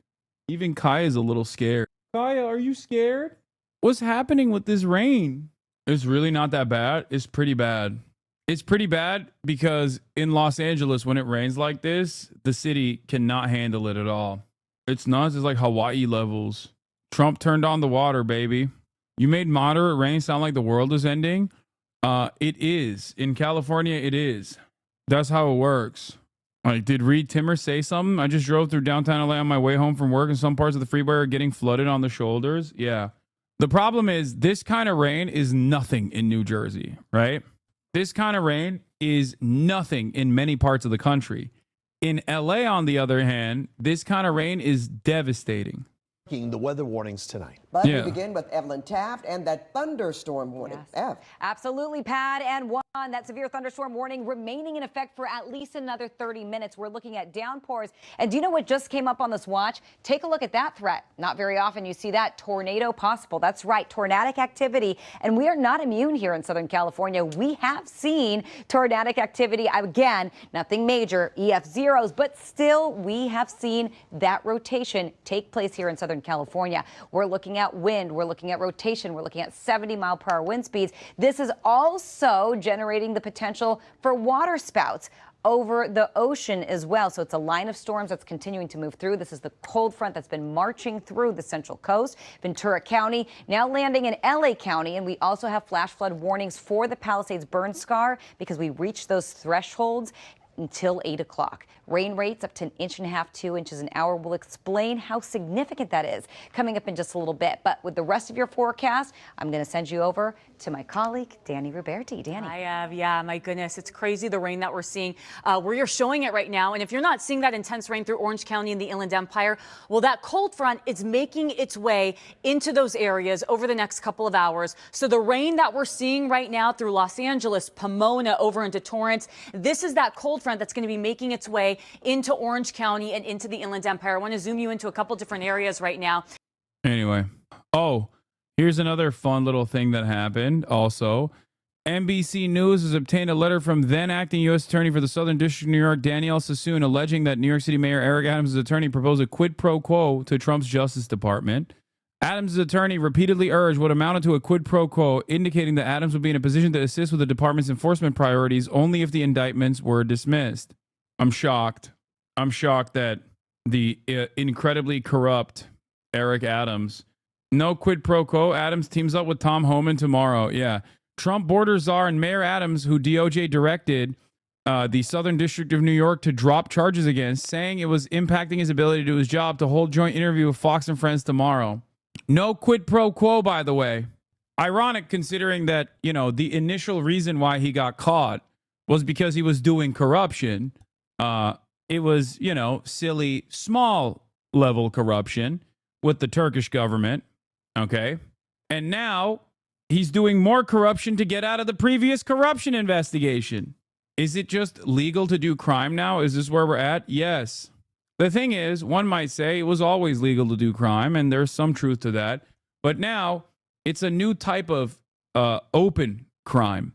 Like back in the day, Republicans and Democrats both would at least try to masquerade as law-abiding citizens.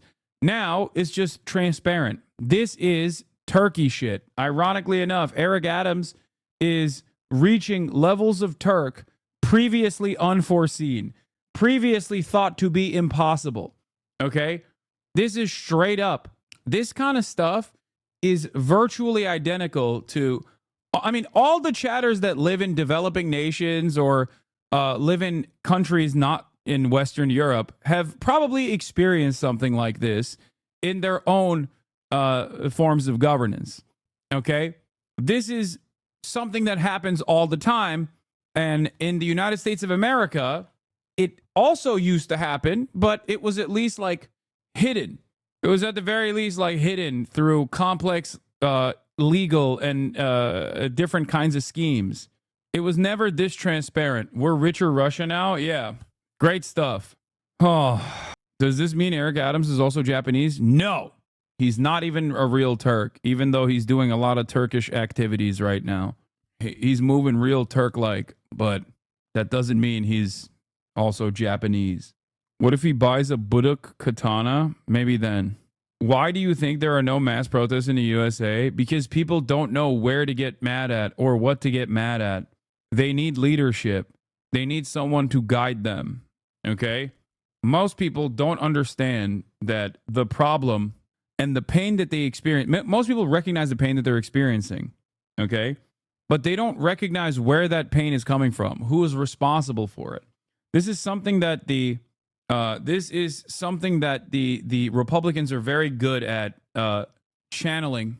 This kind of anger is something that Republicans are very good at channeling. They'll say, oh, it's happening because of trans people, George Soros, undocumented migrants, and the like.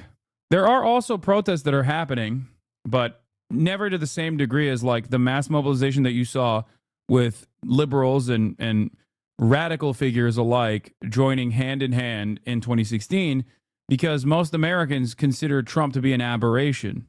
Like they thought it was weird that Donald Trump became president. Now they recognize that he is the true face of American politics.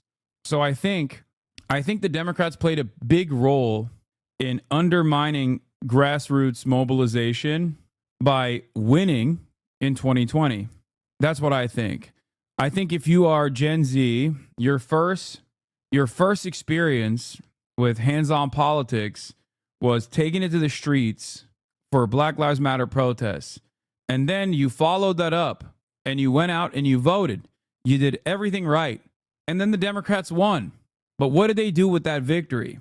Who did they put in charge?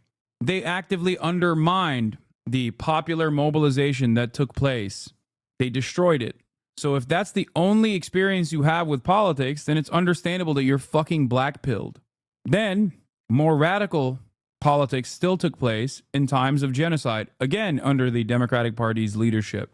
The Democrats that were supposed to save us, Americans, from the treacherous nature of fascist politics that Trump represented, turned around and did a genocide. And when people said, hey, why are you doing a genocide? You're supposed to be the good guys. The Democrats arrested you, showing once again, it's business as usual and you need to shut the fuck up. And then they lost. I'm not black-pilled, for the record, for chatters who were saying, are you black-pilled? I'm a leftist.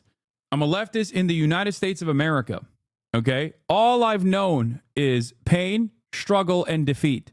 That's it. That should not shake your confidence. That should not undermine your interest in doing the right thing regardless. Okay?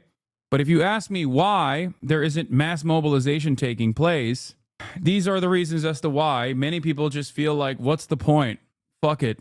Kill us and get it over with. That's it. Things might look bleak, but that shouldn't stop you from continuing to fight the good fight and do the right thing. Inflation is up, and it is up nationwide. That includes the price of eggs, which are now at a record high. In fact, a dozen eggs will now set you back an average of $4.95 in American cities, up more than 15% from December. Lana Zach visited an egg farmer in Iowa who now has a wait list of people hoping for a carton. Sometimes they even lay their egg on the floor. Really? Just outside of Des Moines, Iowa, Lavon Griffune spends her days tending to the girls. The 55 hens that call this coop home. We do everything we can to, keep them warm and happy. Happy chickens lay eggs. On a good summer day, she collects about 40 eggs. But in the winter, she says the number's closer to 17. They just kind of shut down and use a lot of their energy, I think, to keep warm. This seasonal decline comes as bird flu has taken a toll on tens of millions of chickens across the country recently, leaving grocery store shelves empty. How has it been with the egg shortage for you guys? It's been pretty intense. We actually have a little calendar that we write people's names down, and we're out about 2 weeks in advance. So if you want eggs, you have to get in line. Her farm has not been hit by bird flu. Their problem is that they can't keep up with the demand from alarmed customers. She's now limited everyone to just 2 dozen at a time. This is the egg fridge. There's a Bible verse that Lavon put up to remind customers, thou shalt not hoard. And as you can see, there's only a few cartons in here. Each one of them has already been reserved. While prices in some regions have topped $10 a dozen, she has kept her prices the same, $5. Bird flu has not affected me whatsoever. It hasn't cost me a penny, and therefore it shouldn't cost my customers a penny. One of those customers is Roger Routh, who has bought eggs here for about a decade. Do you think you can taste a difference? Oh, yes, absolutely. A delicious taste for those lucky enough to get their hands on a dozen. For CBS Mornings, I'm Lana Zach in Ankeny, Iowa. We're on the ground across the country. For 7 days, reporters... Dude, this rain is going fucking nutty mode. Oh, once again, I'm reminding people in New York that it's the last day to, I can't believe I'm saying this, but to change your party registration to Democrat in order to participate in the closed primaries for the New York mayoral race and vote for Zohran Mamdani. I know it's not yet Valentine's Day, but I can't wait any longer. Will you be my Democrat? I know it's not yet Valentine's Day. What the fuck is this obsession over the eggs? What do you mean, bro? People need to eat. The fuck? New North Star Radio? I'm not doing that. You guys can go watch it on your own time, okay? Love North Star Radio. Great videos overall. I'm not touching anything related to my former podcast co-host with a 1,000,000-foot pole, okay? Just this mere mention alone will probably cause numerous clips to be plastered over and over again. I wish Ethan well. Once again, I'm going to reiterate my position. I hope Ethan and Gila are doing all right. I hope they do well. Okay? That's it. Now let's watch I Gaslit Far-Right Twitter into being woke. The app, formerly known as Twitter, has a lot of right-wing content on it. Oh, wait. Alex Jones is live streaming right now? Actually, I'd say it's mostly right-wing content now. However, after having navigated this digital hellscape from left to right, I had a fun thought. What if someone were to disguise themselves as a Republican, infiltrate the other side, and then with a few right-wing talking points sprinkled throughout, trick the far right into actually being a bunch of leftist progressives? The abolishment of Obamacare. Really, my goal is to just break their brains. But I don't want billionaires like Bezos, and I'm getting a little triggered again. Hey, it's been a minute, and today I'm gonna try to turn far-right Twitter woke. All right, time to create our brand new Republican profile. I think the best place to start with this is a good disguise. So what kind of Republican do I want to be? Hell yeah. Hell yeah, brother. I think that'll do it. I think once we have the right aesthetic and a decent profile picture, then the rest of this is going to come naturally. Let's do Talbot Henley. That looks great. That's a great name. All right, what am I interested in? I like barbecue and grill, country music, outdoors. Where's the option for drinking 100 beers with your bros? We'll do RVing. That's kind of the same thing. Science, no. Combat sports, sword fighting, gunfighting, you know, the combat sports. Technology, Elon Musk is probably my favorite technology. I made this last night. I'm really proud of it. I think it's gonna look really good as a banner. Let's see what it looks like all together. God, that looks good.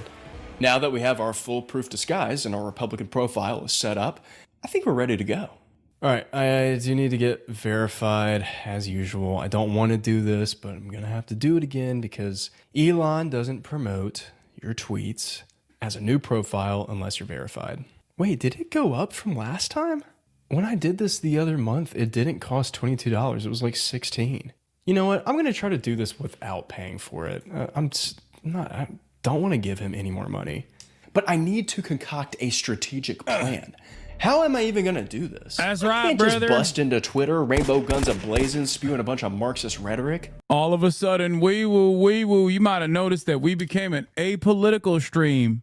All of a sudden, you might have thought that this was some goddamn pussy-ass libtard stream, right? Turns out, it's actually apolitical, baby. We ain't got no time for science and other gay stuff like that. Vaccines, hell no. It's time to not do politics. It's time to just talk straight facts, which seemingly comprise entirely of my feelings. But my feelings are facts. We're hooting and hollering. Let's take a look at what this young Jebediah had to do. So, here's my plan. Step 1, quantity over quality. Tweet as much, if not more, than Elon in a given day. In my last video, we established that Elon Musk tweets about 68 times per day. But hold up, let's not forget to add the tweets from Elon's alleged alt account, Adrian Dittman, who tweets about 16 times per day. So in total, Elon's average tweets per day from all of the accounts that we're aware of is 84. All right, well, that's a lot, so I better start tweeting. An unlucky Lisbon Zoo visitor dropped their phone into the otter enclosure. Lesbian zoo? Step 2, build trust and build followers. Get the right-wingers over to my account. If my Twitter followers don't trust me and see me as full-on MAGA, then they're never gonna take my more woke take seriously. I need them to not only like me, but also agree with the majority of everything that I say. I would love to see a lib try to do this. Step 3, the old switcheroo. As I amass a bigger and bigger right-wing following, I'll start posting mega threads where I cover hot button political issues that on the surface seem like your average right-wing tweet, but if you read in between the lines, you might find yourself a little closer to the left than you thought. By the way, these threads started off pretty milquetoast, pretty mild, but by the end, didn't really know how the right-wingers would start interpreting some of them. Deport all immigrants, illegal or not. So without further ado, let's hop on Twitter and see what's going on. Make Europe great again. Mega. Yeah, why not? Make the world great again. Migwa. Now you may not be familiar with Migwa, but surely you're aware of the MISA movement, right? Oh, you're not? Well, it stands for Make the Internet Safe Again. Because I'm not sure if y'all know this, but I can literally go to any data broker's website right now and buy anyone's data for just a few bucks. It's not even illegal for me to do that, which is insane. So that means it's completely on us to protect ourselves online. That's why I use today's sponsor, Aura. Aura keeps you safe online by doing all of the hard work for me.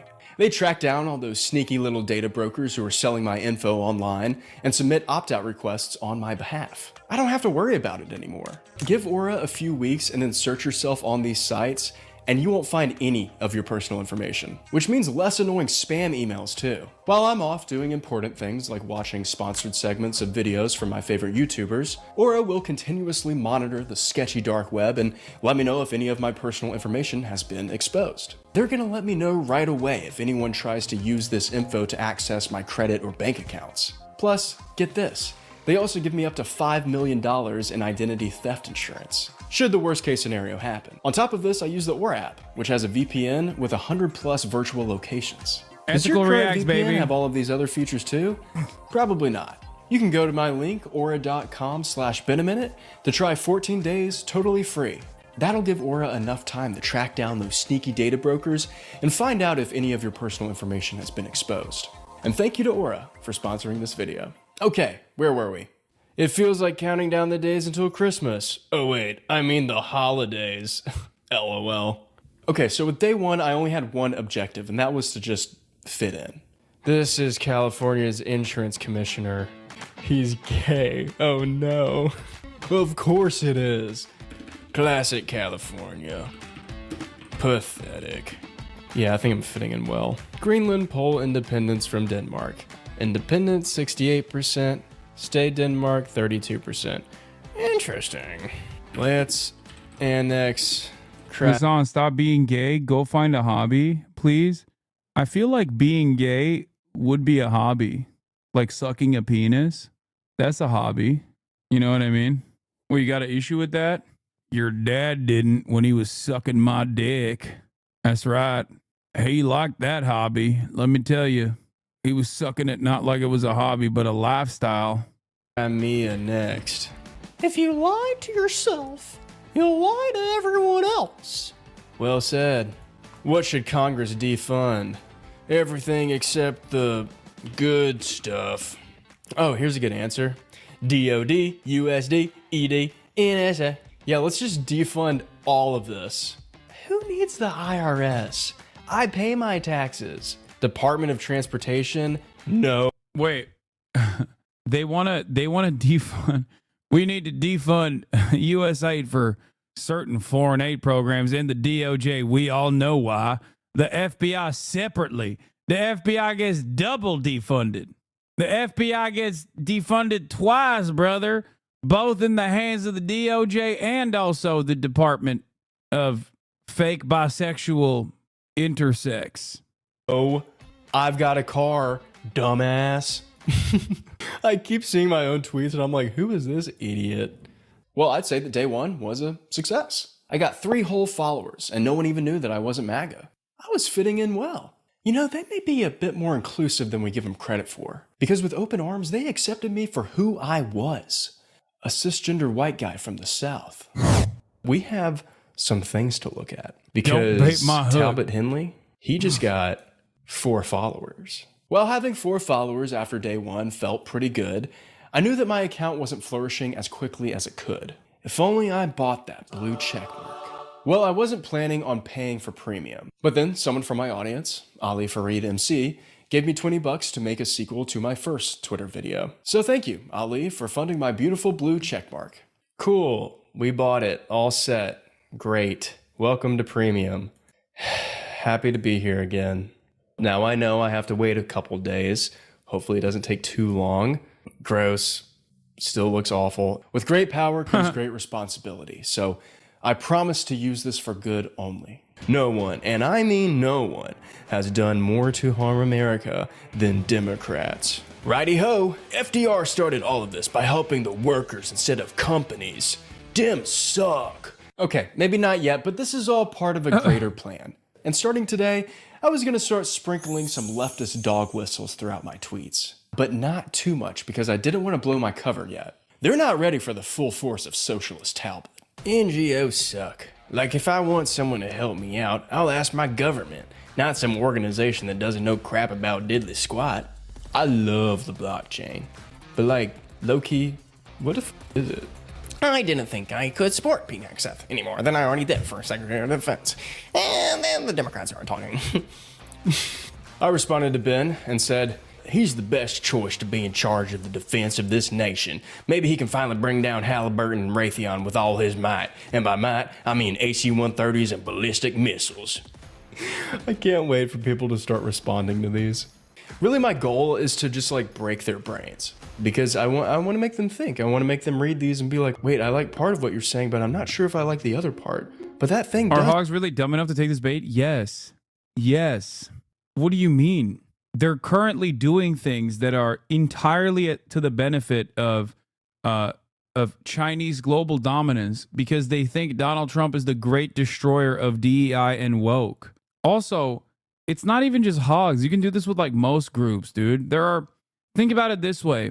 Whenever some dummy comes in here to chirp and says something that is like genuinely curious, or whenever some narcissist comes in here and uses emancipatory language, but what they're actually criticizing me on is not on the basis of any sort of progressive politics whatsoever, but simply because they want to be fucking annoying, there is at least 10, if not 100 people that immediately go, hold on, that chatter is cooking. It absolutely is a thing, and it especially works on hogs. Does sound objectively bad. Maybe people are lying to me? You've proven to the American people that you have what it takes. Godspeed, Pete Hegseth. He's gonna kill it. I can't wait. The military-industrial complex has gotten completely out of hand with the Biden's bumbling elitist policies. Amen. Jesus would have loved Pete. Damn, you're a good interviewer. Keep it up. He's the best. One of my favorite bald podcasters. Ooh, I got another notification. Me too. He's one of the good ones. God, everybody loves me. It's so easy to make friends on here when you're constitutionalist, anti-communist. Hell yeah. A dumbass. Does anyone else lose respect for a person after discovering that they have pronouns in their email signature or online bio? Of course, like my pronouns are he, him, but most people call me Talbot. You know, my God-given name. Jesus Christ, when does this wokeness end? What's up? It's day 3 and we have some updates to go over. So yesterday I decided not to record because I wanted to wait until my blue checkmark was approved. Well, it got approved yesterday around 4 p.m. And I couldn't really help myself but to just start tweeting right away. I ended up posting a lot yesterday. And I also decided to sort of rebrand Talbot Henley. Well, after posting a little over 100 times last night and this morning, I have gained... Okay, bro, you definitely were having too much fun with this, all right? Which I get it. It is a lot of fun to be a hog. I know that firsthand, okay? 44 followers, which is a lot. I didn't think I'd gain that many. Last time I did this with the how woke can I get until Elon bans me, throughout the 5 days that I did that video, I think I maybe got like 14 to 20 followers. I got to double check on that, but it definitely wasn't over 20. It was 5. I received 5 followers. Along with Talbot's soft rebrand, I also decided to tweak my strategy for getting new followers. I call this one the spray and pray. After following a bunch of right-leaning accounts, I would wait on the following tab for a right-winger to tweet, and I would be the first one there to reply. It didn't even matter what the reply was, as long as it was something MAGA, then usually that did the trick. It is so easy to be a right-wing grifter, and you can have the dumbest takes, and someone's gonna like it. Oh, again, Jesse Lee Peterson is the living proof of this, okay? A HasanAbi certified opinion. I mean, because it's true. It's just true. It's especially true on Twitter if you go right wing. I mean, you'll have to drop all of your principles and possibly slam your head into a brick wall until it comes easy. But that is how it is how it works. Wait, here we go. Every time I take an Uber, I ask the driver if they're on X.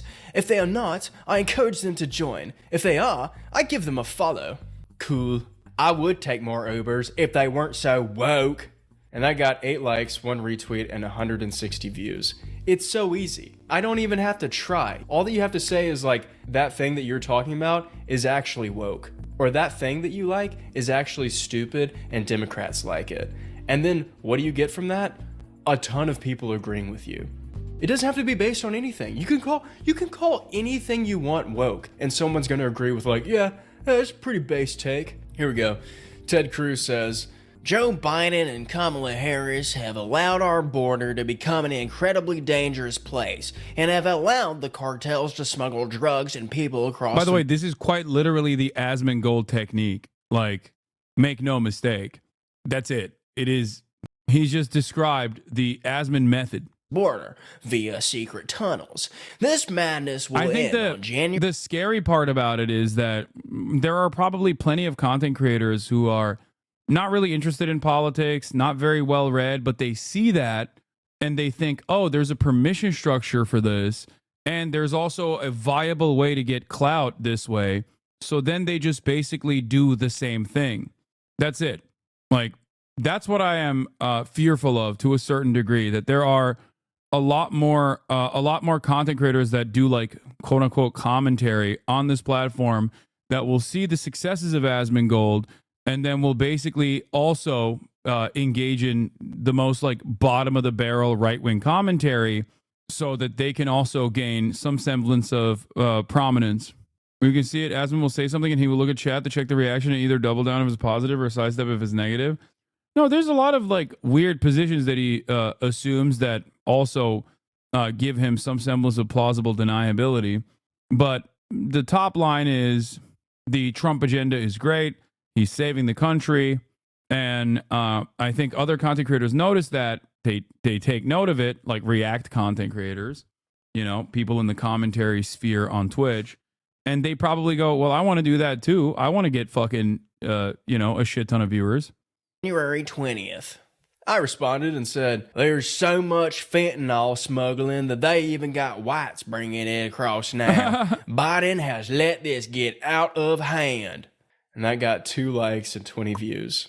Yeah, basically everything that I comment or reply to gets like pretty decent views and some likes.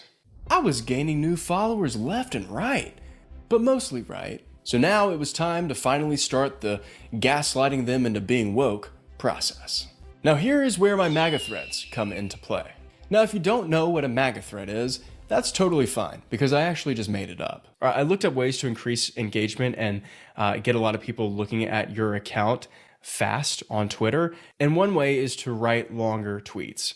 So this is what I decided to do is my MAGA threads. Trump will bring back strong American workers. Brandon and Camellia have always loved Bezos, owner of the WSJ. Or should I say SJW? Oh, that's a good one. Bezos is a prick who only cares about money and building a rocket that's bigger than Elon's. Ha! Good luck with that, you bald freak. Well, one consequence of Bezos only caring about turning a profit is that all of his Amazon workers are worse off due to his greed and ineptitude. Okay, too Amazon many big warehouse words. workers and delivery drivers have to work grueling hours. Too leftist. Barely get time for breaks and are Laying it constantly on. being monitored and watched by Big Brother Bezos. Okay, brought it back. Well, Trump plans to stop this with his new Amazon Workers United plan. What Trump aims to do is tackle big businesses, starting with Amazon, to make it so workers can form internal community groups. They get to make... Okay, back to too much. It's dense. Too dense. They get to make decisions on their own behalf. Decisions centered around their hourly wages, paid time off, and benefits. These groups will be able to demand better working... No. It's too wordy and too coherent. Right-wingers love writing long-ass fucking Twitter threads as well. But one common thing that they love to do is they'll never thread it. They'll always have like a super long, if they have if they're Twitter premium users, they will literally have like the longest fucking tweet you've ever seen.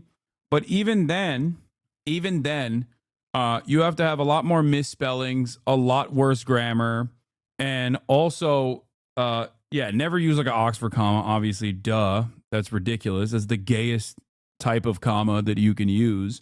But you also have to keep it super simple. You have to keep it incredibly simple. Okay? Conditions and negotiate for higher pay. And there will be nothing dumb Bezos will be able to do about it but accept their demands. This is what smart Republican regulation looks like.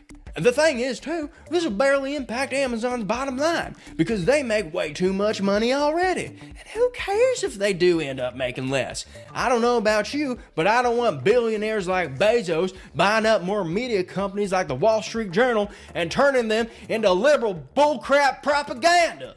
Bezos will finally be forced to bend to Trump's will through his plan to give power back to workers. I, for one, can't wait. Everyone hop on board the Trump train. Let's ride this baby into the new age. Hashtag Trump 2025.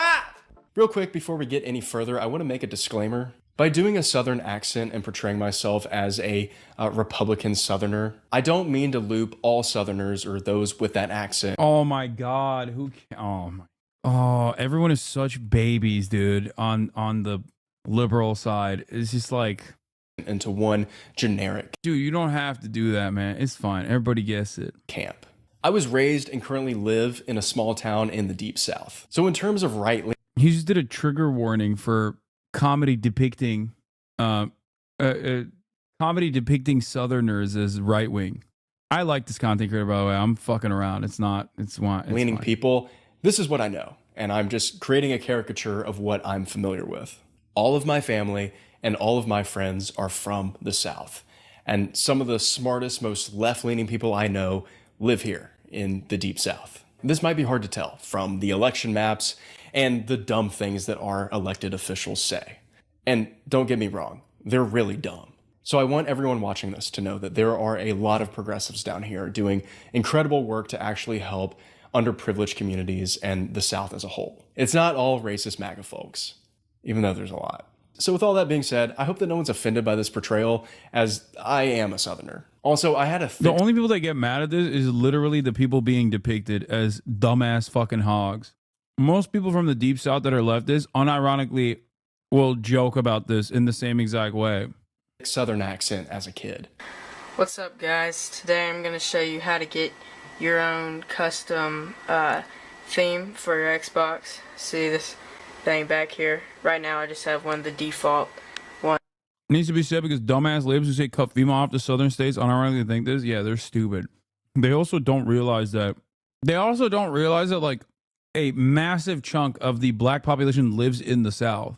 That's the other side of the story. Anyway, let's continue. So who's to say I don't always talk like this? Okay, well, the MAGA threads were out there, and so far, I think they read pretty well. All I needed to do now was continue to grow my following by replying to as many right-leaning tweets as possible. Last time I recorded, which was a little less than 24 hours ago, I had about 44 followers. Well, now I'm up to 122, and I have tweeted in the past 4 days 264 times. We're putting up some Elon numbers now. I wanted to show everyone my best performing tweet. It actually just got a like. So John Kennedy, senator for Louisiana, who also believes that if you ever need help, you should call a crackhead. Ironic because he's a Rhodes Scholar, by the way.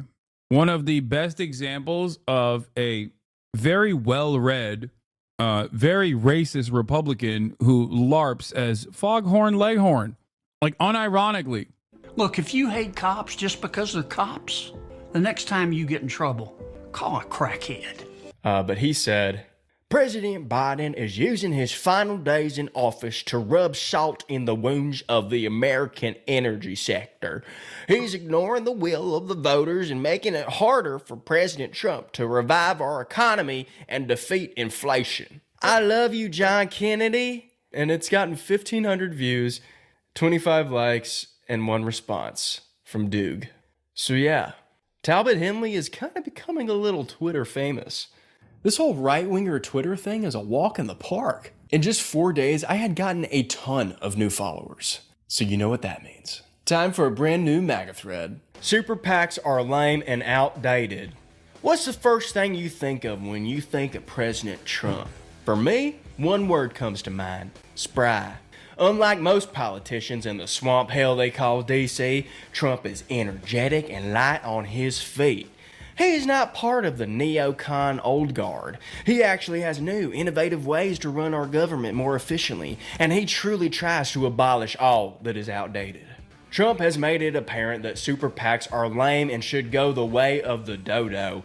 It's ridiculous that Kamala's campaign received billions of dollars of donations from a bunch of elitist libs who only care about making the country woke. George Clooney. If this was a little bit wordier, it would read like a fucking ACP poster, like a MAGA communist. Although, Brownie, additional points for Kamala. That's amazing. Oprah. In all of my years, I never done thought about Kamala. Disney, Tim Apple, pro-Israel lobbyist group J Street, and so many more liberal losers. You know where President Trump got all of his donations from to win the election? From his supporters and from his own damn wallet. That's how you fund a campaign. I can't think of anything more grassroots than that beautiful campaign of the century that Trump ran in 2024 and won. It's time for the super PACs to end. If more Dems are able to get a ton of money from whoever they want to fund their elections, then what will come of politics? Every single lame loser candidate they put up will be bought and sold by the highest bidder, aka big woke business and elitists. I don't know about you, but I don't want Bob Iger at Disney influencing my politics. If you have money and you run a business, get the hell away from my policy making. Leave it up to actual competent leaders like President Trump and Elon Musk to make those decisions, not dumb knuckleheads like Leonardo DiCaprio and John Bon Jovi. You're entertainers, not decision makers. Go back to your Montana mansions and mind your own damn business, you idiot libs. Welcome back. Today is the final day. It is January 19th.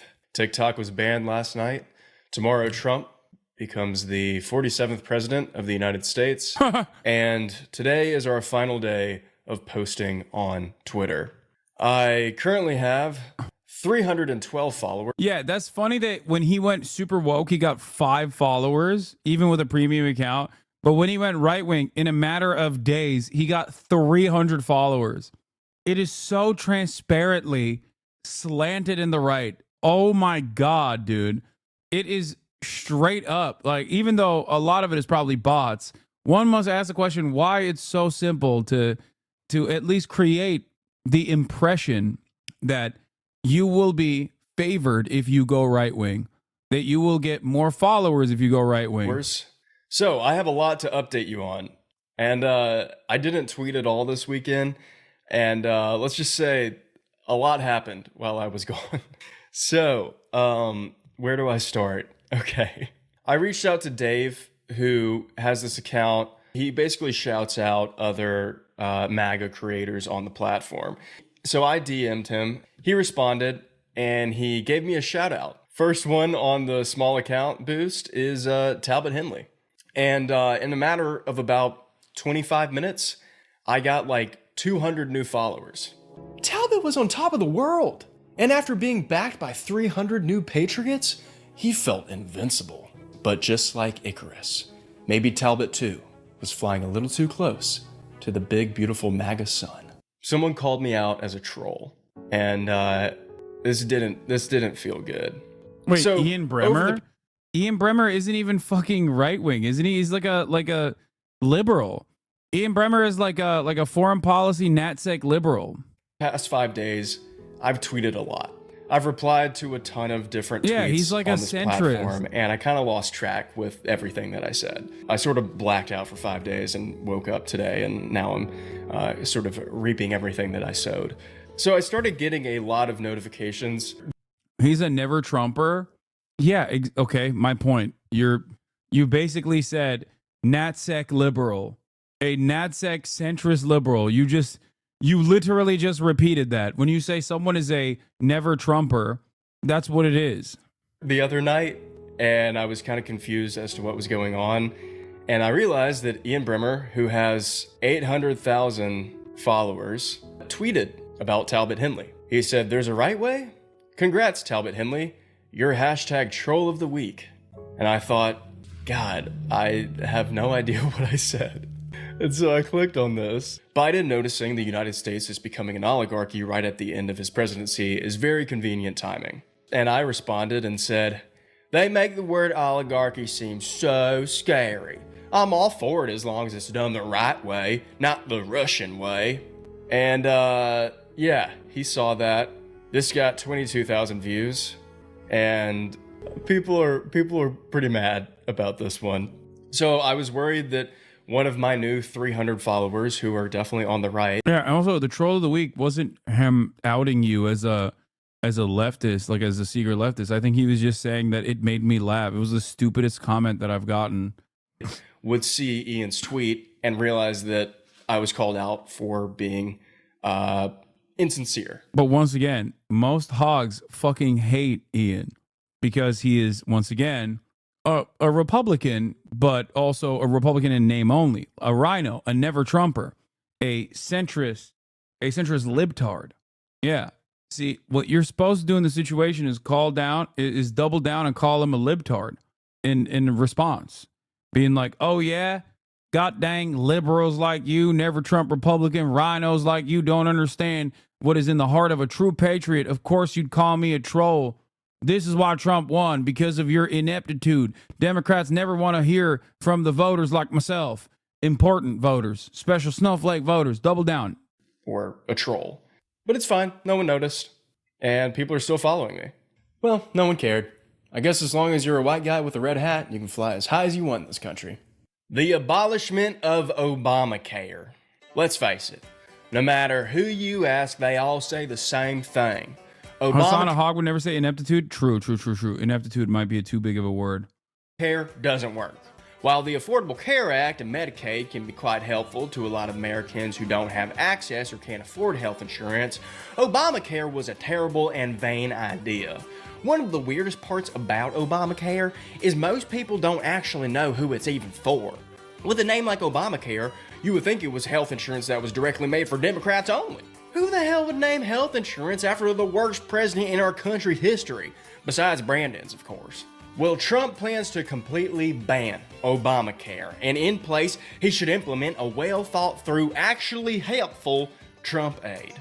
Trump aid will start where Obamacare couldn't, with negotiating better deals on prescription drug prices from Big Pharma. Okay, not Instead bad. of you having to pay for your prescription drugs, Trump aid will cover the cost.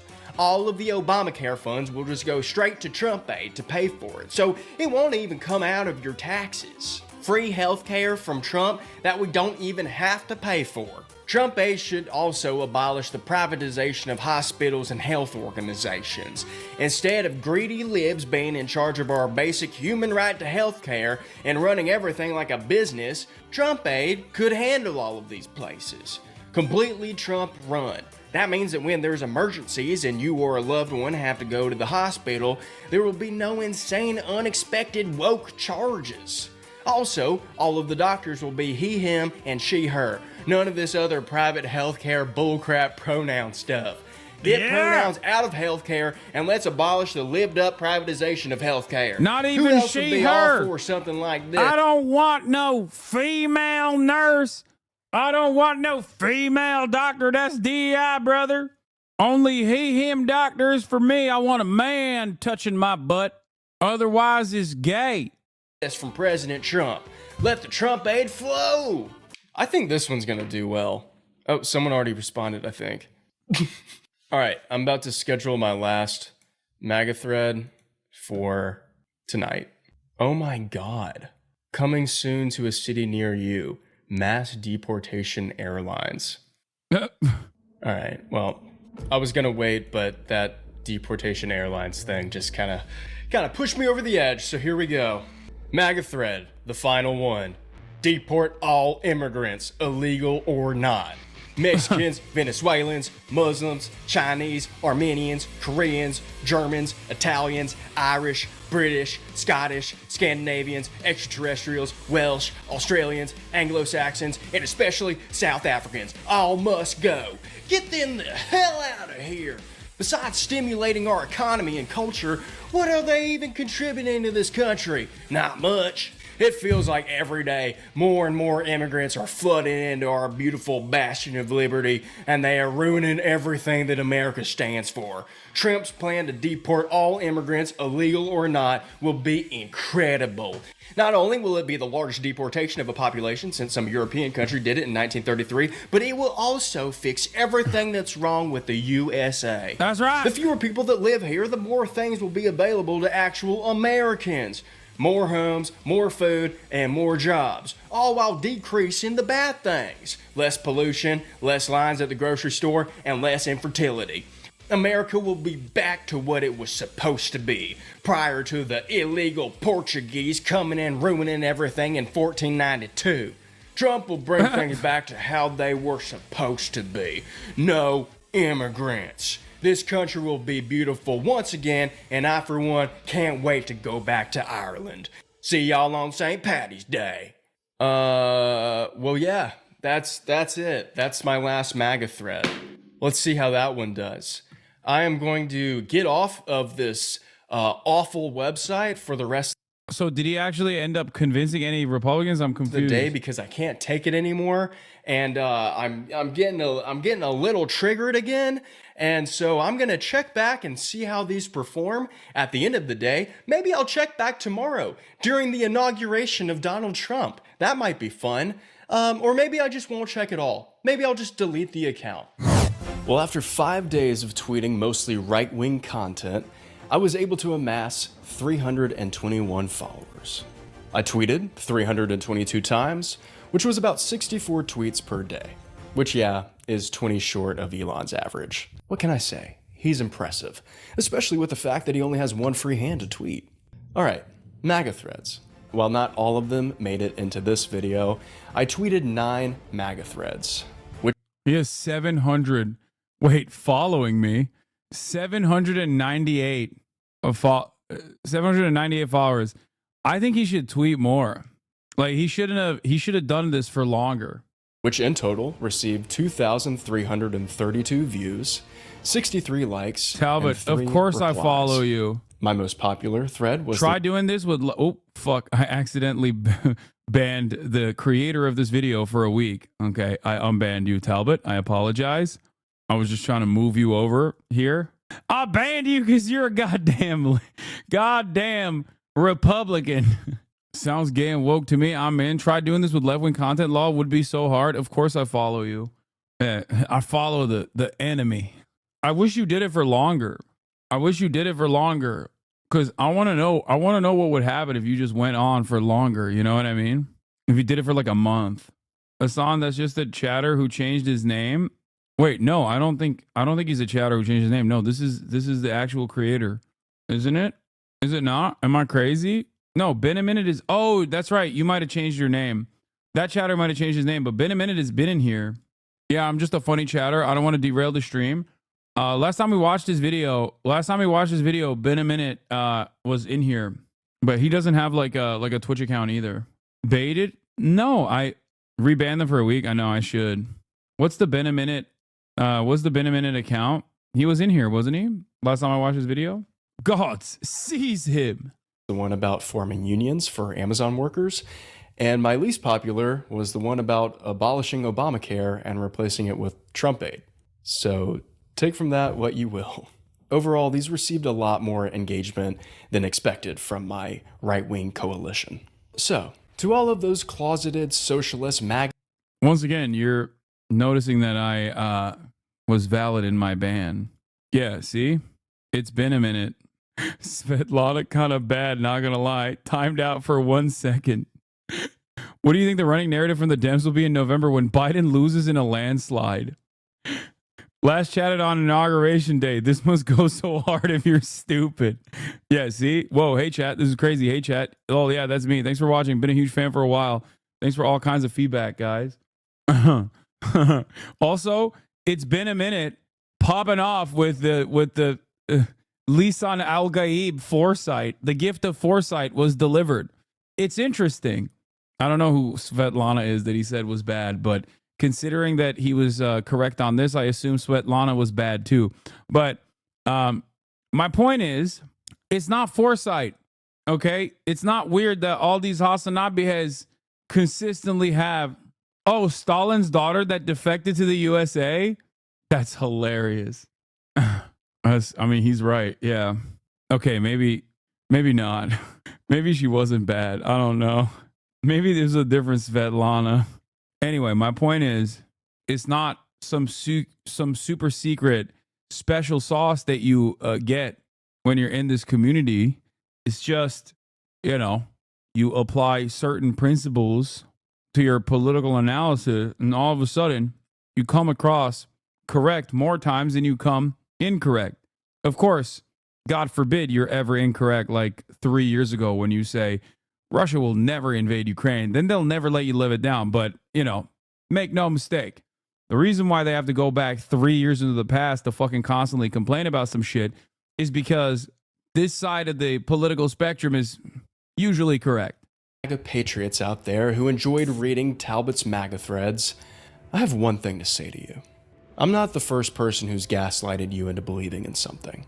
The American dream was a lie. And there has seldom been a time when America was actually great. I believe this decline of modern America started in the late 1970s, with the end of Keynesian economics and the rise of neoliberal... Listen here, buddy. You can cry to your camera all you want, but no right-winger's ever gonna It's an listen insane to you. take, Hasan. Yeah. I like that my naysayers have devolved. At least back in the day, there was like some semblance. There was some semblance of like coherence in the commentary and the naysayers. Now they just go, "You suck, buddy. Shut the goddamn fuck up. You love herder. You love terrorism. You love terrorism. I know it. I know it in my heart. You love terror. Why haven't they banned you yet?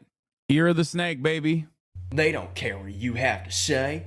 You're just talking to your own little leftist YouTube echo chamber. Well, yeah, that's what I do. Enough. I've got a lesson to teach you in a minute. If you actually want to get your point across to the other side, there's only one way to do that. And Talbot Henley is gonna show you how. Down on the back roads of this one-horse town of mine, I see the stress and the anger towards this old American life. My mama fed me well, and my daddy always said, if you just work hard enough, then one day you'll get that bread. I listened well, and I toiled away. Yeah, he doesn't know that MAGA world has moved on. They don't listen to country music no more. Beyonce made country music black. We hate that. That's why we need to listen to the real white music, rap music. Tom McDonald is my favorite. At a 9 to 5, thought I'd be okay, but the bills increased and my wages stayed. Well, I tried to form a union with my friends, but the boss shut us down and made it all in the boiling oceans and killing our trees. I don't have coverage for a vasectomy. Please wake me up from this American dream. They use our taxes to bail out banks. They probably give subsidies to Tom Hanks. Please wake me up from this American dream. Holes in my roads, deregulation everywhere. It started with Reagan, but it ends right here. Please wake me up from this American. Oh yeah, and I almost forgot. Elon Musk is a Nazi. Don't bait my hook. Have you seen the new Doge government website? It's so ass. It looks like it was built in 15 minutes. No, I haven't. Misgift Japan update. There ain't no way he. Oh my god. Oh god, it's even worse. Oh my god, it's even worse. Oh my god. I lost thousands of viewers. Wait, why? Yes, because I looked so ugly. Wait, so you had viewers because of eyebrows? I was so ugly they didn't want to look at me anymore. What? So they literally left for months. They're just like, I will be back. So they were staying because they were so good looking, but they left because No, they were I looked like an egg. I was really ugly. Okay, let him jump the device. Wait, is he doing it right now? Is he getting pieced up? It's fantastic. Oh my god, it's not done yet. New Jersey's better though. Oh my god. Goodbye eyebrows. No, eyebrows gonna stay, just not too many of them. What?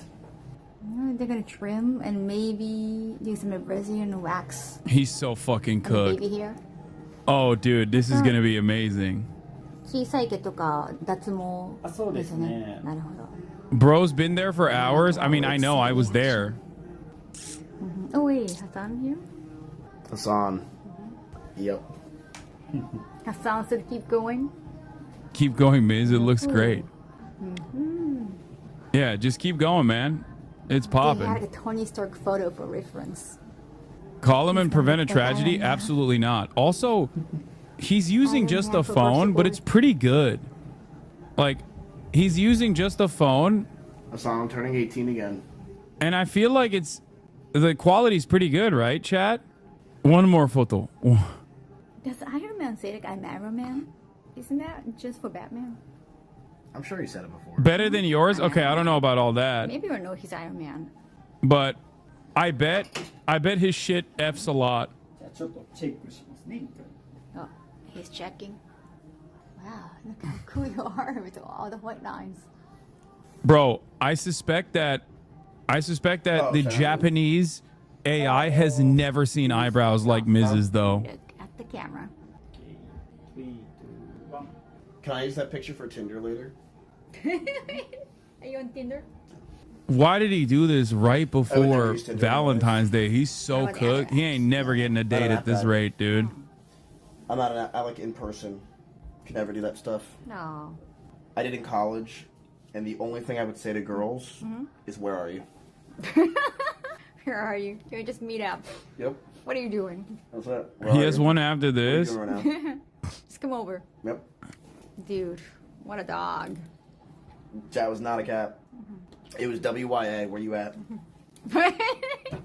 It's an acronym. Not even the whole sentence. Always at 1 o'clock in the morning, boys.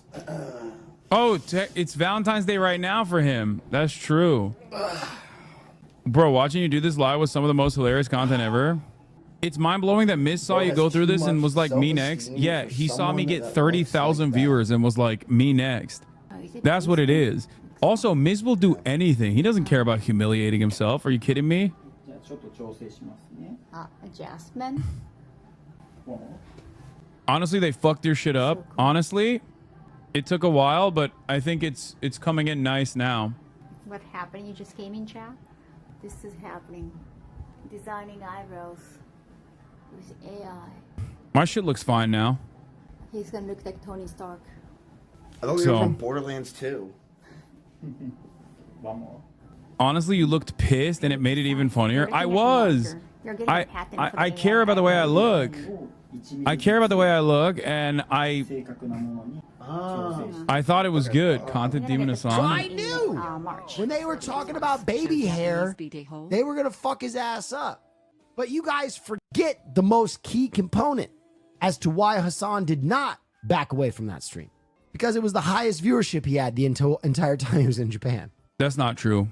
That's not even remotely true. He could have been at a Yakuza finger cutting ceremony. That's literally not true. I was at 40K average when I was covering fucking news. I did IRL content because I enjoy it. I did IRL content because I think IRL content is good. I enjoy it. I get to share it with my community. Out of all the IRLs, it was the highest viewership I got, I think. I had like 33K. 12 to 15K IRL. That's not even true. Most of my IRL stuff was it retained pretty decent viewership. The problem is I have an audience that's old and they don't stick around, especially when it's not news coverage. I like entertaining people. What the fuck? Jesus, there's some real fucking freaks that come in here. Sometimes I reconsider whether or not I should allow anyone and everyone that just simply is followed for 10 minutes to say whatever they want. What is this? I'm going to be honest. I love both politics and IRL, but you do need to do better marketing when you plan to do IRL if you're trying to convert your existing audience instead of growing a new audience for a different genre. There's a couple different reasons why I don't actually market my my upcoming streams. Part of it is literally because I have an army of fucking psychopaths who hear what I'm about to do and try to undermine it by reaching out to places ahead of time and literally calling them to try to get it canceled, whether it be an interview or anything else. So there's a limit to how much I can promote things. It sucks, but that is the real reason. Cutting ceremony. If he had 80,000 people watching, he would have done it. He's not wrong. If I had 80,000 people watching, I would love to go to a Japanese a Yakuza finger cutting ceremony, no matter how many people are watching. If there was 80,000 people watching, maybe I'd let him shave a sliver, you know? If I was like, Hasan, you don't have to cut your pinky off. You'd be like, there's 80. I'd shave a sliver of it. 80,000 people watching. Not the whole thing. Kaya, place. Get in there, fatty. She's fat. It's true. Fat shaming your daughter, I'm just calling out what she is. Hasan Nakai. What kind of names were these kids calling you at the pool? Meathead, Fatso, Lard Butt, Rally the Whale. Porky, Hog, Fat Ass. I'm learning new things to call her. double wide, butterball, those sorts of things, right? Oh my lord. It's like a predictable ending every time, so I don't really care for it. Oh, yeah, chat is in shock. Nope. Never watched it. What about what's the I can't. Come on. I want it to speed up. I really want to see what it's gonna, how bad it's gonna be. Oh, you have Harry Potter. I want to see how bad it's gonna It's be. unpredictable. It also makes me kind of jealous, like watching him in Japan, hanging out with Kaho at places I went to, making content that I made already. It makes me a little jealous. I'm not gonna lie, because it reminds me of what I used to have. God, I really just gotta live in fucking Japan. Honestly, that's what I gotta do. Miss spending Valentine's Day with Kaho. Yeah, just got moved to Japan. Chat. Main reason why I couldn't watch the stream, extreme jealousy. You're rich, brother. You can do whatever you want. Yeah, except if I lived in Japan, I wouldn't be able to do political commentary. Consistent. Oh, it's effing a little bit. Oh, yep, that's right. No F's on my end. Oh, it's coming. All right, one in chat if you're not watching me after these eyebrows get fucked up. Oh, got it right. Pretty. You've seen Hasan. Why did you just wait? Why did it say ew pubes? What did you zoom in on? Chat, relax. Everyone has pubes. Sorry, chat. Where is Felix? Gaming when? Where is Felix? Which Felix? Are you talking about Biederman? He doesn't live in LA anymore. Relaxing. You might hurt a little bit. What do you say? Brazilian wax on your baby hair. What? Yes. Okay. Let's do it. Okay. Woo, woo, woo. Okay. Do you mean PewDiePie? I don't know where he is. You might hurt a little bit. Somewhere in Japan, living his fucking best life. That's gonna hurt. That's where PewDiePie is. This is a moisturizing cream. Miss, do you want to see the latte art cafe later on after lunch? Bro, I thought it was my washing machine making those noises for a second. So comfy. So look at that confidence you're gonna experience later on. That's cute. That's gonna take away some pain. I was like, damn, I don't remember fucking putting clothes in the laundry. I got a ghost. Kawaii. You. What does desu mean? Desu means it's just being polite. Oh. Oh, it's nice. Okay. Should I be polite? Might be best, yeah, to be polite. But to be polite, I guess you have to like pronounce so many words, get more syllables. So kind of tough. The more polite, the I can't longer wait. the sentence it has I to can't be. wait. Rip that shit. Is it hot? Okay. Is Kyle being paid to be there? I don't know about Miz, but she does it for the love of the game. For me. Oh, it's coming. Oh, it's coming. Rip that shit off, baby. Rip it off, baby. Okay. All right. You want to count down? Can you count down? Okay. 3, 2, 1. Are you okay? こんな感じでどんどんやっていきますね。 We came a long way from Jello Meowie, boys. Bro, I also still have like zits. Look. You're being a good boy. Like there's still, you can't tell from this camera, but Very red. I still have some like ingrown hairs that happened due to the waxing, and the shaving also caused my one permanent acne that has always been on the side of my cheek to come back. To win the heart of rent a girlfriend. It's because my skin is sensitive to the wax. Okay, 3, 2, 1. Can you cough into the mic more often? No. You're doing great. You can't do it to my telly, guys. Oh my god, the back of his head. Oh my god, why did they do this? Bro, why are Japanese beauty people just basically going, yeah, we'll make you look like a fucking British person? Why is it that like they have one speed? They're like, oh, Westerner? Okay, here's the hairstyle that suits you best. It's gonna make you look British. Tokyo, 8 a.m. to 4 p.m. would be 3 p.m. to 11 p.m. in LA. Would that not work? Would you even catch more people who can't watch during work hours? Or is that non-doable? No, it's not doable because 11 p.m. in LA is the dead zone. Okay? A lot of people don't realize this. But when you're streaming at 11 p.m. in Los Angeles, you are literally streaming to water. Okay? 11 p.m. in Los Angeles is you're streaming to water. That's it. You're streaming to the fucking ocean. That's the issue. Your acne is similar to what I used to have and only fixed at the age of 40 years old when I realized that I was eating the issue. I have a clean diet now and zero acne. Dog, there is not many people that eat cleaner than me. You're out of your mind if you think that my acne is not born out of the sensitive skin I have. I normally don't have acne at all. It's crazy. What's the most painful thing you have ever experienced? Like a surgery or... Most painful thing I ever experienced? I have a friend named Russell who comes to my room and sometimes talks to me. It's fucking annoying. That's emotional pain. I think he was asking for physical pain. Physical pain? Yeah.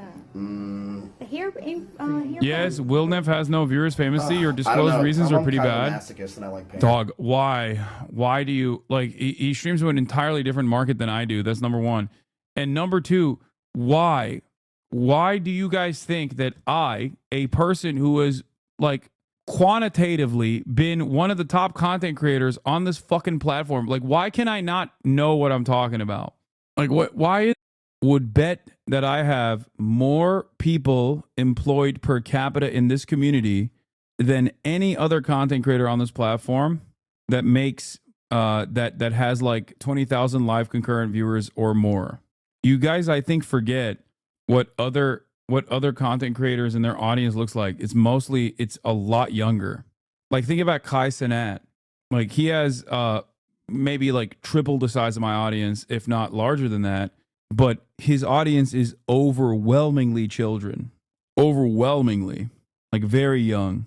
Bro, when I was in Japan, a Marxist literature professor came up and stream sniped me. Like she was a HasanAbi head. Like, what are you talking about? Like, there is a lot of highly educated and people with jobs in this community. Asman has the highest wage garnishment, though. I don't think Asman has a lot of job retainers. It was on Will's stream, I think. That's the hair. Chat, that's a lot of hair. Don't act like I'm Wow, sensitive. wow. It actually hurt. Wow. Oh, wow. The big chunk of hair. Chat, it was a lot. Wow. すごい. 大丈夫? 大丈夫 means like, are you okay? Am I okay? Yeah. No, I genuinely like pain. Have you ever watched the Hasan stream? Yes. I'm sorry. Wow. But I know he's watching. Son I of know a he just bitch. probably went, oh god. There's also a significantly larger community of people who watch me, but on YouTube through fan accounts and through my main account as well. Chat, remember, this is AI, okay? That's second half. So this is, you can't argue with facts, chat. This is the best I can look. Yes. AI figured it out. Computer science. 3, 2, 1. Oh! It's not as bad as the last one. No, Does last Miz one just was copy everything you do? Bro, he literally kinda has the hard same app, phone like, case I have. So the answer is doing yes. I lost 20 pounds since the beginning of the year. Shout out. Holy shit, that hasn't been that much time since the year started. ask him if But I'm pretty. congratulations, chatter. Be You safe. don't even have to ask him. You don't even have to ask. You're just pretty. That's a fact. Thanks. Is he also a socialist? Mizkif? No. But Fuck can you ask him no. anyway? Just to be safe. I know. 僕可愛いです。 You would likely lose that bet to Asman if you're talking about wage earner, especially blue collar. I know. Equals, I bought his house 33 years ago. Asman dad. Asman dad in the chat. You think Asman Gold has a higher density? Asman dad. You think Asman Gold has a higher density of people with a job than I do? I don't think so. I think Asman Gold probably has a lot of younger viewers now with his recent turn. A lot of like Gen Zers with their first foray into politics that have been captivated by the Trump train. That was nothing. What just happened? What just happened? I didn't notice because he didn't make any sound. Ask him if he's ever had celebrities come in here. なんか有名人の方って結構テレビの撮影とかで来てそうですね。 Yeah, for like a TV shoot. Some like a Japanese celebrity. I also don't think a lot of the millennial Warcraft guys are. So you know what? I mean, maybe they're employed. Like morning. So many influencers. Oh. Yes, Asman dad is a HasanAbi head. That's real. I'm sure an influencer. I'm sure an influencer already. I haven't taken Connor here yet. I think this might be more for streaming content than YouTube. Probably a hate watcher? No. Asmongold's dad is not a hate watcher. Neither is Nick Pollum's mom. Twitch streamers' moms and dads. Hey, look, he's been following us since 2022. Twitch streamers' moms and dads are follow. They're on the HasanAbi train. Oh, 3 years. Yeah, see, he's been following us since 2022. He's experienced. You're in Tim Pool's dad watches Democracy Now! And Majority Report. Not that shocking. It makes sense. I do miss Japan so much. I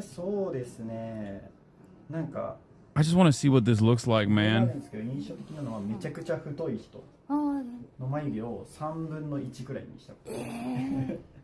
Yes.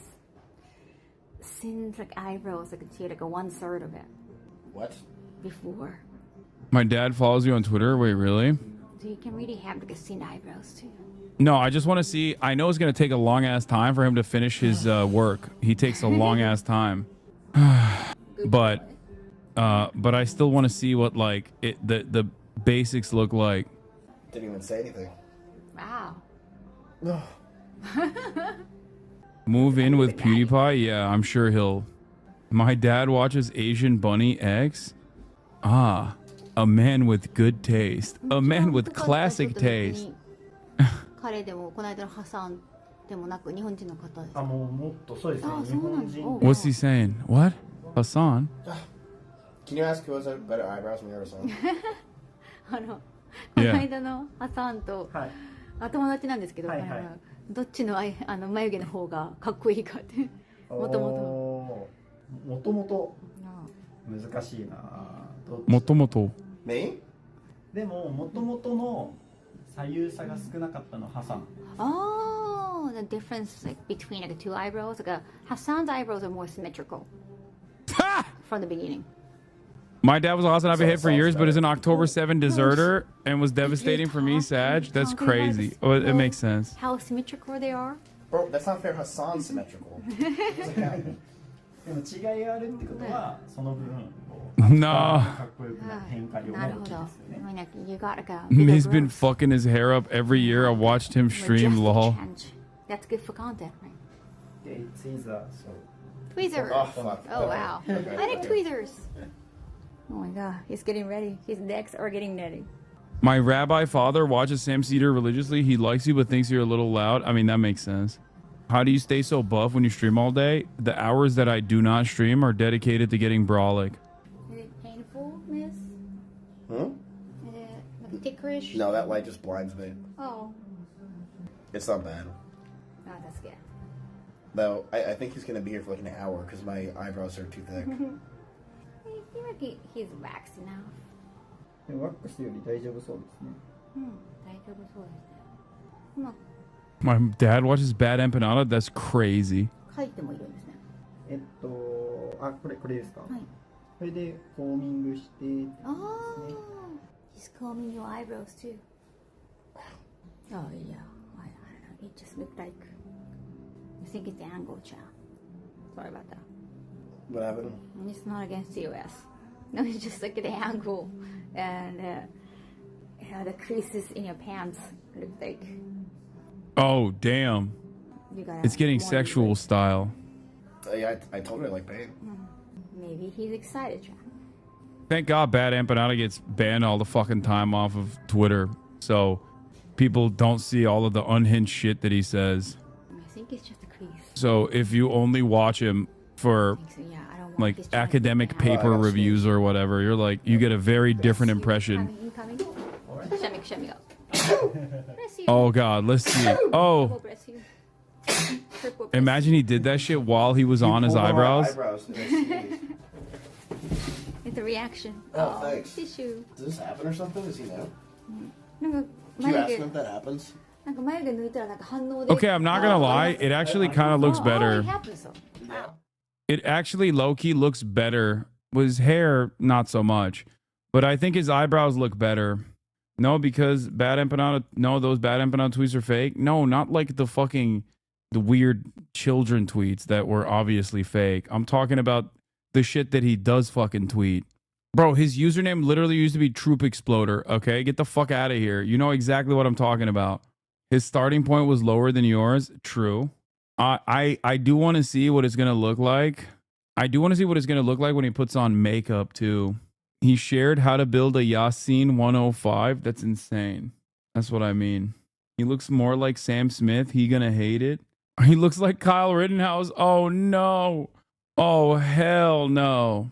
I told you, bro. Miz has New Jersey face. He'll be fine. That's wrong.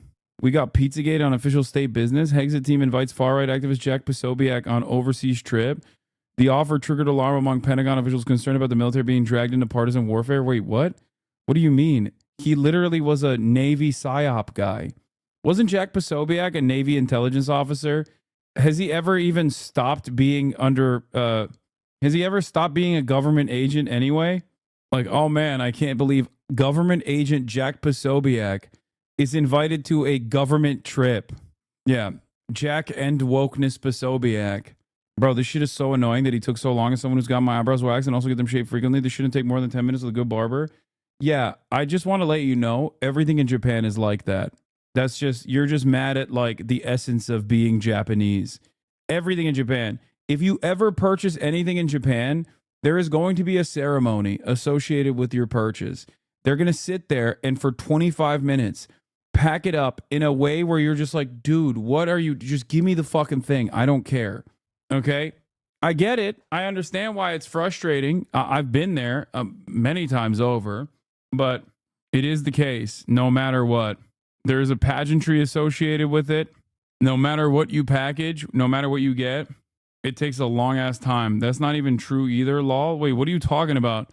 You go to fucking Don Quixote and you purchase groceries from Don Quixote, and the person at the checkout counter is literally going through each individual item and caressing it and giving little kisses and you know, packaging it up in a way where it's like, it's not for me, but I understand and I respect it. You are supposed to have small moments of beauty every day. Yeah, I'm too much of a Western Sigma grind set min-maxer to appreciate the small moments that we must cherish. Squeaks is stealing your flow. What is this?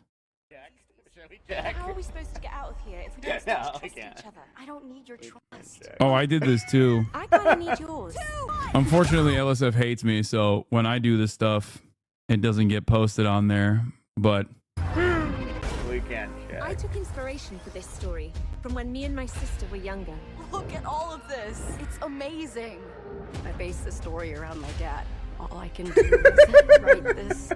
Women characters equals DEI. Welcome to an episode of Where's a Woman? When I see woman on my screen, I have 3 little letters I can type. I don't know why I sound like that. Sorry, I can't resist. It's too fun.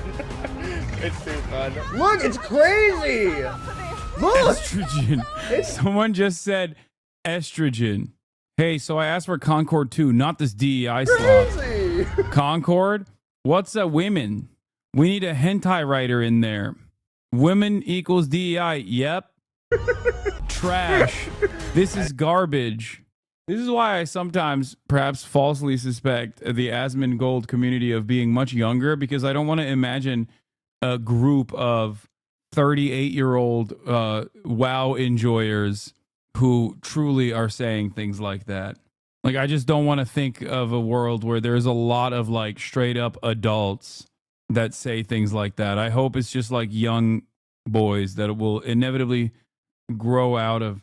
What? Donkey employees did not kiss any of my 3 Japanese real whole Anaholes when I bought them. Did I get ripped off? Yeah. Bro, you haven't seen trade chat in WoW and it shows? I have not. I like to keep my mind clear of such things. I already have enough insane shit in my brain swirling around. Miz is done. They're cleaning him up. Chat is laughing. Okay. Having a good time. Oh, that's good. Nothing out loud. Getting prettier and prettier. Playing WoW right now. Was just invited to a guild named 2 Genders. Okay, there's a lot of laughing. Right? Told you. James Charles clone. They're still trying to. Bro got Minecraft eyebrows. After this, like, can we Uber to like the near Tokyo Tower? You want to go on top of Tokyo Tower? I'm down. Yeah, because that's the restaurant location. God, I wish I was in Japan still. How many people have told you that you look like Sam Smith? Half the chat. Like, you've been told before, right? Even like streaming days. Yeah. No, and I started getting told that I look like Sam Smith when I got fat. He looks like Angry Now I Bird. look like Did you get fat? James Charlkiff. Okay, so Why he look like Angry Birds? Wait, I'm gonna text him that. Do I still look masculine? Yes. Yeah. Very masculine. Very masculine? I can Okay, smell testosterone. Okay, good. Just remember, he said I was masculine. You're kind of worried about getting demasculated. Yeah. Oh. I texted him. Yeah. Damn, your chat is funny. Let's see if he sees it. My guy's looking more beautiful and ephemeral than the glint of the first drop of morning dew on a fallen rose pedestal. Jesus Christ, dude, the glaze. Eyebrows are still there, Jack. Yeah, they're still there. That's nice. I think he's ignoring you. He probably has it on Do Not Disturb. Chad, I'm not going to listen to you because you don't know AI. I'll listen to this guy and Canute. You know nothing about this. Yes, artificial intelligence. They know the shit. He does have the same cover as you, Lamau. What do you mean? Hasan's texting you? Bro, he sent me... Is that from Cartoon Network? No way. You're sending me Cartoon Network characters? God, it was so funny. Damn, they'll make you laugh. You have to stay still. The Angry Birds. Oh no, he heard it.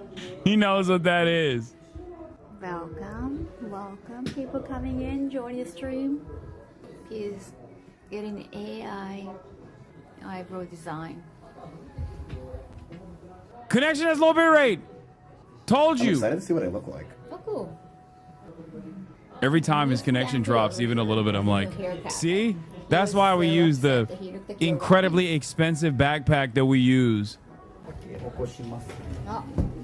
Wait, I get to see what I look like. Yay. Is it good? Is it? Bro, I'm not gonna lie. Yay. They make you look gay as hell, dog. It's just, there's no other way to put it, okay? They just, when they fix your shit up like this, they make you look gay as hell. There is no other way to put it. It's a very specific type of pretty. It's just like gay pretty, okay? That's it. all right, check. We'll check. Yeah. Average Lebanese guy in a Commonwealth country. Oh, he's checking. Oh, here we go. Much better. Here comes the extra hour of snapping pics. Okay, please. Awesome. What was that pose? One more. Do I look masculine? Just say metrosexual or manscaped sheesh. It's breaking the stream, Bro, I dude. look like Frogan. I literally look like Frogan. Are you kidding? Chad, are you serious with this? That's crazy. I actually look like Frogan. Okay. I legit look like Frogan. Like, I'm not even like, this is not even I literally look like Frogan. Like, it's like... Chat, ready? I'm gonna do a blank stare at the screen. Do I not like Frogan? I think Frogan is better looking. Okay, come on. I legit look like no tears, but other than that, You like, do look legit Lebanese like though. Frogan. That is true. I think everyone that gets this treatment, instantly looks Lebanese. Yeah, I would cry. I have to hold the camera still with it. The AI just wants to make you look gay and Lebanese. Ask him if I can keep this. It's a look. これ持ち帰りは無理なんですよね、このメモリは。あ、メモリーですか、はメモリ持ち帰りはね、ちょっと難しいそうなんですね。かな You って感じですね。 cannot keep it as a souvenir or memento. Please. That's man's ultimate have a new form. fan Yeah, base. man evolves into being gay and Lebanese. Sorry, I need this. making my composure. Austin is final form. Austin does not look gay, nor does he look Lebanese. コメントでめっちゃサム・スミスとか歌手の確かに Yeah, notice all the bitrate crashes here. Backpack, totally worth. Please, I need this. I need this so bad. Not only because I spent 30 bills on it, which is already an insane amount, but also because even worse than the 30 bills, I also quite literally have to carry it everywhere. And also, it's you just lug that shit around non-fucking stop. That's the worst part about it, honestly. It's not just like the cost of it, but it's also having to travel with it. It is so frustrating to travel with it. And also then, obviously March, Will, like everyone else is also carrying it non-fucking stop. So I need to believe in my mind. Stop. I need to believe in my mind that it's worth. Miss looks so slay. You're so sexified, Miss. Black zip-up hoodie ID, please. Yeah. You just get me. Ray was hyping up the backpack quality. Oh, let's go. Bad. I hate not being able to pause. This is my worst nightmare. Oh, okay, it's done. Thank you for Twitch Prime Cloud. The quality of this stream makes me want to IRL stream again so bad. Let's go. There you go. There you go. Don't gatekeep the hoodie ID, motherfucker. Nah, I'm gatekeeping it. Fuck you. It looks high def the entire time. 30K for that is wild though, unless the camera and lens is a quarter of that. Nah, none of that. No, camera and lens is all no extra. No, dude, it's the fucking guys, it's a goddamn stadium backpack. You understand? It's literally a fucking backpack that like professional news broadcasters use. It has insane specs. It's got six fucking modems in it instead of the previous 4. Like, yeah, the White House broadcast with TVU. Well, I mean, I guess you mean like the older one, right? Like the other one that I used to have. It's got built-in modems. The issue on the other hand is 30 racks, not 30 bills. Yeah, it's 30 racks, not 30 bills. You can add additional modems onto it. 6 hotspots don't mean crap if they're all on the same or similar networks. What? No, it does mean crap when it's all on separate networks. There's no 100K setup for 5 IRL streams a year. First of all, I do more IRL streams. Y'all love to argue? Yeah, they do. They fucking do. Yes, you can handle 2 cameras if you wanted to. There's so much. I was watching Puerto Rico news the other day and they were literally using the live view. I know you always say it's pro, but I just didn't realize it. Yeah, many news broadcasters use my old equipment. They don't even use this new shit. Okay? The new shit that I'm using right now is even better than the old one. And the old one is still plenty good. But it certainly has issues. It has its issues like, obviously, yeah, I have better equipment than fucking CNN. Okay? But one of the biggest problems is obviously battery life. That's one of the biggest issues. The thing burns, melts through battery. This is how you know people who don't actually watch the stream. Anyone who says we are a hug box never watches argue with you over everything. Yeah, that's true too. That's the biggest issue. The Japan streams were immaculate, worth the investment. Yeah. Couldn't you get more battery packs? I mean, look, I'll show you. Okay. These are illegal to travel with. These batteries are literally illegal to travel with. So I can't use these batteries when I travel because you can't have them on a fucking plane because they're massive. Okay? The other batteries that I have, on the other hand, are also still a bitch to travel with because sometimes people might think that they're illegal to travel with and give you issues. The problem, on the other hand, with the other batteries is that they are not, like, they go for 3 hours. This is an AN2000D, okay? 98 watts, 6.6 AH, 14.8 voltage. It's not a regular battery. It's a triple prong battery, okay? It's got crazy specs. It has the capacity, I believe, to go up to like 13 modems if you want to, okay? It's somewhat heavy. It's not like crazy heavy, but the way we do this layout, we've decided we use the triple battery pack. I put 3 batteries in here in the bottom, usually. And it basically goes for like 5 to 6 hours. But that's it. Like 5 to 6 hours with the smaller batteries. But you can literally, I could use this if I wanted to as a like router. Let's say I was getting, I can wall mount this, connect it to an Ethernet cable, okay? And also on top of that, use the extra routers in it, okay? And then connect that with an Ethernet cable directly to my laptop and be able to basically get and basically do like a remote desktop stream everywhere. It's got more bandwidth, less disruption. It's really good. It's a really good piece of equipment. It's a really good piece of tech. All right, let's see what Miz looks like finally. Your side of the coin, you know. We'll see what happens. Who knows? He's getting his makeup done? Oh my lord.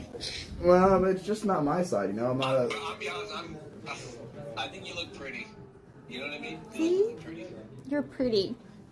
You're pretty. See, I don't think it looks bad. The problem is the acting looks like crap. Where's the acting at? Look. Kyle, I want to get a nice zoom in on the it's razor burn. Oh, right. And then they shaved over it. Good though. Like your hair looks good. Oh, did you have razor? They shaved over the razor Yeah. burn. Oh Yeah. no. Yeah. Yeah. Bro, I have a. Oh, that's. Oh God. Okay. What you need to do. Yeah, Kyle, you can stop filming it. Stop filming it. So I said wear a scarf. I have a product for you. Oh. Actually, legitimately. It's a product called. First of all, do you use straight razor shave? No, I always use trim. Yeah, that's what I use. But you get fucking bumps and shit. Never. Oh, so then why do you have bumps? Because I went to 7-Eleven and I used one of their razors, and their razors aren't strong here because Asian guys don't have beards. So I tried using it on my beard and it just cut razor burn. If you've been to drugstore. Why didn't you buy an electric razor, dude? Because I didn't find it. I tried to find a There's trimmer, electric razors everywhere. You should have gone to a Don Quixote. Fucking L, dude. Big mistake. If it's not at 7-Eleven, I'm not buying it. It's like my Walmart in Austin. Why didn't you just let your beard grow out? Now you gotta deal with this fucking razor burn. Because people, if you have a big beard at Austin here, they don't like you as much because they don't like white people. My 5 o'clock shadow. Yeah, 5 o'clock's fine. That's chill. But when you have like a beard, like I had a real man's beard. Like you have a little bit too much estrogen in you. You know, I had a real beard. Is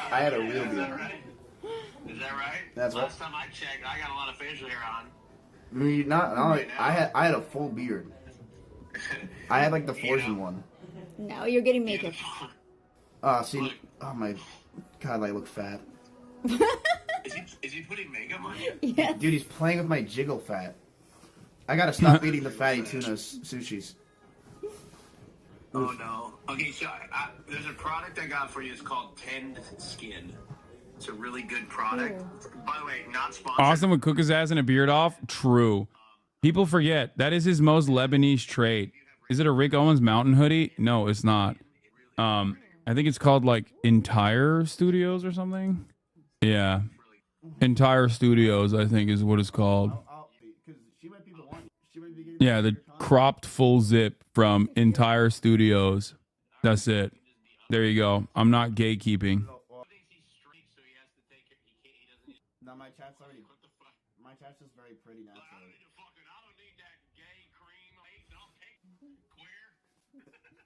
Austin, you made him laugh. That shit ugly, not gonna lie. You made I disagree. I don't think this shit's ugly at all. I like it a lot. I'll see you later, dude. I'm becoming a... Is there an orange Angry Bird? Or is that just Donald Trump? I don't know. I think you're looking fresh. Bro, they're saying I'm turning into The Simpsons. It's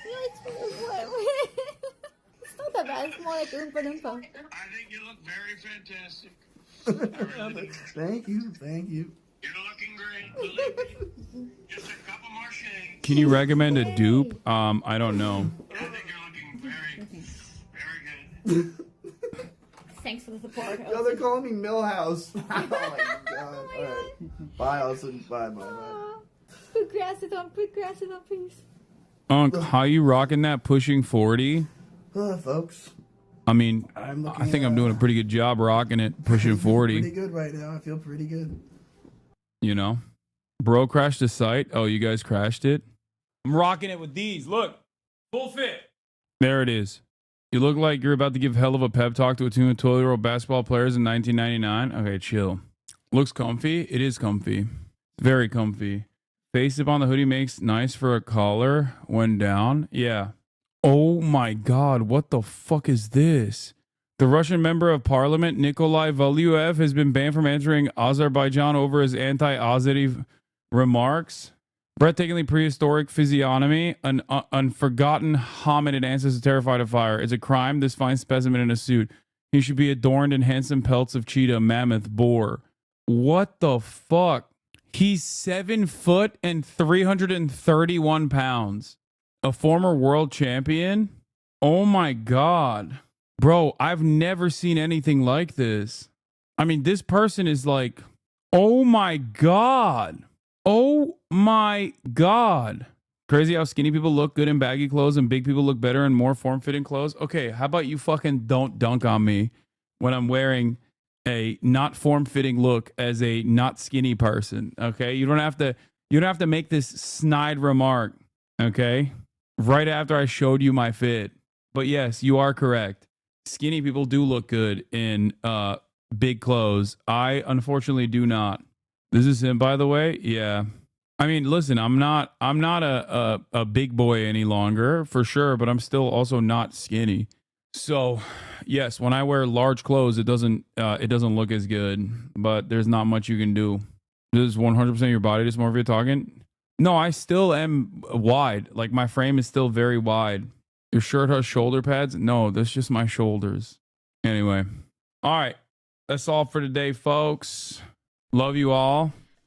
See you tomorrow. Happy Valentine's Day for those who celebrate. Me and your mom. Chat.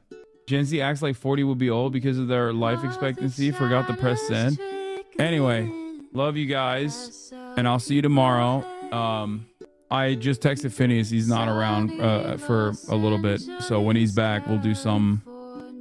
And I'll text Adam McKay as well to see what kind of collab we can do. But for the time being, this is what you got. Hopefully, Los Angeles doesn't flood tomorrow, all right? And we'll get back to some fun shit. Peace, everybody. Bye.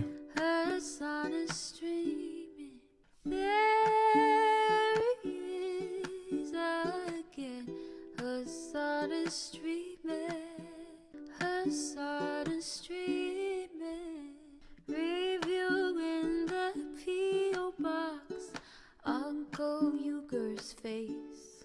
Sat in Discord at Chip Prop, great names take on breaks. Tiny Bernie Sanders, LGBTQ Air Force. The whole left at your fingertips, Ane at your door. H3 crowded debate, the Young Turks online show. 3 full fucking years of this, plenty more to go. 90-day fiance, talks of champagne bourgeoisie. A Trump rally live reaction, a mass riot at DC. There he is again, Hasan is streaming, Hasan is streaming. There he is again, Hasan is streaming, Hasan is streaming. Reading a live stream, fair comments, Austin show chat advice, and all the ways the right-wing pipeline can suck you in online. JCS react, Lord frame gets broken, cover blown. A full-blown mass pandemic, monster streaming at your home. Total radicalization coming out to find. The system you were taught to trust in was broken the whole time. All these daily streams, whether big or whether small, have helped me